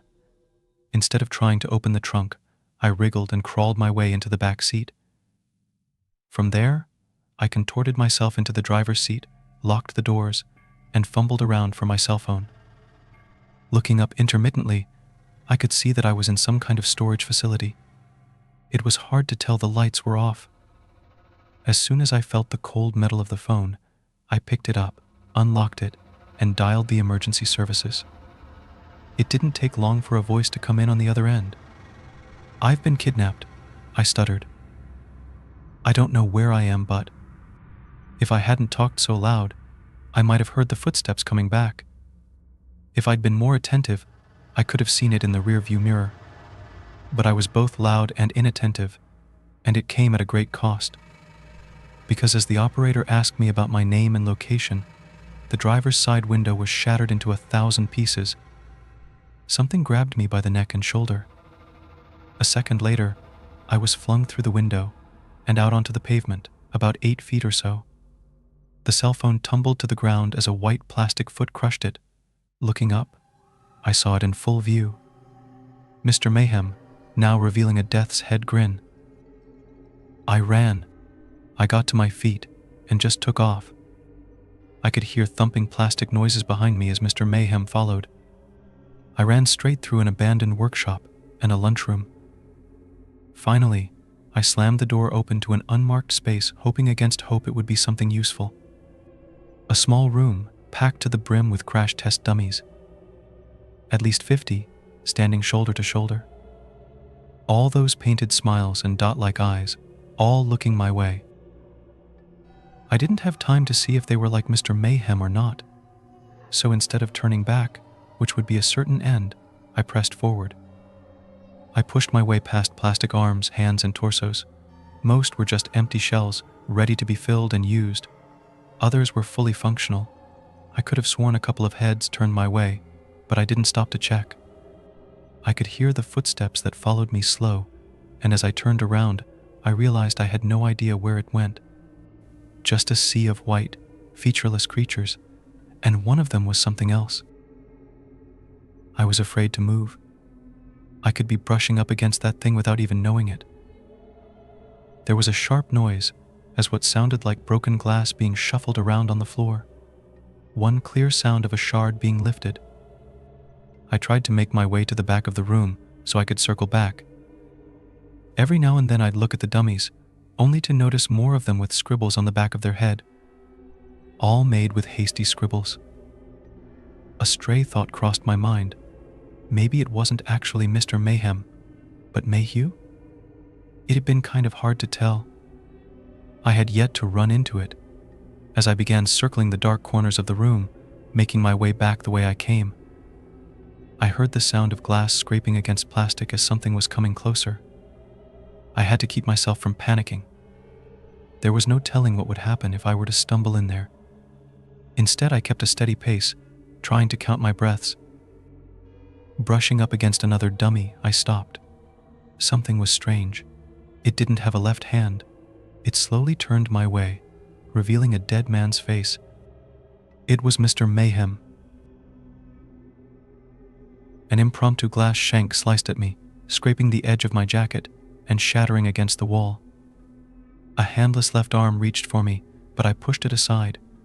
I bowled over the lifeless dummies and headed straight for the door. Reaching it, and leaving the dummies behind me, I slammed the door shut. I hastily looked to see if there was a lock, but there wasn't. Before I could make a plan, the door came off its hinges and tumbled to the ground like a cracked bowling pin. Mr. Mayhem twitched forward, every movement sudden and painful. Making my way back to the workshop, I realized there was no way I could outrun it. Mr. Mayhem was both faster and more resilient. I was grasping at straws. There had to be something.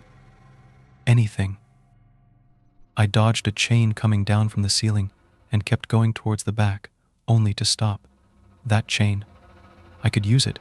It was connected to a winch in the middle of the factory floor, probably used to hoist and move equipment. It would have to do. The timing had to be perfect. If I went too soon or too late, I'd be done for. I saw Mr. Mayhem approaching. Step by step, unblinking painted eyes replaced with hollow sockets. Then I pulled at the winch, as hard as I could, hoping against hope. The effect was immediate. I hadn't seen the hook at the end. It shot straight up, impaling Mr. Mayhem's lower jaw. The chain was still slack, and it was getting closer, but it couldn't quite get to me anymore. Instead, I kept pulling, and pulling, and pulling every rattle of the chain, bringing it higher and higher into the air, like hoisting a flag. As the chain clicked into a lock, Mr. Mayhem was dangling 15 or so feet into the air. It stopped moving. Even though it couldn't move its face, I could feel it looking at me, plotting. This wasn't going to be the end of it. I made my way back to the car, calling the emergency services as I wiped the broken glass from the driver's seat. As I was asked for a location, I noticed something on one of the far walls. A series of overalls hanging at the edge of the door. One for a Patty Waters, another for John Calhoun, and the final one for Samson Mayhew. Eventually, the police came. I'd gone outside and collapsed against a wall, crushing a handful of overgrown wildflowers on my way down.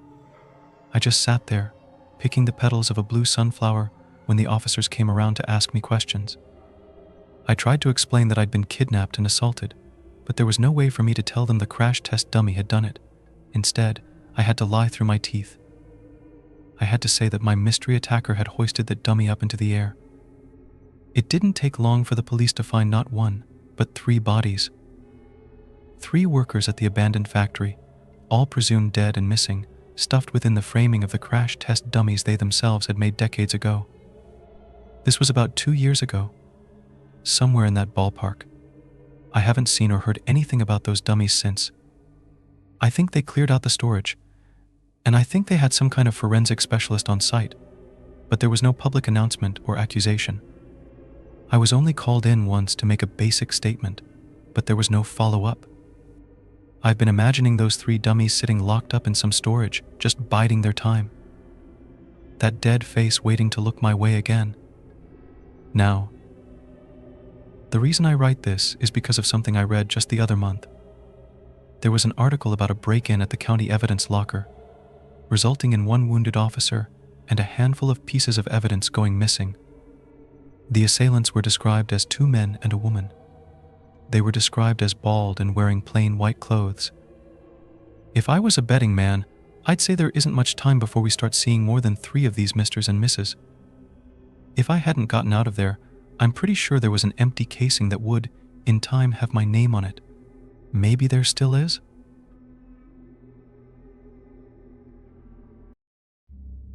I was 18 at the time. I'd just graduated high school, and what was probably a really exciting and memorable time for most people was a stressful race against time for me. You see, my dad was very traditional. If I were going to be living in his house after high school, even just over the summer between graduation and college, I needed a job. If not, I was freeloading, and he swore with an adamance I certainly didn't care to test that I'd be out on the street if I was unemployed for long. I'd had months of preparation, hell, years really. This entire time I could have been looking. He certainly hadn't waited until now to clue me in on the terms of living with him after high school, but I just wasn't the type to care that much about anything until I was days from a deadline. Finding a job back then wasn't easy. I'd dyed my hair green, and my nose and lips were pierced, not to mention the gauges and the shitty stick and poke snake on my forearm that my 16-year-old self had afflicted upon me. Case in point, I wasn't getting hired most places, and being that I had about a week at the time left to figure it all out, like usual, I was in a mad scramble to line something up before facing the consequences. But then, as if some morbid miracle, a cop got shot and killed on 84th Avenue, pretty close to the pass and go out there, and an opening for the night shift position appeared not long after. The pass and go, and 84th Avenue as a whole, had a pretty bad reputation. See, 84th was one of the only roads in town still unpaved at parts, namely the north end, shortly after the pass and go, and it wound along a pretty deep drainage ditch where no guardrails had ever been built, even after decades of complaints. There was a particularly tight bend up the road where a lot of drunk drivers and speeding teens learned that they were not in fact invincible, some of them even taking that lesson to the grave with them, and the lack of streetlights just made it all the more dangerous. But those were just the logical concerns. In a tiny town like mine, people are bored enough to run with sensational bullshit, and so 84th could never just be a dangerous road with poor construction and lack of safety measures to blame, but was instead cursed and haunted. People died there so often not because it was just a hazardous roadway, but because it was bloodthirsty, evil. People's reception went out on the road not because it was essentially the furthest you could be from town, but because some malicious entity wanted you isolated. The woods beyond the ditch were even worse. On 3 occasions since the turn of the century, bodies were found out there, 1 a suicide and 2 in shallow graves. And in a town as small as mine, that's a pretty sizable number. For a criminal, though, it only made sense to bury them there. Again, this place was basically abandoned and totally secluded. Really, the only other people that far northwest of town were the wagees at the pass and go, and they weren't getting paid enough to be on the lookout for anything. Not to mention, they had their own weirdness to deal with. All sorts of strange and illegal activities happened in that pothole-ridden parking lot, and why wouldn't it? That place was the last beacon of humanity's presence in the town for miles, until you got to 90th Street, the main road shooting off from the highway. So, anybody working there had enough going on at their own doorstep and wouldn't be paying any attention to cars pulled off on the side of the road with mysteriously heavy duffel bags in the trunk. Suffice it to say, once the position opened, I was the only person in town out of options enough to drop off an application. And wouldn't you know it, I was scheduled to start 2 days later. The job was easy, and though at first I was shadowing a guy that by all accounts could have been undead, I was left to my own devices a week later. To be honest, I actually kind of liked the job at first. 10 p.m. to 6 a.m. were pretty standard hours of consciousness for me anyway, and working the graveyard shift finally gave me an excuse to sleep in until 3. It was dead most nights. Sometimes, and I'm not exaggerating, I literally didn't see a single customer. And other nights, the goofiness of my interactions with various druggies kept things interesting. But those kinds of nights aren't what this story is about. The first time I remember being pretty confused was only 2 weeks after I'd started the job. I was pretty stoned at the time, so I tensed up when I saw a cop walking toward the door, but I wasn't complacent enough to blaze it before work without eye drops, for fear of these exact situations. Not so much worried about getting arrested, but about what my dad would do to me. I also had a little bit of a heads up in the form of a faulty open sign in the window. The neon would pretty often flicker or dim for some reason when people were coming up to the door. Really couldn't tell you why it happened. But when I was totally fucking off behind the counter, it was my cue to act natural for a minute. And since a bunch of random bullshit was stacked up on the side of the counter to my left facing the parking lot and the pumps, I couldn't ever see out the windows unless I was actively looking over it. So, needless to say, whatever was wrong with that sign certainly wasn't something I was going to try and get fixed. When the cop walked in, I sort of leaned back as casually as possible and tried to make small talk with him so his mind wouldn't wander anywhere else. "See any crazies out there?" I asked. "Not yet," he answered, perusing the energy drinks like a selection of fine wines. He sounded pretty bored, and I hoped that that wasn't an indication that he was looking for something to do. "Well, lucky you," I chuckled. "Can't say the same myself." "Really?" he responded. He settled on a sugar-free monster. He walked over to the counter, and I remember thinking he was either a new guy or one of those officers that just never stopped being motivated, going off his short hair and fresh fade. Though judging off how young he looked, definitely early 20s, I was going with the former. These were the worst types of cops from my experience. They're always looking for a way to stand out to their higher-ups. I continued. Saw a lady sleeping in a shopping cart out back. Asked her why the shopping cart, and she said she learned from a TV show that you should never sleep on the bare ground. You learned something new every day, I smirked. That actually happened last week, but who's counting? He actually smiled slightly. Will that be all? Yeah, this is all. $3.29, please. He tapped his card on the reader, and while the sale processed, I remember actually feeling slightly concerned for the guy. I wasn't a big fan of cops, but one of them had died around here recently after all, and just talking with this guy face to face sort of humanized him to me. As he cupped the top of the drink and slid it off the counter, I said, "Stay safe out there." He glanced at me and raised an eyebrow. "You know something I don't?" he asked. "Nah, just, that cop that got shot out here a couple weeks ago." "Huh?" he muffled, and I just stared at him. "Listen," he peered at my name tag for a second. "Carter, you can't believe everything you hear about this place. 84th Avenue. It's just a street, man. Most of what you hear about this place is embellished or even totally made up." Yeah, all right. Well, have a good night, officer." I paused, squinting at his name tag back. "Brady." He walked off into the night, his energy drink in his hand. At the time, I didn't give that interaction a whole lot of thought. I learned most of my news from memes, and it was definitely possible I'd been wrong. Unlikely, but possible. But over time, stranger things began to occur, and I'm not talking about druggies sleeping in shopping carts.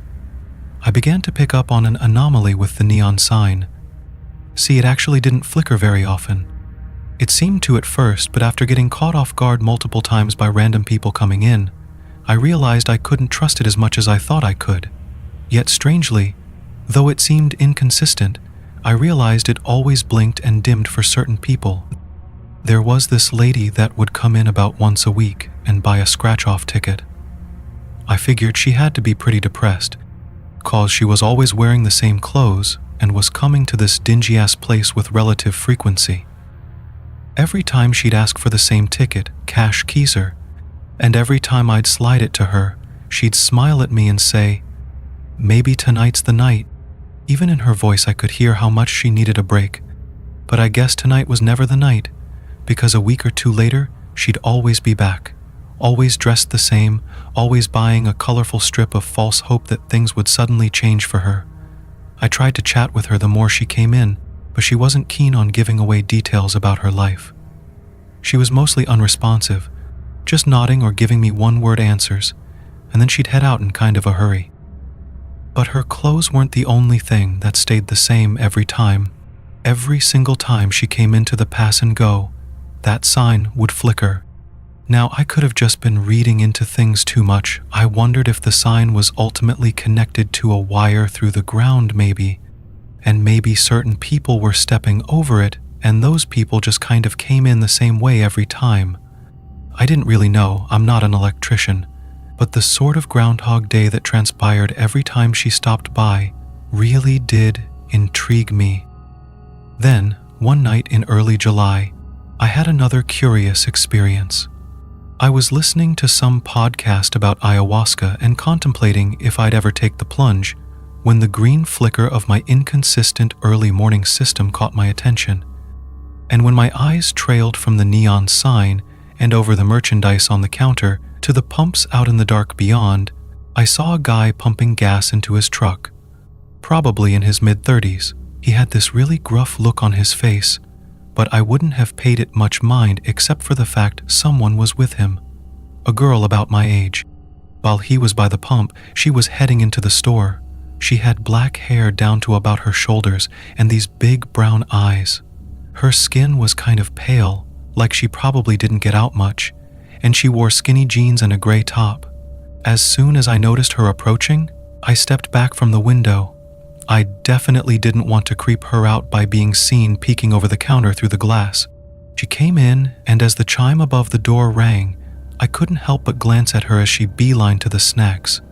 She was cute, and I was considering flirting with her at first, but I glanced over the counter again at the guy in the parking lot, presuming him to be her big brother or dad or something. I didn't want to piss him off, so I decided to keep it casual.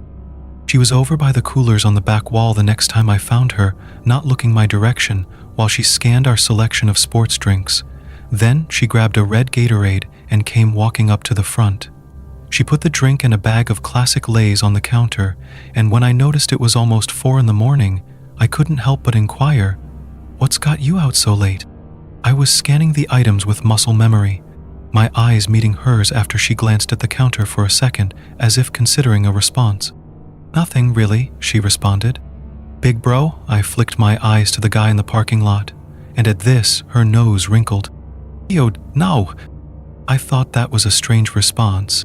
I asked, as the total popped up on the screen. "It's gross to have a brother?" "No, it would be gross to kiss your brother," she smiled flatly. And I didn't want to seem creepy, but I couldn't help but get on the tip of my toes for a second and peek at him again. No doubt the guy was in his 30s, and if I had to be more specific, I'd be leaning more toward late 30s than early. He was wearing boots, jeans, and a blue and brown flannel, and had a 5 o'clock shadow I could see from the store. The more I looked at him, the more weirded out I felt. But then again, none of this was my business, and I didn't want to pry. She definitely didn't seem to be with him against her will. "Now I understand," I smiled, but the whole thing felt unignorably off to me as she handed me a 10. "You guys going on a road trip or something?" "Something like that." There was this turbulent mix of emotions in her eyes, and while she looked excited, definitely thrilled about something, she also kind of seemed to be longing too. I only got a glimpse of it though, as she unexpectedly asked, "You ever just do something totally crazy? Like, overnight?" "I mean, I took a heroic dose of shrooms once on a whim without a trip sitter." I smirked and she chuckled too, but shook her head. "I didn't mean something like that." She paused. "Anyway, have a good rest of your night." "You too," I remarked. But as she turned and walked away, I felt a steadily increasing urge to say something. To ask her why she was with this guy that looked like he could be her dad. To inquire more about this crazy, overnight thing she was hinting at. Or this road trip-esque adventure she was on that had her at this infamous gas station at 4 a.m. But I was just too immature at the time, and selfish. Even feeling like I should probably investigate what was happening, probably pay more attention to what was going on, I also felt like I really couldn't be bothered. I told myself that it wasn't my business, that I shouldn't be nosy, but really I just didn't want to get involved. Though a moment after she left the store, my curiosity got the better of me again, and I peered over the cigarettes at the truck in the parking lot. She was already inside, and at first it looked pretty unassuming. It was old and kind of a faded red, with 2x4s in the back under a blue tarp. All in all, nothing suspicious. But when he got to the turnoff onto 84th and he took a right, I noticed the passenger side window was broken, like it had been punched out. I couldn't see the girl well this far away, but her being in this older guy's truck with the right window shattered made me feel even stranger about the whole ordeal. Something was definitely off. But at the time, my lazy ass just didn't care enough. It was mid-July though, when the veneer of eccentric late-night patrons was shattered forever, and I was forced to see what was really going on. It began with a loud rumbling from the parking lot. I got immediately uncomfortable as some biker douche rolled up, revving his engine like if it were loud enough I'd give him a discount. Then he climbed off the bike and came stumbling toward the door, the green neon flickering onto him from the window. I could tell just from the counter that he was totally hammered. He could barely even make it inside. He came right to the counter and absolutely reeked of alcohol. "Give me a pack of menthols," he slurred, leaning onto the counter with his right hand. "You okay, man?" I asked when grabbing the cigarettes. "The fuck do you mean?" His hostility freaked me out just as much as it annoyed me. "You're obviously drunk off your ass," I replied. "You just drove here on a motorcycle. Seems like a bad idea. Shut the fuck up and sell me the cigarettes, man." He was glaring at me like he was ready to swing. And though he was so fucked up, I don't doubt I could have taken him. He was still a big guy, and it really wasn't worth the trouble. "Your funeral," I muttered, grabbing the cigarettes and noting it was the last pack. Normally I would have made some quip about that, but with this guy, I just wanted him to leave. When I slid him the cigarettes, he flung his cash at me and almost walked away without his change. Then he stumbled off back out the door, shoving it open so hard I wondered if he broke it. And then, without any warning, as he stumbled along the window toward his bike, his entire body changed. My breathing stifled as I noticed his head was dented in, multiple of his teeth were missing, and blood ran down his face and soaked his jacket. He was covered from head to toe in cuts and scrapes, and his right arm was broken, the bone jutting out slightly. I stumbled back and tripped, knocking over the vape pens, then almost slipped on them as I scrambled to my feet and chased him out the door, staring in horrified bewilderment as he climbed onto a waterlogged motorcycle, the front of it totally wrecked. I screamed, "Man, are you all right?" He just looked at me, and as he stared into my eyes, his look was totally different than before. He wasn't angry or confrontational or even drunk. He just had this totally sober look of regret. He stared at me a moment longer, then he revved his engine, and somehow he and his obliterated bike sped off into the night, leaving me totally alone in the flickering neon. And then, as soon as he disappeared up the road, the sign stopped blinking, steadily shining like usual.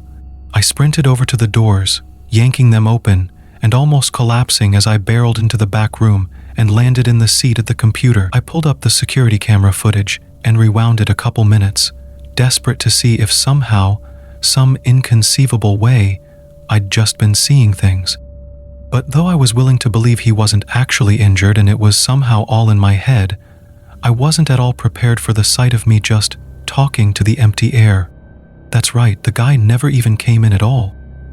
I rewatched my harsh reaction to the absent revving of his engine, my eyes following nothing, walking along the window to the door that never opened. Then I realized that I'd never actually grabbed the pack of cigarettes. My hand stopped over it and handed nothing to no one. It was the same thing for the cash register. It filled me with a terror so paralyzing, I almost just left right then and there. I sat there at the desk for a moment, shaking. Was I hallucinating? I'd heard you can get permanent schizophrenia-like psychosis from psilocybin, but this was the first and only time I'd ever hallucinated when not on the shit. And as I just stared at the monitor unblinkingly, shaking in place, I really couldn't tell what was more horrific. If I actually just saw that, or I was hallucinating.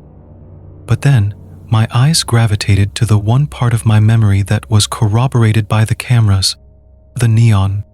It was dim, and as I unpaused the video, I watched it continue to flicker, all the way until my eyes turned to the end of 84th that I could see, and as soon as they did, it shined like normal again. I rewound the footage again, and sure enough, as soon as I began to react to the phantom motorcycle, the sign started flickering. It flickered the whole time, throughout that whole interaction, until the biker was gone. So I wasn't crazy. Something suggested there was more going on than me just losing my shit. But then, what the hell had just happened? I didn't even go back to the front as I began racking my mind for all the other times the sign had flickered, and instantly I recalled the scratch-off lady. I quickly Googled 84th Avenue deaths, thinking that maybe I could identify some of these people, but the first thing that came up was the police officer shooting. Then my jaw dropped as I stared into the memorialized eyes of Officer Brady. I could barely sit still as his eyes looked back at me from the computer screen, the same officer I had spoken to just a month ago who didn't know about any officer shootings in the area, because he was the officer that would be shot. I kept looking, and before long I found the scratch-off lady. She was some lonely, divorced woman that committed suicide in the woods a couple miles north of here in 2011, and the biker had crashed into the ditch right off the bend 3 years ago, one of many drunk drivers that didn't react to the turn in time and went face first into the canal. I screamed as the chime above the door sounded, and I heard someone spin around at the front of the store, startled by my reaction. I scrambled to my feet and walked up front, freezing as my eyes met those of Officer Brady's. "You good?" He seemed to be both concerned and frustrated. I just stared at him, totally unable to speak. "I'm good," I finally managed to answer. He looked at me a little longer, but then he walked his immortalized path through the gas station, his gaze drifting over the cooler of energy drinks. I couldn't help but stare right at him, utterly wordless as he moved in almost the exact same way as he had back in June, at last grabbing that same sugar-free monster. Then he walked to the counter, and my hands were shaking as I took the drink from him. "Hey," he looked at me. "You all right?" I stared into the eyes of the dead man. "It's personal stuff," I muttered out. "Is something going on? Looked like you were looking at the security camera footage when I came in," he noted, and I listened in silence. If someone's prowling around here, I could investigate. I wanted to address what was really happening, to pick his mind and see if he was really unaware that he was dead or if he was just haunting this place and all of this was an act. Then, I began to wonder if maybe this was some kind of time machine, if I could warn him about what was bound to happen to him and prevent him from dying in the first place. But as I recalled the biker's corpse mounting his waterlogged Harley, I came to the conclusion that nothing I said to this visage of the officer was going to save his life. "You there?" He waved his hand in front of my face. "Talk to me, kid. You look like you've seen a ghost." I almost laughed. "Yeah, I'm fine," I said as I slid him his drink. "You gonna tell me the total? It's free tonight. On me. Have a good one, Officer Brady." He stood there for a moment as if considering investigating the gas station, regardless of my cooperation, trying to get to the bottom of my unusual behavior, and maybe, in life, he would have. But his fateful march to the street where his life would be taken from him seemed programmed to resume as he suddenly turned and walked out the door. Just like he had the last time, back in June, I followed him outside, standing beneath the fluctuating sign as my eyes fell onto the exit wounds in his back, the red streaks oozing from the holes in his uniform. I felt like I could cry at the sight of it. I walked back inside and had made my mind up to quit then and there. I wrote up a note and left it in the manager's office. Then I locked the place up and left the key under the propane cylinder exchange out front. About to text my morning relief where the key was, when I froze. I remembered the girl with black hair and big brown eyes. The neon sign that I had once thought of as my early morning customer alert, and now understood to be some kind of paranormal detection radar, had flickered with her entrance too, just like it had for the biker and the scratch-off lady and Officer Brady. In that moment, I became weirdly consumed with this desire to know what had happened to her. Maybe it was because I found her cute, or maybe it was because even in the moment that night, something felt horribly off.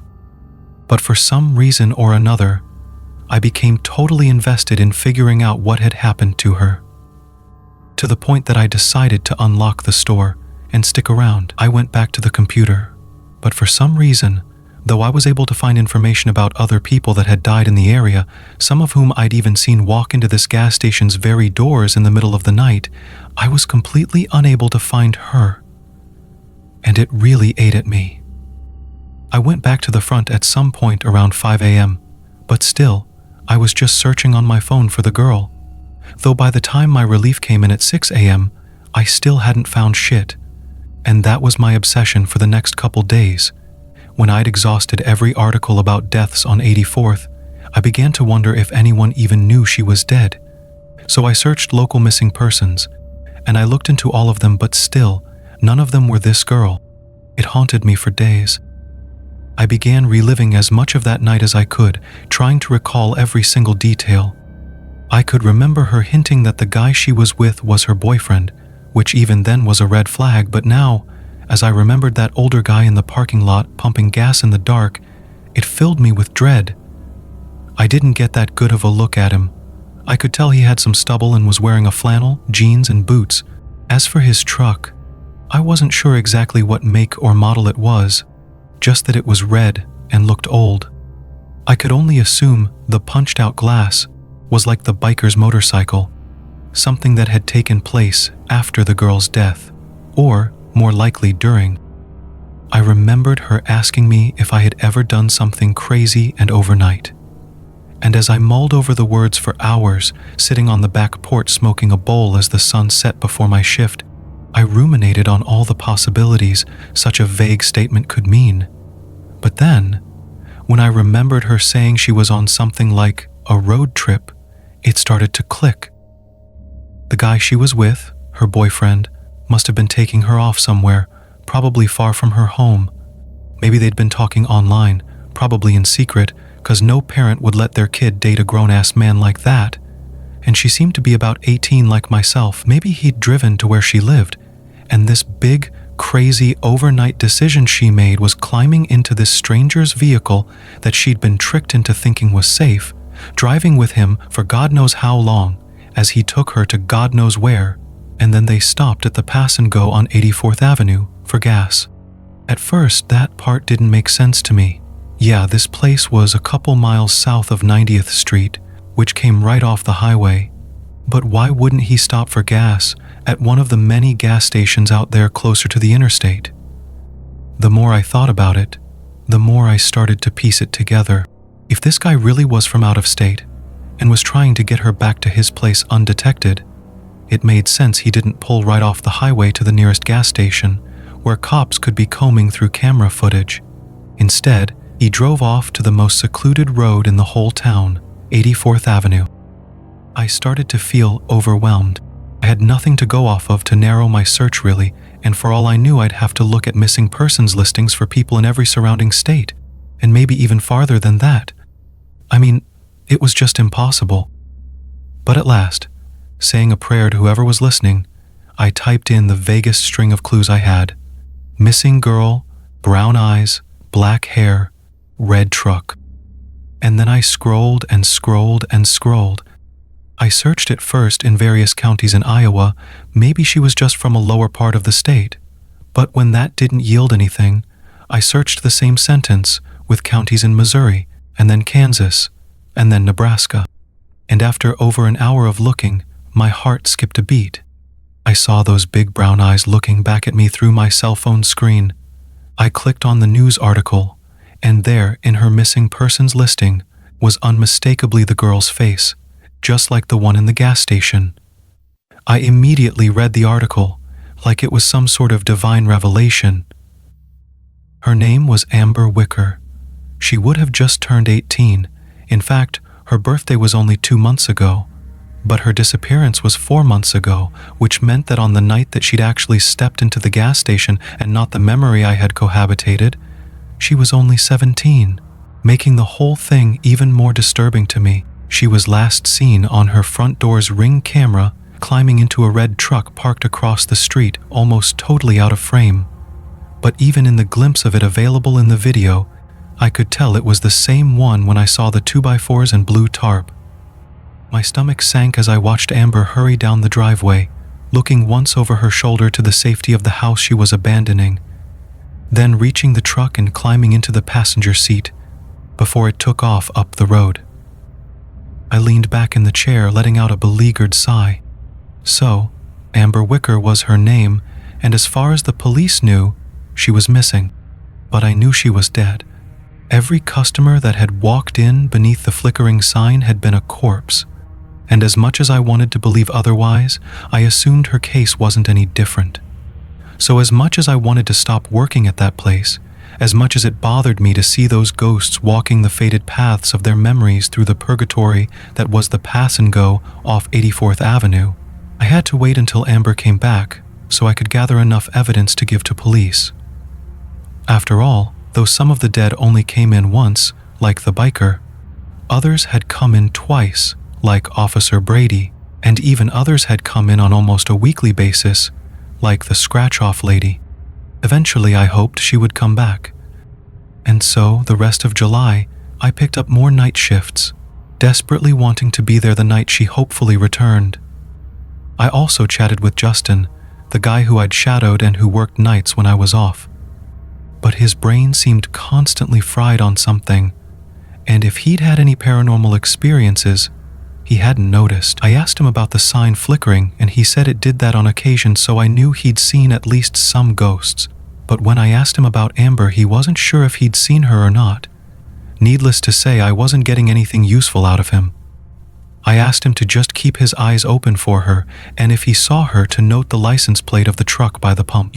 You'd think such a strange request would raise an eyebrow, but he was so zombified on whatever the hell it was he was abusing in his off time that he just said, sure.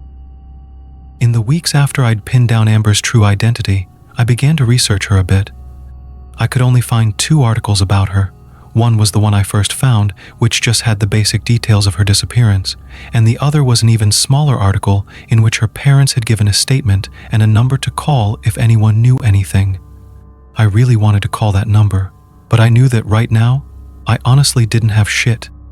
I could always say I was at the gas station that night and saw something, but the security camera footage only went back 60 days, so there'd be no proof one way or the other. I didn't have a license plate and I was a whole state over. I didn't have a lot of faith the police would be able to do much with that, and I didn't want to give her parents false hope. So, I decided I'd just wait until her memory replayed again, and I could piece together some actionable details. In the meantime, the more I searched her, I was at last able to find some of her socials, but her Instagram was private, and her Twitter was inactive for years, though when I stumbled upon her Facebook, even though it too hadn't had a post uploaded in 2 years, I felt strangely more connected to her as I scrolled through her photos. This immortal anthology of a dead girl's time on Earth, floating in cyberspace for anyone to find, and sharing her memories from before her life was prematurely snuffed out. I found pictures of her laughing with her friends, smiling at a dance, blowing out birthday candles.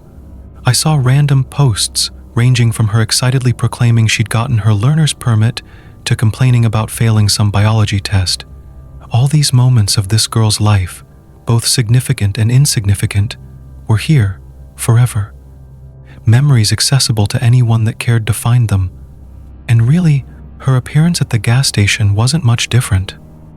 Though that memory was supernatural, unfolding in real time over a real place, it was in essence the same.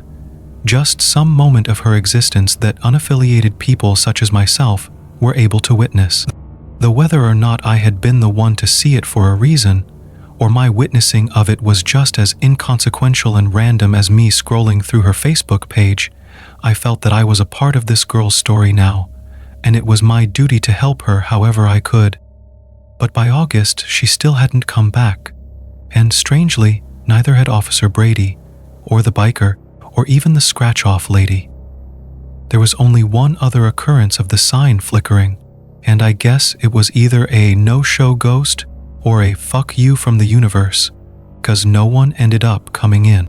I got worried that whatever supernatural phenomenon had been taking place was over just as suddenly as it had begun, and that I'd never see her again, never be given a chance to atone for my apathetic complacency that night, when I could have paid more attention to a situation that was obviously suspicious. And even worse, I was shipping off to college in just a couple of weeks. My remaining days at the pass and go were numbered. So on August 3rd, while sitting behind the counter in the dead of night, waiting for the purgatorial replay of an apparition's final stop on the drive to her untimely death, I made up my mind. If she didn't come in tonight, then tomorrow, I'd take matters into my own hands. It dawned on me that Amber must have died nearby here. The only ghosts that ever walked into this gas station were those that had died on 84th Avenue. And that was true for Officer Brady, who had been shot just down the road, the biker who had crashed into the canal by the bend, the scratch-off lady who had hanged herself in the woods, and all the others I'd seen walk through those doors beneath the flickering green glow. And though I had no idea where to look, I had one thing to go off of. I'd seen the truck turn right at the turnoff. So, somewhere north of here, she must have died. And maybe, just maybe, I could figure out where. By morning, I still hadn't seen her, or any ghost for that matter, and after chatting with Tegan, my morning relief, I walked out to my car. But though I'd planned on driving home and getting some sleep, then searching later, I just couldn't resist the urge to look right then and there. And so, in my pass-and-go uniform and all, I walked over to the turnoff where I'd seen that phantom truck head right, and then did the same, walking north up the road. The sun was just barely rising over the trees, and I couldn't remember the last time I'd appreciated a sunrise. Usually I sped home, trying to beat the sunlight to my room where I could shut my blackout curtains and crash as if it were still night. Then I'd wake up at 3 or 4 in the afternoon. But this morning, moving slowly up the road along the canal and constantly scanning for anything out of the ordinary, I couldn't help but enjoy the orange glow above the trees. By the time I'd walked about 2 miles, the sun was fully above the horizon, and cars were starting to sparingly appear on 84th, though admittedly not many, as this wasn't the most direct route to anywhere in town except the pass and go. I'd already passed the infamous bend, and even felt obligated to pause there a moment before the canal, sort of waiting in reverent silence as I remembered the stare that biker had given me, the regret permeating his eyes. By now, though, it could no longer be considered a canal. It was a drainage ditch at best, a muddy, shallow dip off the road, and beyond it was the forest. But then, in my steady scan of the ground in front of me, I noticed something twinkling. I crouched, looking down at small shards of glass on the pavement. Almost like a vision, my mind seemed to play out this simulation, and I was staring at the man as he and Amber argued. He lost his temper and slammed her head into the window, shattering it. I noticed more twinkling coming from the grass before the ditch, and I could almost hear the sound of his boots scraping the asphalt as he kicked the glass off down the hill, trying to cover up anything that had happened. Then I noticed something yellow peeking out of the mud. I stepped down into the ditch, grabbing the corner of the plastic and pulling it out of its muddy tomb. Sitting in my hand was a faded, dirty bag of Lay's Classic, mostly empty, with just a few crumbs at the bottom. My heart raced as I recalled her placing the bag on the counter, and again I could see it before my mind's eye, the man dragging her body out of the passenger seat, her dead-weight foot scraping the bag out with her. He probably didn't even notice in his panic as he dragged her toward the forest, the bag fluttering off down into the ditch below. I walked up the hill on the other side. I stepped into the forest. My breathing started to become heavy as I walked deeper into the trees, terrified as I anticipated just what nightmarish spectacle I might be about to find. But I wouldn't turn back now. And as the afterimage of Amber's conflicted eyes appeared in my mind again, I resolved to find where she was buried so I could finally give her parents peace. And it didn't take much more walking to find clues. I noticed 2 hardly visibly scrapes in the dirt, where her shoes must have been dragging.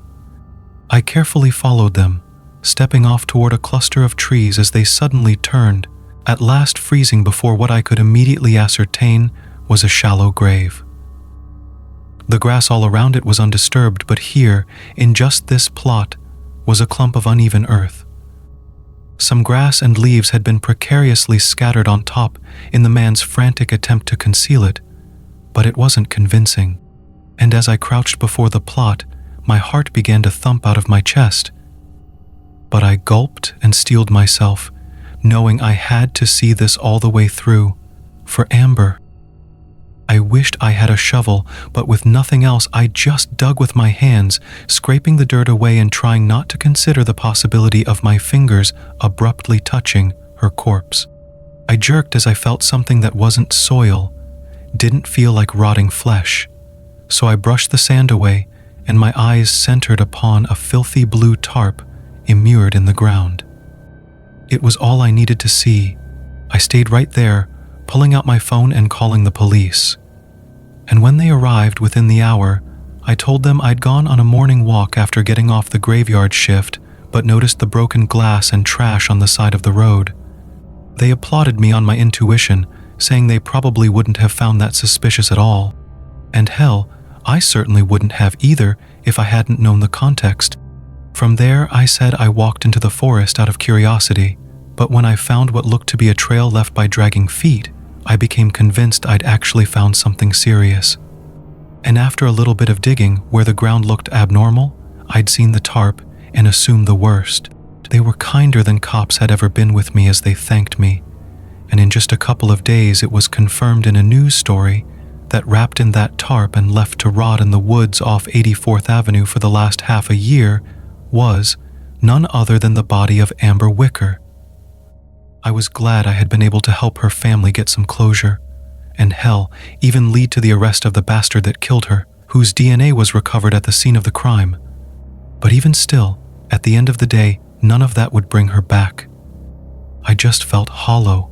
Finding her body, providing her parents whatever relief they could find, and putting that monster in jail still wouldn't bring that innocent, naive girl back to life. And as I listened to a podcast on the graveyard shift on my last night of work at the Pass and Go, 4 days before I'd be heading off to college, I found myself constantly distracted thinking about that. But slowly, I got my mind off things, paying more attention to the podcast, until just after 4 in the morning. I gasped as the neon sign flickered. I darted over to the side of the counter and peered over the cigarettes. I'll never be able to describe the feeling in my chest at the sight of that old red truck. And though I felt ice in my veins at the after-image of Ember's killer pumping gas in the dark, when I found her walking to the front of the store, all that remained in my heart was an overwhelming longing, an inconsolable despair. She walked into the store, the chime on the ceiling ringing as she headed right over to the snacks. I stared at her undamaged body, her clean black hair, her innocent, big brown eyes. I became emotional at the sight of it, trying desperately not to cry. She grabbed the bag of Lay's. Then she walked over to the sports drinks, and I leaned against the counter, my chin in my palm as I gazed at this specter, retracing the final moments of her life, none the wiser to the horrible demise awaiting her 2 miles away. She grabbed a red Gatorade, then walked over to me, and I felt breathless as she approached, unsure of what I'd even say. "Whoa, you all right?" she asked while looking at me, and I must have been hiding how I felt even worse than I realized. "Yeah, I'm fine," I lied, scanning the items like a robot. I cleared my throat. "What brings you out here this late?" "Nothing really," she replied while the total came up on the screen. "That your big brother?" I limply asked, nudging my head toward the heartless man in the dark. "Ew, no," she swiftly replied. "Is it gross to have a brother?" I must have asked the question differently this time because she stared deeper at me, asking again, "You sure you're okay, dude?" God, I wanted so badly to tell her to run, to just get the fuck out of here, to not ever go near that man again. I wanted to tell her that she was about to die, that he was her murderer, that these were the very final minutes of her life. But this was not a time machine. It was no different than that Facebook page from years ago, just a memory inexplicably suspended in time, just a brief expression of her existence that was as ephemeral an experience as her time on Earth, and nothing more. "Can I ask you something?" She raised an eyebrow, after a while finally responding with, "Sure. Have you ever done something totally crazy, just overnight?" She blinked wildly, visibly taken aback by the words. "Yeah, actually," she murmured. "Yeah, I have. Why do you ask?" I shrugged. "No reason." "Well, what about you?" she replied. "Yeah, I did once. I had this weird inkling to follow a trail into the woods, and I found a body, called the police and reported it." "Creepy," she remarked. I let out a long sigh, handing her the stuff. "Hey, this is on me tonight, all right?" Sure, how come?" "You just look like a friend of mine. I smiled hollowly. A friend I haven't seen in a while. Anyway, it's my treat. Well, all right, thanks. She took her unceremonious last meal, then turned over to the door. Have a good rest of your night, Carter. She glanced at my name tag, smiling slightly at me. It broke my heart. You too, Ember. Wait, what did you say? I said you too. She stood there a moment, as if debating whether or not she'd heard me right the first time. Then she turned around and walked outside. But I couldn't just sit there, and before I knew it, I was running around the counter, shoving the doors open and stepping outside. I bit my tongue at the gash on the back of her head, the blood dripping down her hair and onto the back of her top. I had guessed that that had been the cause of her death, but evidently I was wrong, because as she turned back toward me, I found her blue face and the purplish bruising of a seatbelt around her neck. Her clothes were covered in dirt and blood, and the Lay's bag was empty and faded, mud clumped all over it. I trembled as I found her teary gaze, the desperation and regret staining her painfully cognizant big brown eyes. Thank you, she whispered. I couldn't possibly muster a response, and then Ember turned, the afterimage of her corpse climbing into the passenger side door of her murderer's truck. I remained frozen in place, my eyes following every last fleeting second of Ember's existence as the taillights glowed and the engine hummed. Then the truck pulled off, pausing at the turnoff, and then, as it pulled away, turning right on 84th Avenue and heading to her shallow grave, the neon of the sign stopped flickering, leaving me standing there alone again in silence.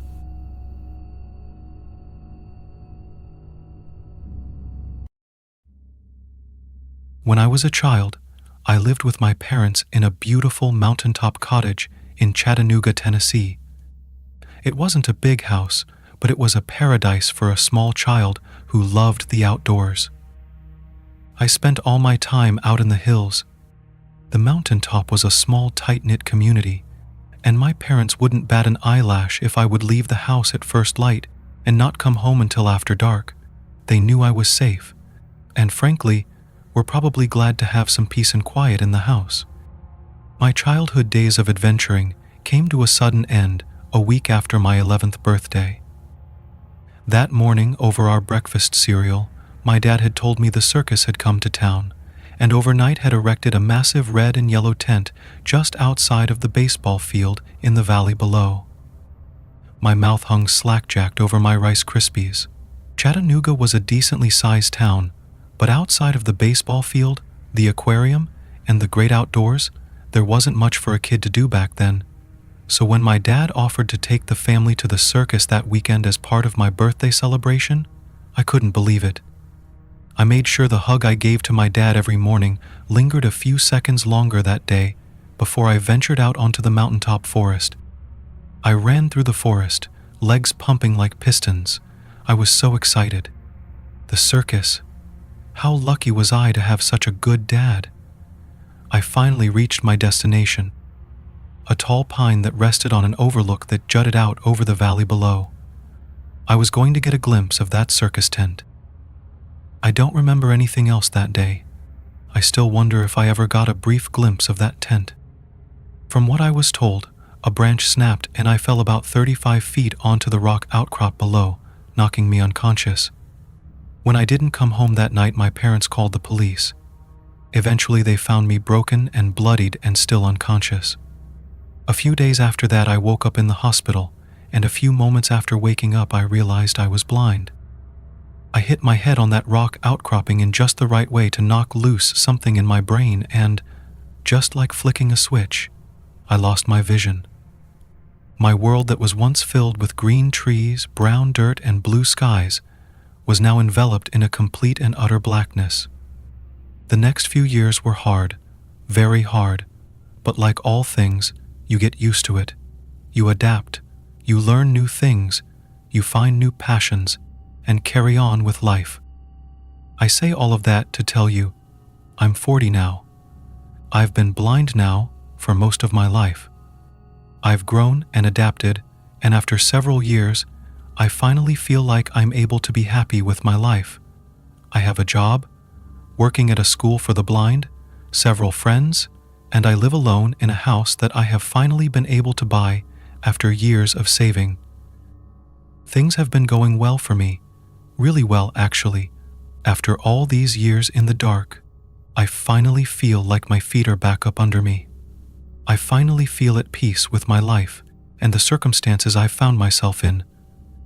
I finally feel like I'm back in control of my life. Or I felt that way until this week. It all started on Monday. I had a shit day at school, a real stinker. Kids were assholes, my boss was an asshole, the weather sucked, just an all-around bad day.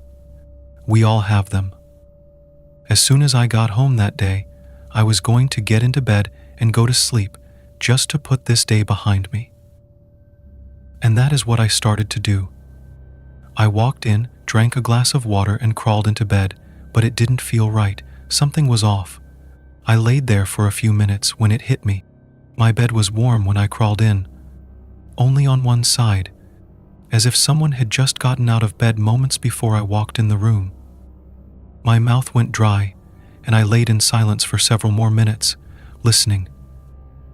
I decided I was just imagining things, got another glass of water, and went to sleep. The next day, after work, I came home and plopped down on the couch to watch TV. Yes, us blind folk do that sometimes. Some shows you really need eyes for, but with modern accessibility features, scenes are described for us. It's pretty cool. It's like having a robot read a screenplay for you. Kinda weird to get used to, but it's better than sitting in silence. So I'm sitting there, not really listening to the TV, more zoned out than anything, when I notice I'm feeling heat. Nothing too intense, just a low, steady heat is coming from my right side. It took me a minute to realize that it was heat coming from a lamp on the end table right next to me. But I don't turn on the lights in my house, ever. Why would I? I have lamps and light bulbs screwed into their sockets, but I never use them. Friends use them when they come over, but that's about it. I haven't had anyone over at my house for probably a month at that point, and I definitely would have noticed the heat from this lamp before now if it had been on that long. I sit in this spot next to it nearly every day. I turned off the lamp and put it behind me. I didn't have an explanation for it, but why worry myself, right? Full disclosure, besides being blind, I'm also an idiot. I listened to another episode of NCIS, microwaved some dinner, and decided to head off to bed. I left the kitchen, took 4 steps down the hall as usual, turned to walk through my bedroom doorway, and bam! Damn near broke my nose on the bedroom door. This is when I got a little bit freaked out. I never close my doors. I'm fucking blind, and I live alone. I don't need the hassle of feeling for a doorknob every time I enter or leave a room. Someone had been in my house. And I'm not going to lie to you, I was scared shitless. I haven't been that scared since the day I woke up in that hospital in Chattanooga, knowing my entire life had just been changed. I pulled my cell phone out of my pocket to call 911, but my hands were shaking from the adrenaline, and I dropped it. I heard the phone bounce off the carpet and hit the baseboards of the wall, so I dropped to my hands and knees and started feeling around for it. 5 seconds later, I still hadn't found my phone. Had it bounced further away? I swear I heard it hit the baseboards right at my feet. I slowly expanded my search, crawling my way down the hallway, arms splayed out in front of me, trying to scour as much of the carpeted floor as I could. But I found nothing. Tears were beginning to well up in my eyes. Lame, I know, but like I said, I was having a bad week, and I was really scared. I sat for a moment, calmed myself, evened my breathing out, and restarted my search. I only had a few square feet of space left to search. Just the space in front of the laundry room door and the guest bedroom door. It wasn't a long hallway. I army crawled down the hall, scraping my arms across the carpet, when the very tip of one of my fingers brushed up against a solid object in the middle of the carpet. I army crawled a few inches more and let my hand fall where I had felt something solid. There was nothing there. Confused, I crawled a few more inches and tried again. Nothing. I crawled a few more inches and reached my hands out again. My right hand fell on something. Too big to be a phone. I gently rubbed my hand across its surface. It felt cold and dry, almost fleshy. I realized what it was when it moved out from under my hand. I had grabbed someone's foot. I screamed and threw myself backwards, struggling to regain my feet. My legs had turned into jelly. I collapsed onto the ground and listened. Legs pulled up to my chest, ready to kick out at any noise within striking distance. I'm not sure how long I was on the ground. It felt like forever. After a while, I slowly got back up to my feet. I stood still and listened to the air. I couldn't hear anything but the wind blowing through the trees in the backyard and the hum of my air conditioner, but I could feel someone staring at me. I knew that less than 15 feet from me, someone was standing in the doorway of my guest room, barefoot and holding my phone. My mind conjured a head of wild hair, torn clothes, and dirty hands that wrapped around the handle of a butcher knife. Slowly, I backed away, feeling along the wall with my hand, searching for my bedroom door so I could place myself within my house and plan my escape. The air tasted electric, and the silent house held an enormous tension that felt ready to explode. Any moment, footsteps would launch themselves towards me from the hallway, and I would feel a knife plunge deep into my chest, or neck, or useless fucking eyes. My mind was racing through the possible outcomes, and ears were straining to pick up anything in the silence. Finally, my hand brushed against the door frame of my bedroom. My hand wrapped around the doorknob to steady myself, and I used the next quarter second to formulate a plan in my head. Turn around, take 4 steps, turn left, take 5 steps. Door should be there. Unlock door, leave house. Stand in the middle of the street and scream my head off until a neighbor or a passerby stops to help me. Solid plan.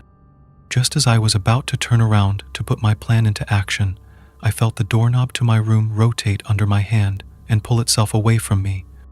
I felt one hot, smelly breath on my face, and I bolted. Turn around, take 4 steps, turn left, take 5 steps, bam! I ran into the kitchen island. I was panicking. My strides were longer when I ran. Too bad I had never sprinted around my house before to learn what this would be like. I reached onto the island and grabbed my knife block and pulled out the first knife I could find. I put my back to the kitchen counter and swung the knife wildly in front of me. I shuffled my way around the kitchen island, feeling my way towards the door, when I felt a finger poke me in the forehead, and muffled laughter as I slashed the air wildly around me, inching closer and closer to the door. I found the doorknob and pulled the door. It was locked. Fuck, I had forgotten about that. It wasn't a problem, but it delayed my exit by another 2 seconds, just long enough to hear a knife slide out of the knife block on the kitchen island.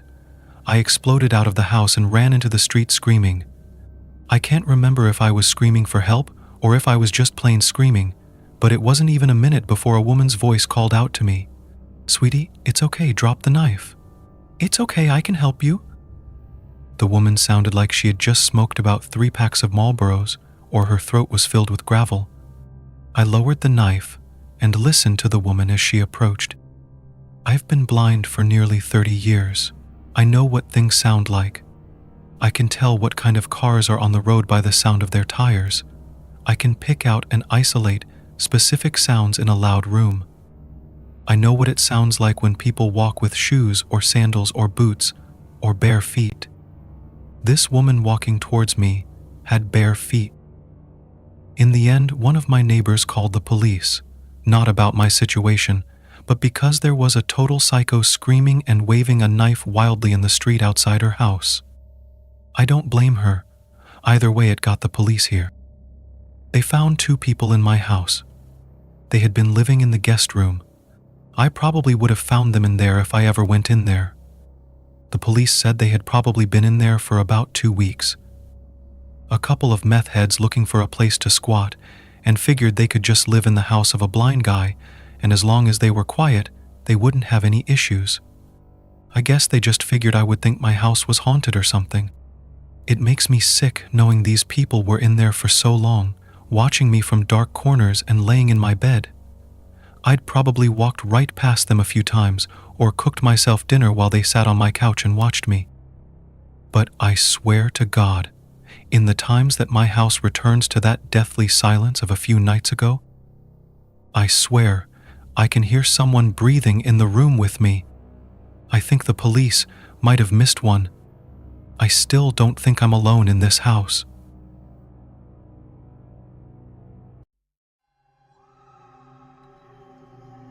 When I was a little girl, about 6, maybe 7, my great-grandmother would tell me this story about a man people called Skinny. She would tell me that Skinny was a towering twig of a man. He was all skin and bones with eyes as sunken as a canyon and fingers as long and as bony as death's, she would say. He never came out during the day. He always came out when the sun went down. That was the part that scared me the most about Skinny. She talked in great detail about what he would do to children who got lost on the way home during the night. So when the sun starts to go down, my great-grandmother would say, "You get your ass home or else Skinny will get you." Then he'll sew your mouth shut so you can't scream, and then sells you to any demon who wants you, whatever the price. This terrified me as a little girl. As I got older, I started to forget Skinny. My great-grandmother passed when I was 8 years old, so I never heard that awful story ever again. But I would have these nightmares of this tall, skeleton man sewing my mouth shut while I tried to scream. They always resurfaced at random moments. I'd wake up in a cold sweat and would try not to look out my bedroom window. After a while, as I said before, I started to forget about him. I shrugged the nightmares off as just bad dreams. So I forgot. But I never should have forgotten, and after my experience, I never did. It was 3 years after my great-grandmother's death, and child disappearances started to become a problem in my town. The whole town agreed that all children had to come home before sundown. I usually obeyed this rule, but one afternoon I was with my friend Jerry. He was my best friend and my only friend back then. After school we used to go to the park and play in the forest. He and I did the usual childhood games, hide and seek, play in the stream, climb trees, etc. We stayed in that park until the sun went down. That was our fatal mistake. Writing about it today brings back horrifying and painful memories. Jerry and I were riding our bikes home after our day in the woods. While we were riding, I started to get the feeling we were being followed and watched. As the sun finally left the horizon, the roads we knew looked so much more different. They were empty of people. There was not even an animal in sight, and it was quiet. Dead silent. Dear God, it was almost deafening. Not even the sound of a cricket. Branches from trees hung down ominously around us, like long, gnarly fingers waiting to grab us and pull us into the dark. Even through the almost pitch black, I could see the look of anxiety across Jerry's face. He felt the same feelings I did about this night. We should have gone home before sundown. After what felt like an eternity of bike riding, we finally found a row of dim street lights ahead of us. I was so relieved that we had found light after so much darkness. But joy quickly turned to dread as I saw someone standing under one of the dim street lamps ahead. It was some man. No, not a man. He was too tall to be anything human. His arms hung down by his side like 2 long poles, and his hands. Oh God, his hands. The fingers were as long and as bony as death's. Ice ran through my veins in an instant, and I stood frozen. Fear made my body rigid, and I didn't dare pedal. Jerry froze too. I had told him the story of Skinny a while back. He never thought it was real, but it is real. He is so real. Skinny held up one of his frail fingers and put it to his lips, as if to tell us to not scream. What happened next has scarred me to this day. Out from behind Skinny came a little girl. It was just like my great-grandmother said, except it was so much more than just sewing your mouth shut. My eyes trailed up her face, away from the completely threaded mouth to her eyes, all that was left of them, that is. All she had now were just bleeding sockets. A memory rushed to the surface of my mind. I think Skinny loved and hated sunlight, said the voice of my great-grandmother. His eyes would burn if he saw day. He always wanted to see the sun and feel the warmth of it, but his eyes wouldn't allow. So what better eyes to see than through the eyes of children? Their souls are so innocent and very young. That's the only part he'll take for himself." The girl began to sob, and as she sobbed, tears of blood started to drip from where her eyes used to be. She knew we were there. Then, as if I couldn't imagine the situation to get even more horrifying, the little girl began to rip at her stitches. She dug her fingernails deep into the skin surrounding her mouth. She clawed at her upper and lower lip until they bled profusely. Blood trickled down her chin onto her neck, and then her chest, drenching her shirt in blood. Her cries, even though they were muffled, sounded urgent. I now know that she was trying to take the stitches off to tell us to run. Run and never look back. She kept ripping her flesh until she was almost at her gums. I tried holding back the bile that was slowly making its way out of my stomach.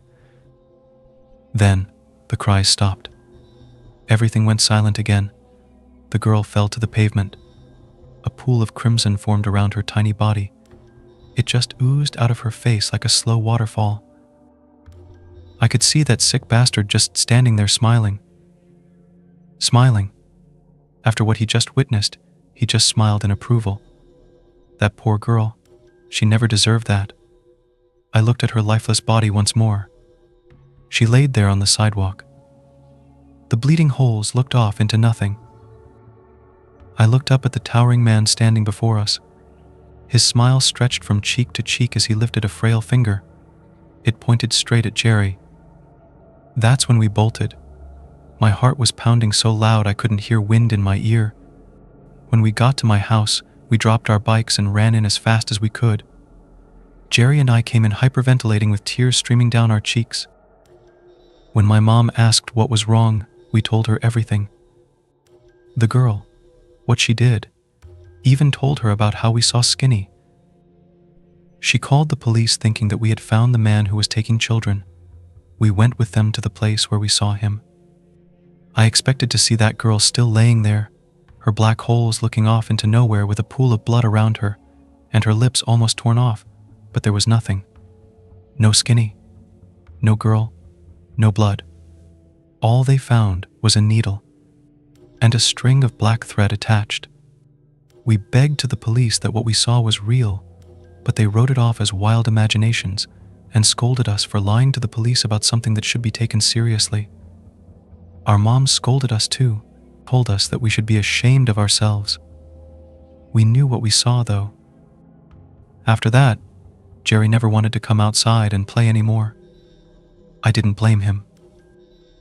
2 weeks after we encountered Skinny, Jerry committed suicide. This was his suicide note. I can't take it anymore. He's going to get me. I knew I was a goner the minute he pointed at me. I can't sleep anymore because of the nightmares. I still see that girl with no eyes. I see him in my nightmares too. He wants my soul. He's the reason I don't go outside, but he waits for me. I see him outside my window sometimes at night. He just stands there waiting for me in the darkness. I don't want him to take me. I don't want to end up like that girl. Dear God, please forgive me. I can't do it anymore. I'll die by my own hand before I let that bastard pluck my eyes out and sew my mouth shut. Forgive me. Jerry. My world shattered that day. My only friend. Gone. I think Skinny knew what Jerry would do, though. He just mentally tortured him until he gave up. That's what he does if he doesn't get you the first time. He'll make you think he's going to take you until you do yourself in. He'll come to you in nightmares. Maybe he'll stand outside your house at night, just watching, waiting, holding his needle and thread, just waiting for you to break curfew. I don't go outside when the sun starts to go down anymore. I shut all of my windows and lock all of my doors in the evening. He's there, watching. I have a better mind than to look out and actually see if he is. I know he is. If there is one word of advice I could give you, it'd be this. Come home before sundown. Watch out for the man of skin and bone, with fingers as long and bony as death's, the taker of eyes, taker of souls, the devil's salesman. Beware of the man they call Skinny.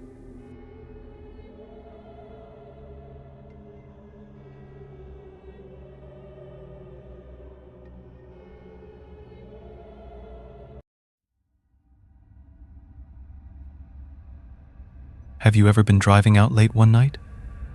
Out somewhere where there aren't that many cars on the road, maybe the countryside, or out on the back roads somewhere? I used to love doing that. It was always so peaceful. I lived out in a rural area when I was younger, and I would always leave my girlfriend's house at midnight. On some of those nights, when I would drive home, the roads would seem to play tricks. I was kind of used to it. When you're out on those roads in the woods at night, it's easy for your eyes to see things that aren't really there. I can't tell you how many times the rays of moonlight and headlight beams reflected off the smooth asphalt to look like a person dressed in white standing in the road. The signs on those roads were also sometimes placed at odd angles, like they were put there just to spook you when you came around a corner. It didn't take long for me to become accustomed to that after I learned to drive. Since I lived in an area with many roads going through dense forest and open fields, I learned to quickly make sense of any figures or shadows in the night. However, I did have my fair share of scares that I could never really attribute to the roads playing tricks, or even my drowsiness after midnight. I remember one night, I was driving back to drop off my girlfriend after a night of shopping with her. It was raining heavily, and visibility was low. It was unnerving enough driving those roads at night during the best of times, as they were winding and rough, with hills and curves that left you unable to see what might be waiting around the next bend. It was over the crest of one of those hills that it happened. My girlfriend was completely absorbed in her phone, and I was kind of entranced myself. I had the radio playing pretty loud. It made driving much more entertaining for me, but it also put me into a bit of a zoned-out state. I was only focused on the road and the music. I was shocked out of my music-induced trance when I topped a hill to reveal a figure wreathed in black by the side of the road. He seemed so close to my car, like he could reach out and pull me off the asphalt. I got a look at the face of this figure to reveal an almost white visage, marred by black eyes. His gaze seemed to somehow lock with mine as I tried to make sense of the image before me. What the hell leapt from my mouth almost instinctively as I realized what I had seen. We were extremely close to the next road to turn down on the way to her house, which was more of just a slight left than a turn. We were close enough that I began to slide across the other lane of the road, and I urged the car harder than usual to the left to account for my speed. I never let off the car's accelerator until it hit me that the road I was about to hit was completely dirt, which had begun to turn to a slippery mud as the rain mixed with the road. I pressed the brake just enough so that my speed didn't send me off the road. I had never before hit that road so fast, and still haven't again to this day. It was about this time, which was probably only a second later, that my girlfriend started to react to everything. "What are you doing? Are you okay?" she exclaimed as she threw her phone in her lap. "You didn't see that?" I said. My voice was shaky and tinged with fear. My girlfriend was still confused from my startled attitude. "What? What did you see?" There was a man in all black on the side of the road, just walking down it, or standing by it, or something. I was having trouble getting my voice to lower in volume. "Are you sure? It's raining really hard? No one should be out right now?" she asked. It was a valid question given the heavy rain and the late hour. I know pretty well when I see something that looks like the grim freaking reaper on the side of the road. I know, sarcasm wasn't necessary, but really, I wasn't crazy, I think. Her face started to turn to irritation at my response, but her countenance softened as she got a good look at my unsettled expression. "I've told you before that there's some weird people that live out here. God only knows what they were doing out there." It was maybe a minute later when we pulled into her driveway. I was still on edge and vigilant, in case the man decided to follow my car down the dirt road to her house. Given my speed and the cover from sight that the thick woods and trees gave us, it was unlikely he was even able to see us get near the driveway, much less see us turn onto it. But that wasn't enough to calm me after the scare he provided.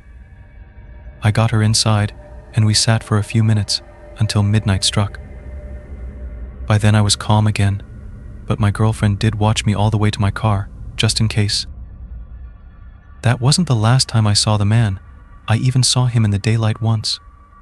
I was later able to prove to my girlfriend that I wasn't crazy when we received news that the man was apprehended by police for trafficking drugs on foot down that county road.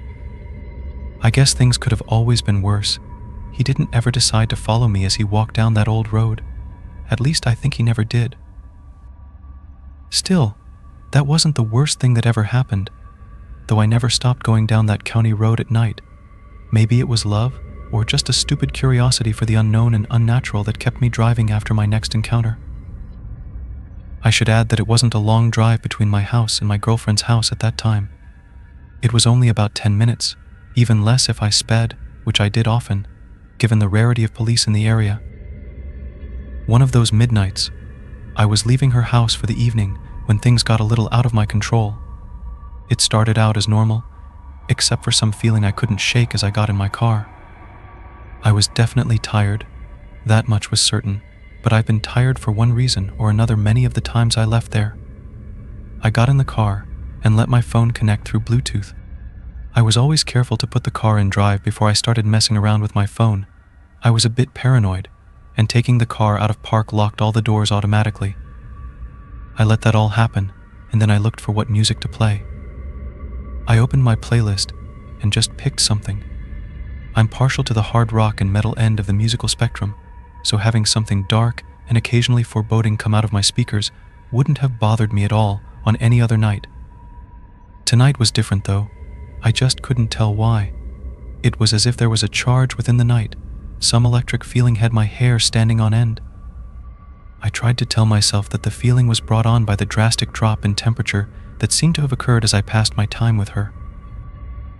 This was probably partially correct, but this alone wasn't enough for me to completely relax. Instead of the quiet serenity gained from seeing the moonlight shine on the pond outside in the field near her house, the water shimmered oddly, creating twisting faces and eyes in my mind. It was all a bit unnerving. It broke that calm that I had been accustomed to when leaving from there. I continued down the driveway onto the dirt road, music blaring, reflecting the screen down in my soul for comfort. I just couldn't shake the feeling that something was wrong around me. It was when I turned onto the paved county road that things began to get worse. First was the trees. As I've said, this was a fairly wooded area, and tonight the wind and the moon came together to bring me visions of figures in the trees, hollow eyes staring into the driver's seat of my car. This was a mere 10 seconds down the road, and already the night began its march on my sanity. The curves of the road were my next adversary. With the somewhat quickened pace I took by default, there were some curves that reduced the ability to get a good hard look at what was around the next bend, and tonight was no different. As I came to the first of these sharp cuts through the woods, I could have sworn I saw a man in the trees above me, hanging by his hands, feet dangling below him. I didn't slow down to get a better look though, as that was the last thing I was going to do. I shook it off in the moments following my rounding of the curve. You're just sleepy, and you're being paranoid. There's nothing there. But what if there is? If I passed a man in the trees, then there's still nothing to worry about, because he's not going to have any idea how to follow me. My self-reassurance didn't last very long. The next event occurred around the very next turn, though this time it was on the side of the road. As I continued, the road straightened out for a few seconds, revealing another figure on the edge of the tree line. The man in black was there again, making his nightly rounds trafficking whatever drug he had with him. The black overcoat that he always wore seemed to twist around him in a strange way. It was as if the black around him was more of a shadow, bending around him as he moved. Compared to the last few times I had seen him, he seemed to be moving in a very mechanical way. It was as if he had forgotten how to walk. This left him in a creeping shuffle down the overgrown roadside. Despite all of this, his presence was slightly calming. It's hard to fully explain, but given how shaken I was already, the man seemed to add some humanity to the inhuman environment I was trapped on. It was like knowing that the road you're traveling on is safe enough for another human. My calm was shattered when he turned to face me. What turned to look at me could not have been human. There was no way. His eyes were an abysmal black, while the rest of his face was a ghastly white. His face contorted in a maddening smile, piercing the thin veil that was left of my constitution. His clothes curled around him like smoke as his glare followed me while I passed him. His eyes followed me in the rear-view mirror, all the way down the straight into the next curve. His smile is still burned into my memory. His face was too twisted to be human. I wanted to speed up even more, but I was already going so fast. If I sped up anymore, I risked losing control around one of the turns. I tried to calm myself down again by bringing thoughts of home and safety to the forefront of my mind. I tried to keep my focus on anything else but the events going on around me. My radio was still playing, and I tried to keep my mind on the music. I sang the words to the song playing in a feeble attempt to distract myself. The wind started to pick up as I continued down the road toward my home. Leaves off of the innumerable trees swirled and danced in front of me. It was in that moment that the air around me ran cold. I had the air conditioning turned to heat since it was winter, but all of a sudden that didn't matter anymore. I shivered as my skin began to chill in the unnatural cold. Not a moment later, my sight was drawn towards the side of the road again. I tried not to look. I knew what was coming. I knew not to look, but the reflection off of the white face in my headlights was too bright to ignore. He was there again. Even through my shivering and shaking and cold and fear, I could feel the paralyzing grip of terror in my chest. I blew by him, watching him disappear from view in my mirrors. As quickly as he left my sight, he reappeared, his gaze and maddening grin still following me. He was holding out a pale and sickly hand into the night, reaching for any life his hands could grasp. Every time he would fade from view, he would emerge again at every turn.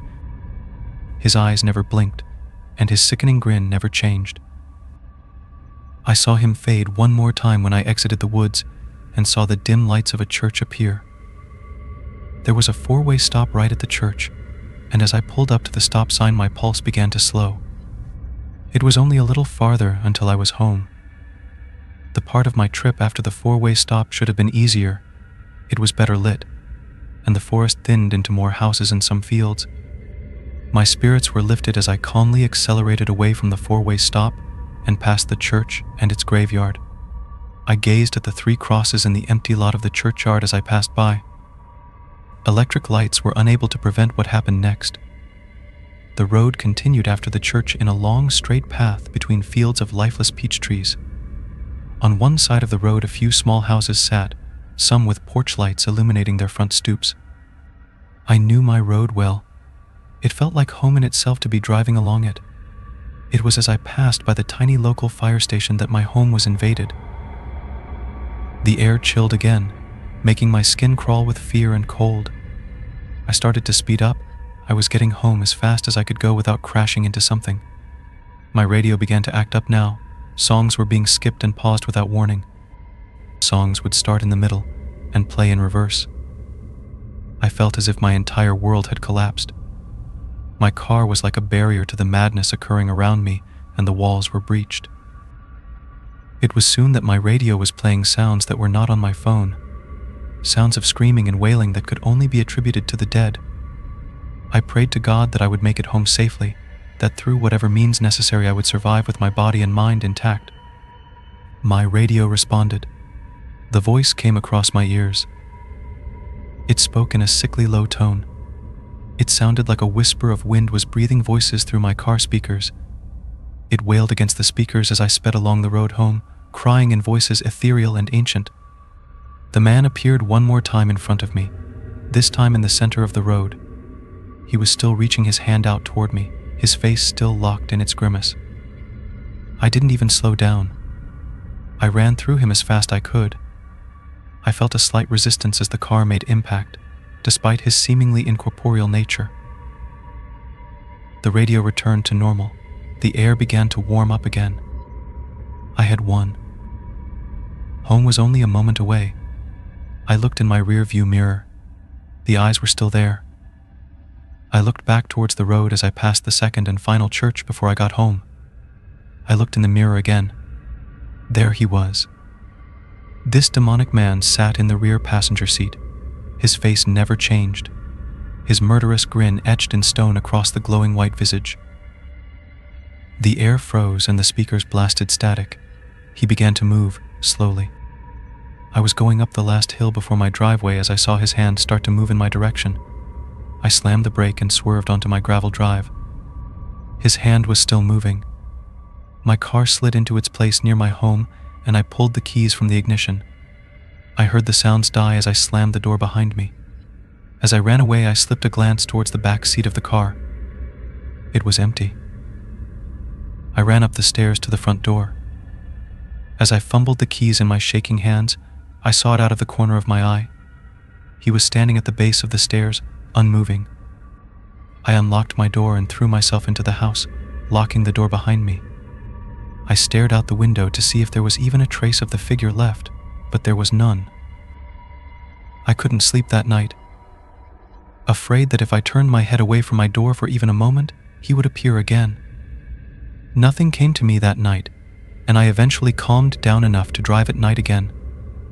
The next time I drove home from my girlfriend's house, the woods were deathly quiet. Nothing of that magnitude ever happened again.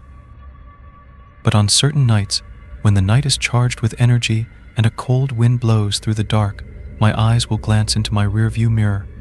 In my mirror will sit a pair of cold black eyes, shimmering in the dark. He will come again. I know one day I'll be at its mercy. I've never again been truly at peace on an empty road at night.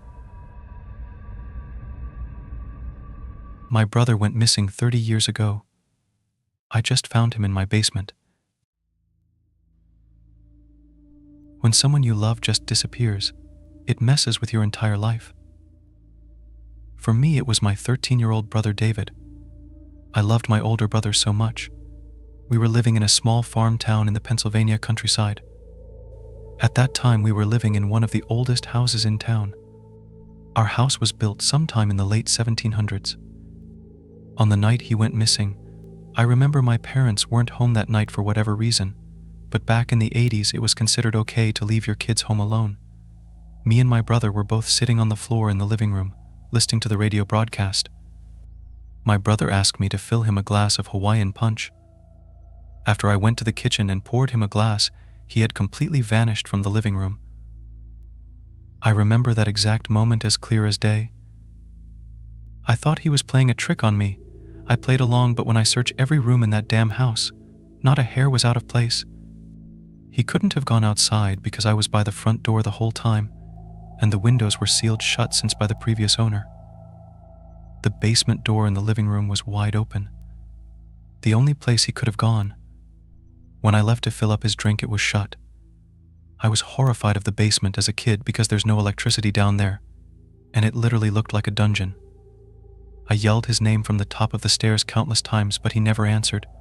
Even though I was 11, that basement still scared me. I remember that night, sobbing uncontrollably, and when my parents finally pulled into the driveway the next morning, I was still in tears when I told them about David. Mom and Dad checked the whole house. I then told Dad about how the basement door was wide open. And when he walked down into the basement, I remember sitting on the couch next to the basement door, hoping my dad would walk back up with David, but when Dad walked up those stairs, his face had gone completely pale. In his hands were my brother's clothes from the night before. I can't describe how horrified I was. He dropped them onto the ground and walked upstairs to where Mom was. I then got on the ground and crawled toward the clothes, exactly what my brother was wearing before he disappeared. I sorted through them. Everything he wore that night, shirt, pants, underwear, socks, everything stripped from him. I could hear my parents' voices from upstairs. My mother then came sprinting down the stairs and got on the phone with the police. My dad ran outside and into the field. When the police finally arrived, the entire police team thought he must have gone outside and got lost in the nearby forest, but I knew for a fact he was in that house. The police officers spent weeks searching the woods and fields near our house. The police checked the basement, but said there was nothing. They closed the case about a half a year later. The entire town assumed it was a kidnapping. I knew it was something to do with that basement, but I could never get myself to go down there. After his disappearance, life continued for our family. We turned David's bedroom into a guest bedroom. I hated how my parents did that. It felt like they were trying to move on. I was unable to. Losing David was a huge damper over my entire family. Something that would hang over our heads our entire lives. Mom's way of coping with the grief was just erasing all memory of him. I hated her guts for that. Every time I looked at that basement door growing up, I could feel something behind it. I remember one day when I was 16, I was putting DVDs away in the living room. I was sitting a few feet away from that door, and I smelled something familiar. The smell was seeping through the cracks of the door. It was what my brother smelt like. I got up and nearly ripped that door off the hinges. I ran downstairs into the darkness. The entire room smelt like David's old bedroom. It was pitch black, but I knew he was in there. I started screaming his name. I screamed his name for hours until Dad finally came down. Dad couldn't smell it. He thought I was insane. I remember I couldn't talk for weeks after that. Nowadays, the 30-year anniversary of David's disappearance is rolling around. I can say it's been a long 30 years without him. I'm now living alone an hour or so away from my childhood town. I had to get out of there as soon as possible. When I turned 18, I started looking toward apartments in town, and by my 20th birthday, I was out the door. My parents continued to live in that house. My mom developed stage 3 breast cancer about 3 years ago and was forced into a group home closer to the hospital. My father was given the option to move with her and sell the home, but he decided to stay there and continue farming. My mother and father had a tough relationship ever since I left the house, so Dad didn't mind the quiet. Later on, my dad fell off his tractor and broke his knee and is now unable to walk without a cane. He then moved in with Mom, then sold me the land for free and insisted that I moved back into that house. I wanted nothing to do with that house. I had to pay taxes for that house on top of my own taxes. I then allowed tenants move in. They were a young couple, late 20s. Of course, my stubborn old man was angry with me for letting a desperate couple live in the vacant house. They've been living in that house for almost a year now, and they called me up last week complaining about a decaying smell coming from the basement. By that time, I had learned to adapt from David's death. I told them I'd check it out the next morning. That was the biggest mistake of my life. I woke up early the next morning and drove to the house. It felt odd driving back there. Those fields, it all felt so familiar. I tried not to think about how scared I was of that basement growing up. Fortunately, my dad finally added electricity down in the basement. I pulled into the driveway. They were both waiting outside for me. They said it smelt like something was rotting down there. I had everything I'd be needing: asbestos masks, medical gloves, eye protection. I worked as an air duct cleaner a few years ago, so I have some background knowledge. I walked into the house and headed for the basement door. I never seen what it actually looked like down there until now. I opened the door and could immediately smell it. Something was rotting in there. I turned on the light switch. Ahead of me was an empty room. It was small. Looked to be about 15 by 10 feet big. This basement had been haunting me for all these years. Seeing it with the lights on felt off. The walls were stone, except for one. One of the walls stood out. It was wood instead of stone. The smell was clearly coming from the wood. The wood was rotting. I walked over and I thought the best idea would be just to tear the whole wall down. I started tearing pieces of rotten wood off the walls. Light started to seep into the other side. There was a secret room in the basement. I stopped and in front of me I saw what looked like human flesh. I couldn't describe how horrified I was. I would rather go to hell than relive that terrible moment. I started smashing that wall with all the force in my body until it finally gave in. The creature in front of me, just the sight of it made me want to claw my eyes out. It was in a fetal position. The skin wasn't pale, it was white, and it looked like the flesh had been melted to the bones. The fingernails and toenails stretched halfway across the room. The worst part was that it wasn't dead, it was breathing. It was alive. "David," I said in a terrified voice. It slowly lifted its head and looked at me. The face looked completely mutated, but those eyes were my brother's eyes. It tried to speak. It tried with everything in it.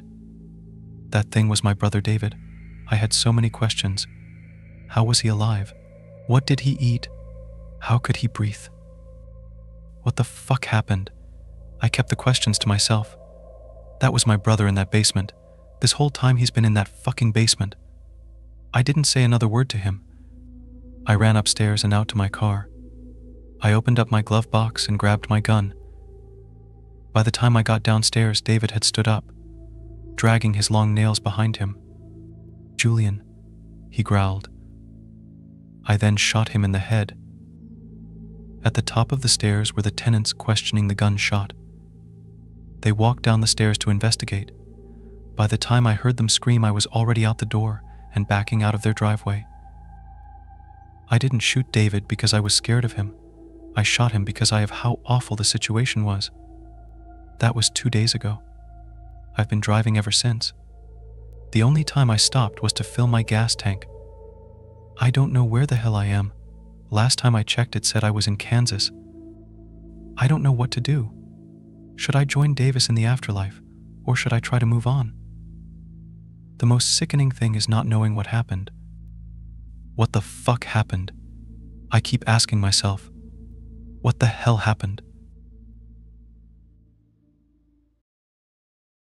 I had the strangest roommate in my freshman year of college. Despite being otherwise normal and even a bit shy, Eddie would, every so often, become frantically possessed by a sudden overwhelming need to lock the door. It didn't matter which door. Wherever he was when the fit came upon him, he would leap up, run to the closest entrance, and lock it. People who stood in his way were screamed at. Anyone who tried to stop him would get attacked. He became a ranting, sweaty madman until his mysterious sense of vulnerability passed, but the moment it was gone, he would apologize profusely, sink timidly into himself, and scurry away embarrassed. For that reason, it was hard to hate him, but it became a little easier to despise him each time I returned home to find myself locked out. Similarly, each time I brought him to a party and he had one of his episodes, I inevitably lost potential romantic interests and friends because I was roommates with that Eddie guy. Halfway through the year, after the third almost girlfriend ghosted me because he scared the shit out of her, I put in for a dorm room transfer and washed my hands of the poor guy. That was almost 7 years ago now. So when Eddie messaged me on social media and said he was in town and had run into some travel issues, I decided to give him another shot. I'd always felt sort of bad about how I'd treated him in the end, so I drove half an hour out to his broken down car and picked him up around 1 in the morning on a normal Wednesday night 3 weeks ago. I remember pulling up to the edge of a high cliffside road to see a skinny silhouette waving at me. He was leaner than I remembered and somewhat more in shape. My headlights illuminated him fully. I saw his face glisten, and I laughed. That was Eddie all right. Sweat was sort of his hallmark. He hefted a duffel bag and ran up to my passenger side before fiddling with the door handle repeatedly. "Don't pull it when I'm unlocking it," I told him. He finally got the door open and clambered in with a nervous laugh. His long legs folded up a bit as he got situated, and I could see his exposed ankles. "Thanks for picking me up." I shrugged. "No problem at all. Do you know what's wrong with it?" "Yeah, the alternator's been having trouble. I think the cold weather finally did her in," Eddie said. "Cool." I gave a slight cough to clear my throat, and we drove in awkward silence until he brought up a joke from the past. Just like that, we slipped into that first semester 7 years before, with all its new experiences, hilarious misadventures, and surprise pressures. By the time we reached my place, I'd remembered the good things about him, and I was glad I'd decided to help him out. On the way in, I pointed to the couch. That's probably the best spot in the apartment. I'm trying to save money these days, so the place is pretty small. "Rent these days, eh?" he asked, before placing his duffel bag down and sitting carefully on the couch to evaluate its softness. "This'll do fine. I can't thank you enough. I'll get out of your hair in the morning as soon as the repair shop's open." "No problem at all, Eddie. Actually, I go by Ed now," he said. Good for him. He'd definitely grown as a person from the socially fearful outcast I remembered. I grinned. "Then no problem at all, Ed." I went to bed back in my room without a single worry. It seemed like his issues had been resolved by maturity or medication, and who was I to judge someone for trouble beyond their control? That was in the past. Of course, I was completely wrong. Around 4 in the morning, I awoke and got up to get a glass of water from the kitchen. I knew my own apartment, so my footsteps were pretty much silent, but Eddie still sighed and stirred on the couch as if something was bothering him. I stood by the fridge, glass in hand, as he whimpered, struggled, and then leapt up. In a mad, terrified dash, he ran to my front door and slammed the deadbolt. He gave out a deep breath of relief and remained there with his head down while I tried to figure out the best way to let him know I was present. Well, if he was having a fit, there was no good way to do this. "Ed?" I softly asked. He seized up mightily, gasped in as much air as his lungs could hold, and then slowly turned around. His face was obscured in dimness, since the only light came from various red or green pinpoints on the television and microwave, but I could tell he was sweating profusely. After a long moment, he managed to breathe again. Finally, he said, "Oh, hey, didn't see you there." I put my glass down on the counter. "You all right, dude?" He meant his laugh to sound nonchalant, but it just came out nervous and high-strung. Same old, you know how it is." I went around the counter and approached him. He moved back a few steps, and I touched the door. "This is a safe neighborhood. There's nothing to worry about." He nodded awkwardly. Unsure I believed his calmness, I moved my hand to the deadbolt. I wanted to make sure he wasn't going to get weird while I was asleep if I went back to bed. He made a sudden half-halted leap toward me, hand out. "Don't." At that moment, I was starting to remember the times I'd seen him attack people during an episode. "There's nothing out there." I gripped the deadbolt to turn it back toward me, but a very slight shadow moved somewhere in my vision. The hell? No, it couldn't be. Reacting rapidly, I put my eye to the peephole. My brain made sense of the curved panorama just in time to see a sliver of a silhouette disappear along the sidewalk to the left. Eddie moved closer, bringing the smell of his panicked sweat with him. "Did you see something?" "No," I lied. I kept staring out through the peephole, watching the quiet night in my otherwise unremarkable neighborhood. The asphalt glimmered darkly under the stars while distant lampposts cast long shadows across grass. Remind me again, what makes you suddenly want to lock the door? Now that I wasn't actively trying to unlock it, he seemed slightly less manic. "I never told you because I thought you were starting to hate me, but when I was 8 years old, I had a sudden feeling that I should lock the door. I didn't. And he shivered. Some men broke in a moment later and robbed us." I frowned at his glistening shadowed face. Jesus, was anyone hurt? He nodded between audible breaths. "My mom." Another 3 breaths passed in the otherwise silent darkness. She didn't make it. Damn. I didn't know what else to say. Just damn. No wonder. Before I could elaborate, the sound of something skittering outside reached us. He turned and listened in one rapid motion like a startled animal, and I had to admit, I was none too calm either. Still, I couldn't risk amping up his anxiety. "I did want to sleep again at some point," he whispered.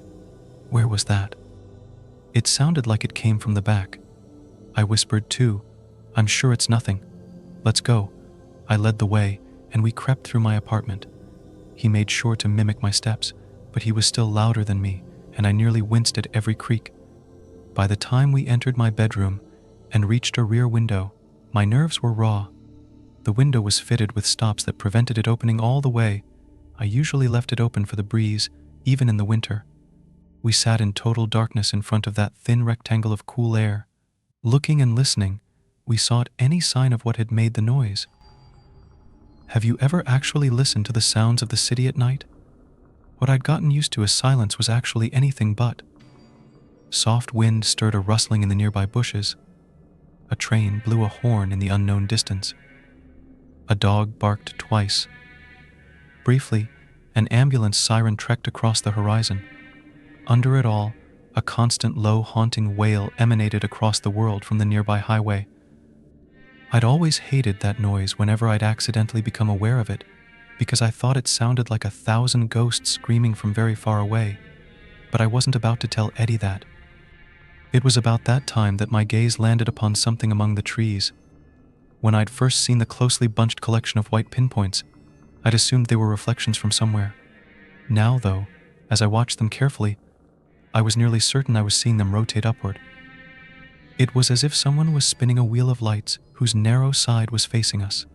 From the size and distance, the wheel must have been 2 or 3 feet in diameter.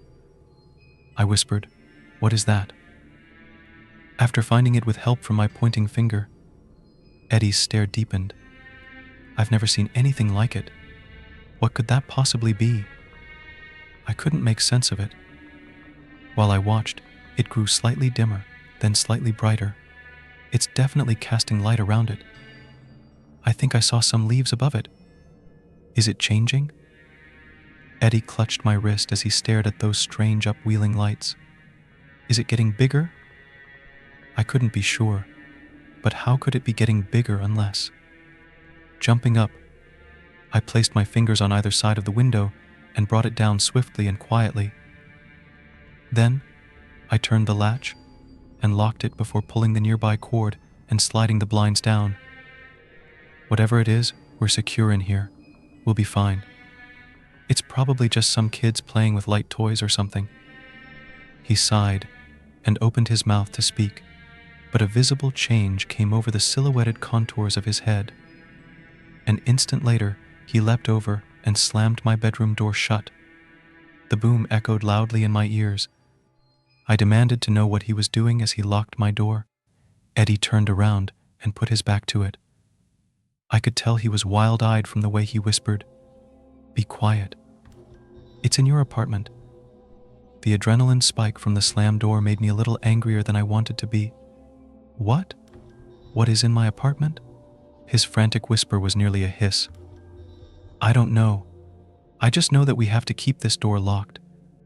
I was fuming. But if I spoke, I would have said something I regretted. So we stood there in the dark for a solid few minutes. I began to calm down as those minutes passed, and once I was in control again, I opened my mouth to whisper, "Hey, I'm sorry At that moment, the floor creaked outside my bedroom door. I froze. Eddie backed away from the door and faced it alongside me. It was nothing but a dark rectangle in front of us, but I stared at it for any hint of motion or change. The crazy thing was, I had no idea what I was even looking or listening for. What could possibly have been out there? Not only had we left the front door locked, there'd been no sound of entry, forced or otherwise. If there was someone or something out there, how had they gotten in? Dim light began to move across the walls of my room, and I waited for the sound of a passing car, but none came. As we watched the door, brighter light began to roll upwards around us, again as if someone was spinning some sort of lit wheel. It didn't take long for us to realize that whatever we'd seen in the distance outside was growing closer to my window. Beyond the blinds, something was coming nearer, but neither of us dared look away from my bedroom door for even an instant. Then, I saw it. Between moving lines of shadow and light, I could have sworn my door handle had changed angles. I backed away. A look at the blinds showed definite lights spinning closer, as if they were right outside the window and about to come up against it. Grabbing Eddie by the shoulder, I pulled him with me into my tiny one-person bathroom.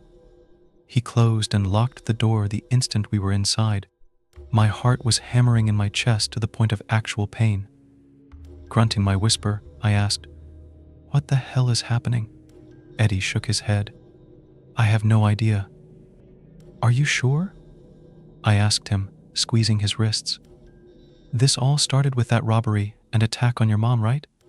"No," he whispered back. My bathroom door was flush to the outside carpet, but hints of rotating light began to appear beneath, as if that insane, impossible wheel had somehow entered my room without opening or breaking the window. None of this made sense. It has to be you somehow. No. It has to be. I shook him violently. Is your fear making it real? Is something after you? You don't understand, he whimpered. I didn't finish the story.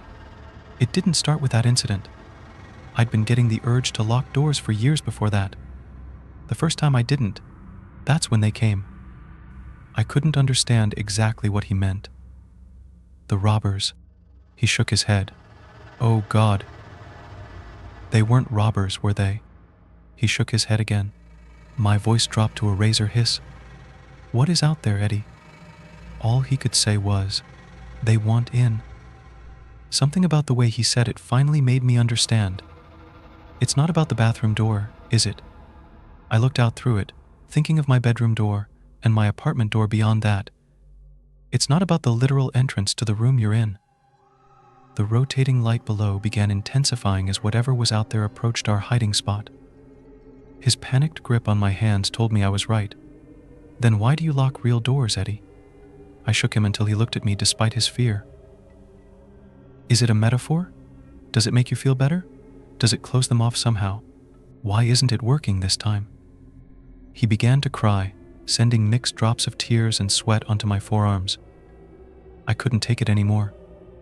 I'm tired of the constant struggle.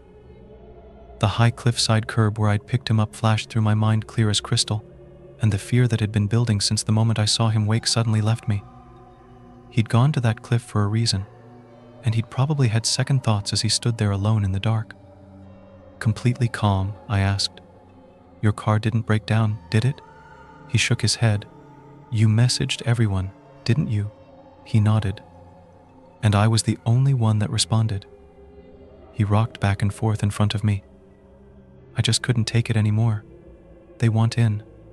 They're always out there. They want in. I always lock them out, but they never stop. I'm tired of being terrified every minute of every day. Air began moving under the door as the lights reached peak intensity outside. Whatever it was almost upon us. There's nowhere to go, Eddie. Let's open that door. Maybe you're constantly terrified because they want you that way. Let's face them.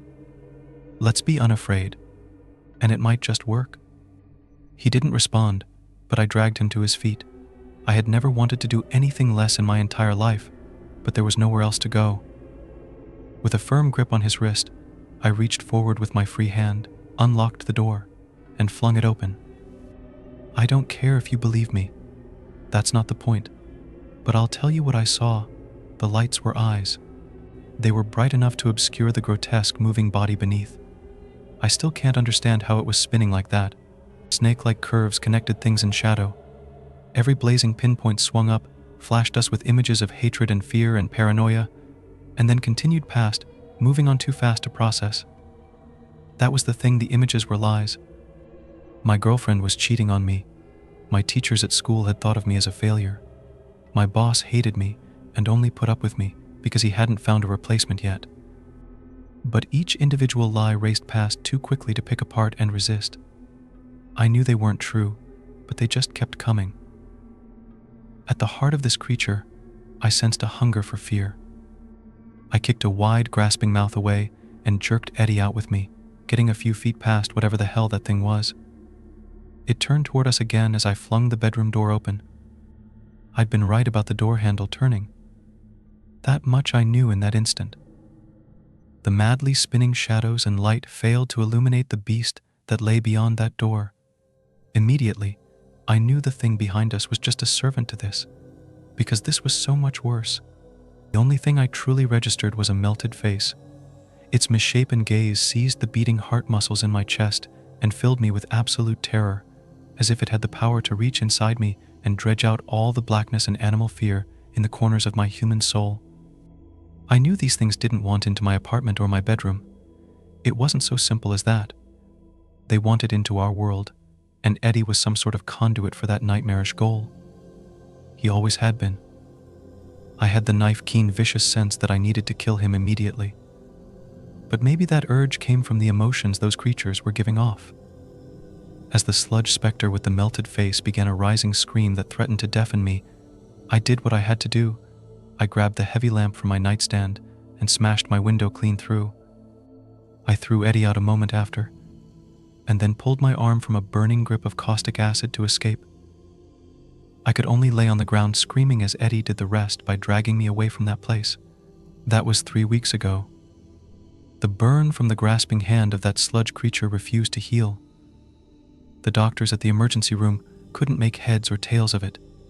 Something had burned the shape of a melted hand around my forearm and continued to burn as they studied it. They could find no acid, no catalyst, and no heat. Eventually, they had to release me. Of course, their lack of understanding didn't lessen the hefty medical bill any. I parted from Eddie the next day, telling him to stay strong and remain unafraid. We'd beaten the forces of hatred and paranoia personified and escaped with our lives by charging through rather than hiding. He seemed unconvinced and repeatedly said that we hadn't done anything, that I'd dragged him out of there, and that without me he didn't know if he could do it. But I have a life to live, I told him. Gotta pay off that ER bill and find a new place. He understood, or at least he said that he did. Today I saw Eddie again. He didn't know I was there because it was just a chance encounter on a city street. He was in a bar watching a television above and drinking a beer. I stood outside and watched him through the window for a moment, awed at the change. He was sitting with new friends. He was wry, confident, and completely ignoring the door of the bar instead of nervously looking at the entrances every so often. It was such a positive change that I actually went inside with a smile. But I stopped about 10 feet behind him as, over the noise of the bar television above, I began to hear what he was talking about. His words floated in the air with a nearly perceptible stench. Sludge dripped from the back of his sentences, burning the ears of those near his group. His new friends agreed happily and haughtily, replying noxiously in kind. A disgruntled customer nudged me as he passed. "Ignore those assholes." I turned away with misting eyes and walked out into the chill night. I hadn't saved Eddie at all. He'd found refuge, not in standing up to those creatures, but by going down a path I hadn't even considered. I looked through the window of that bar one last time. The misshapen creature that had burned me with its touch grinned back from the shadowed corners behind the television. It had found the entry into our world that it had craved for so long. I'd unlocked the door, but it was Eddie that had let them in.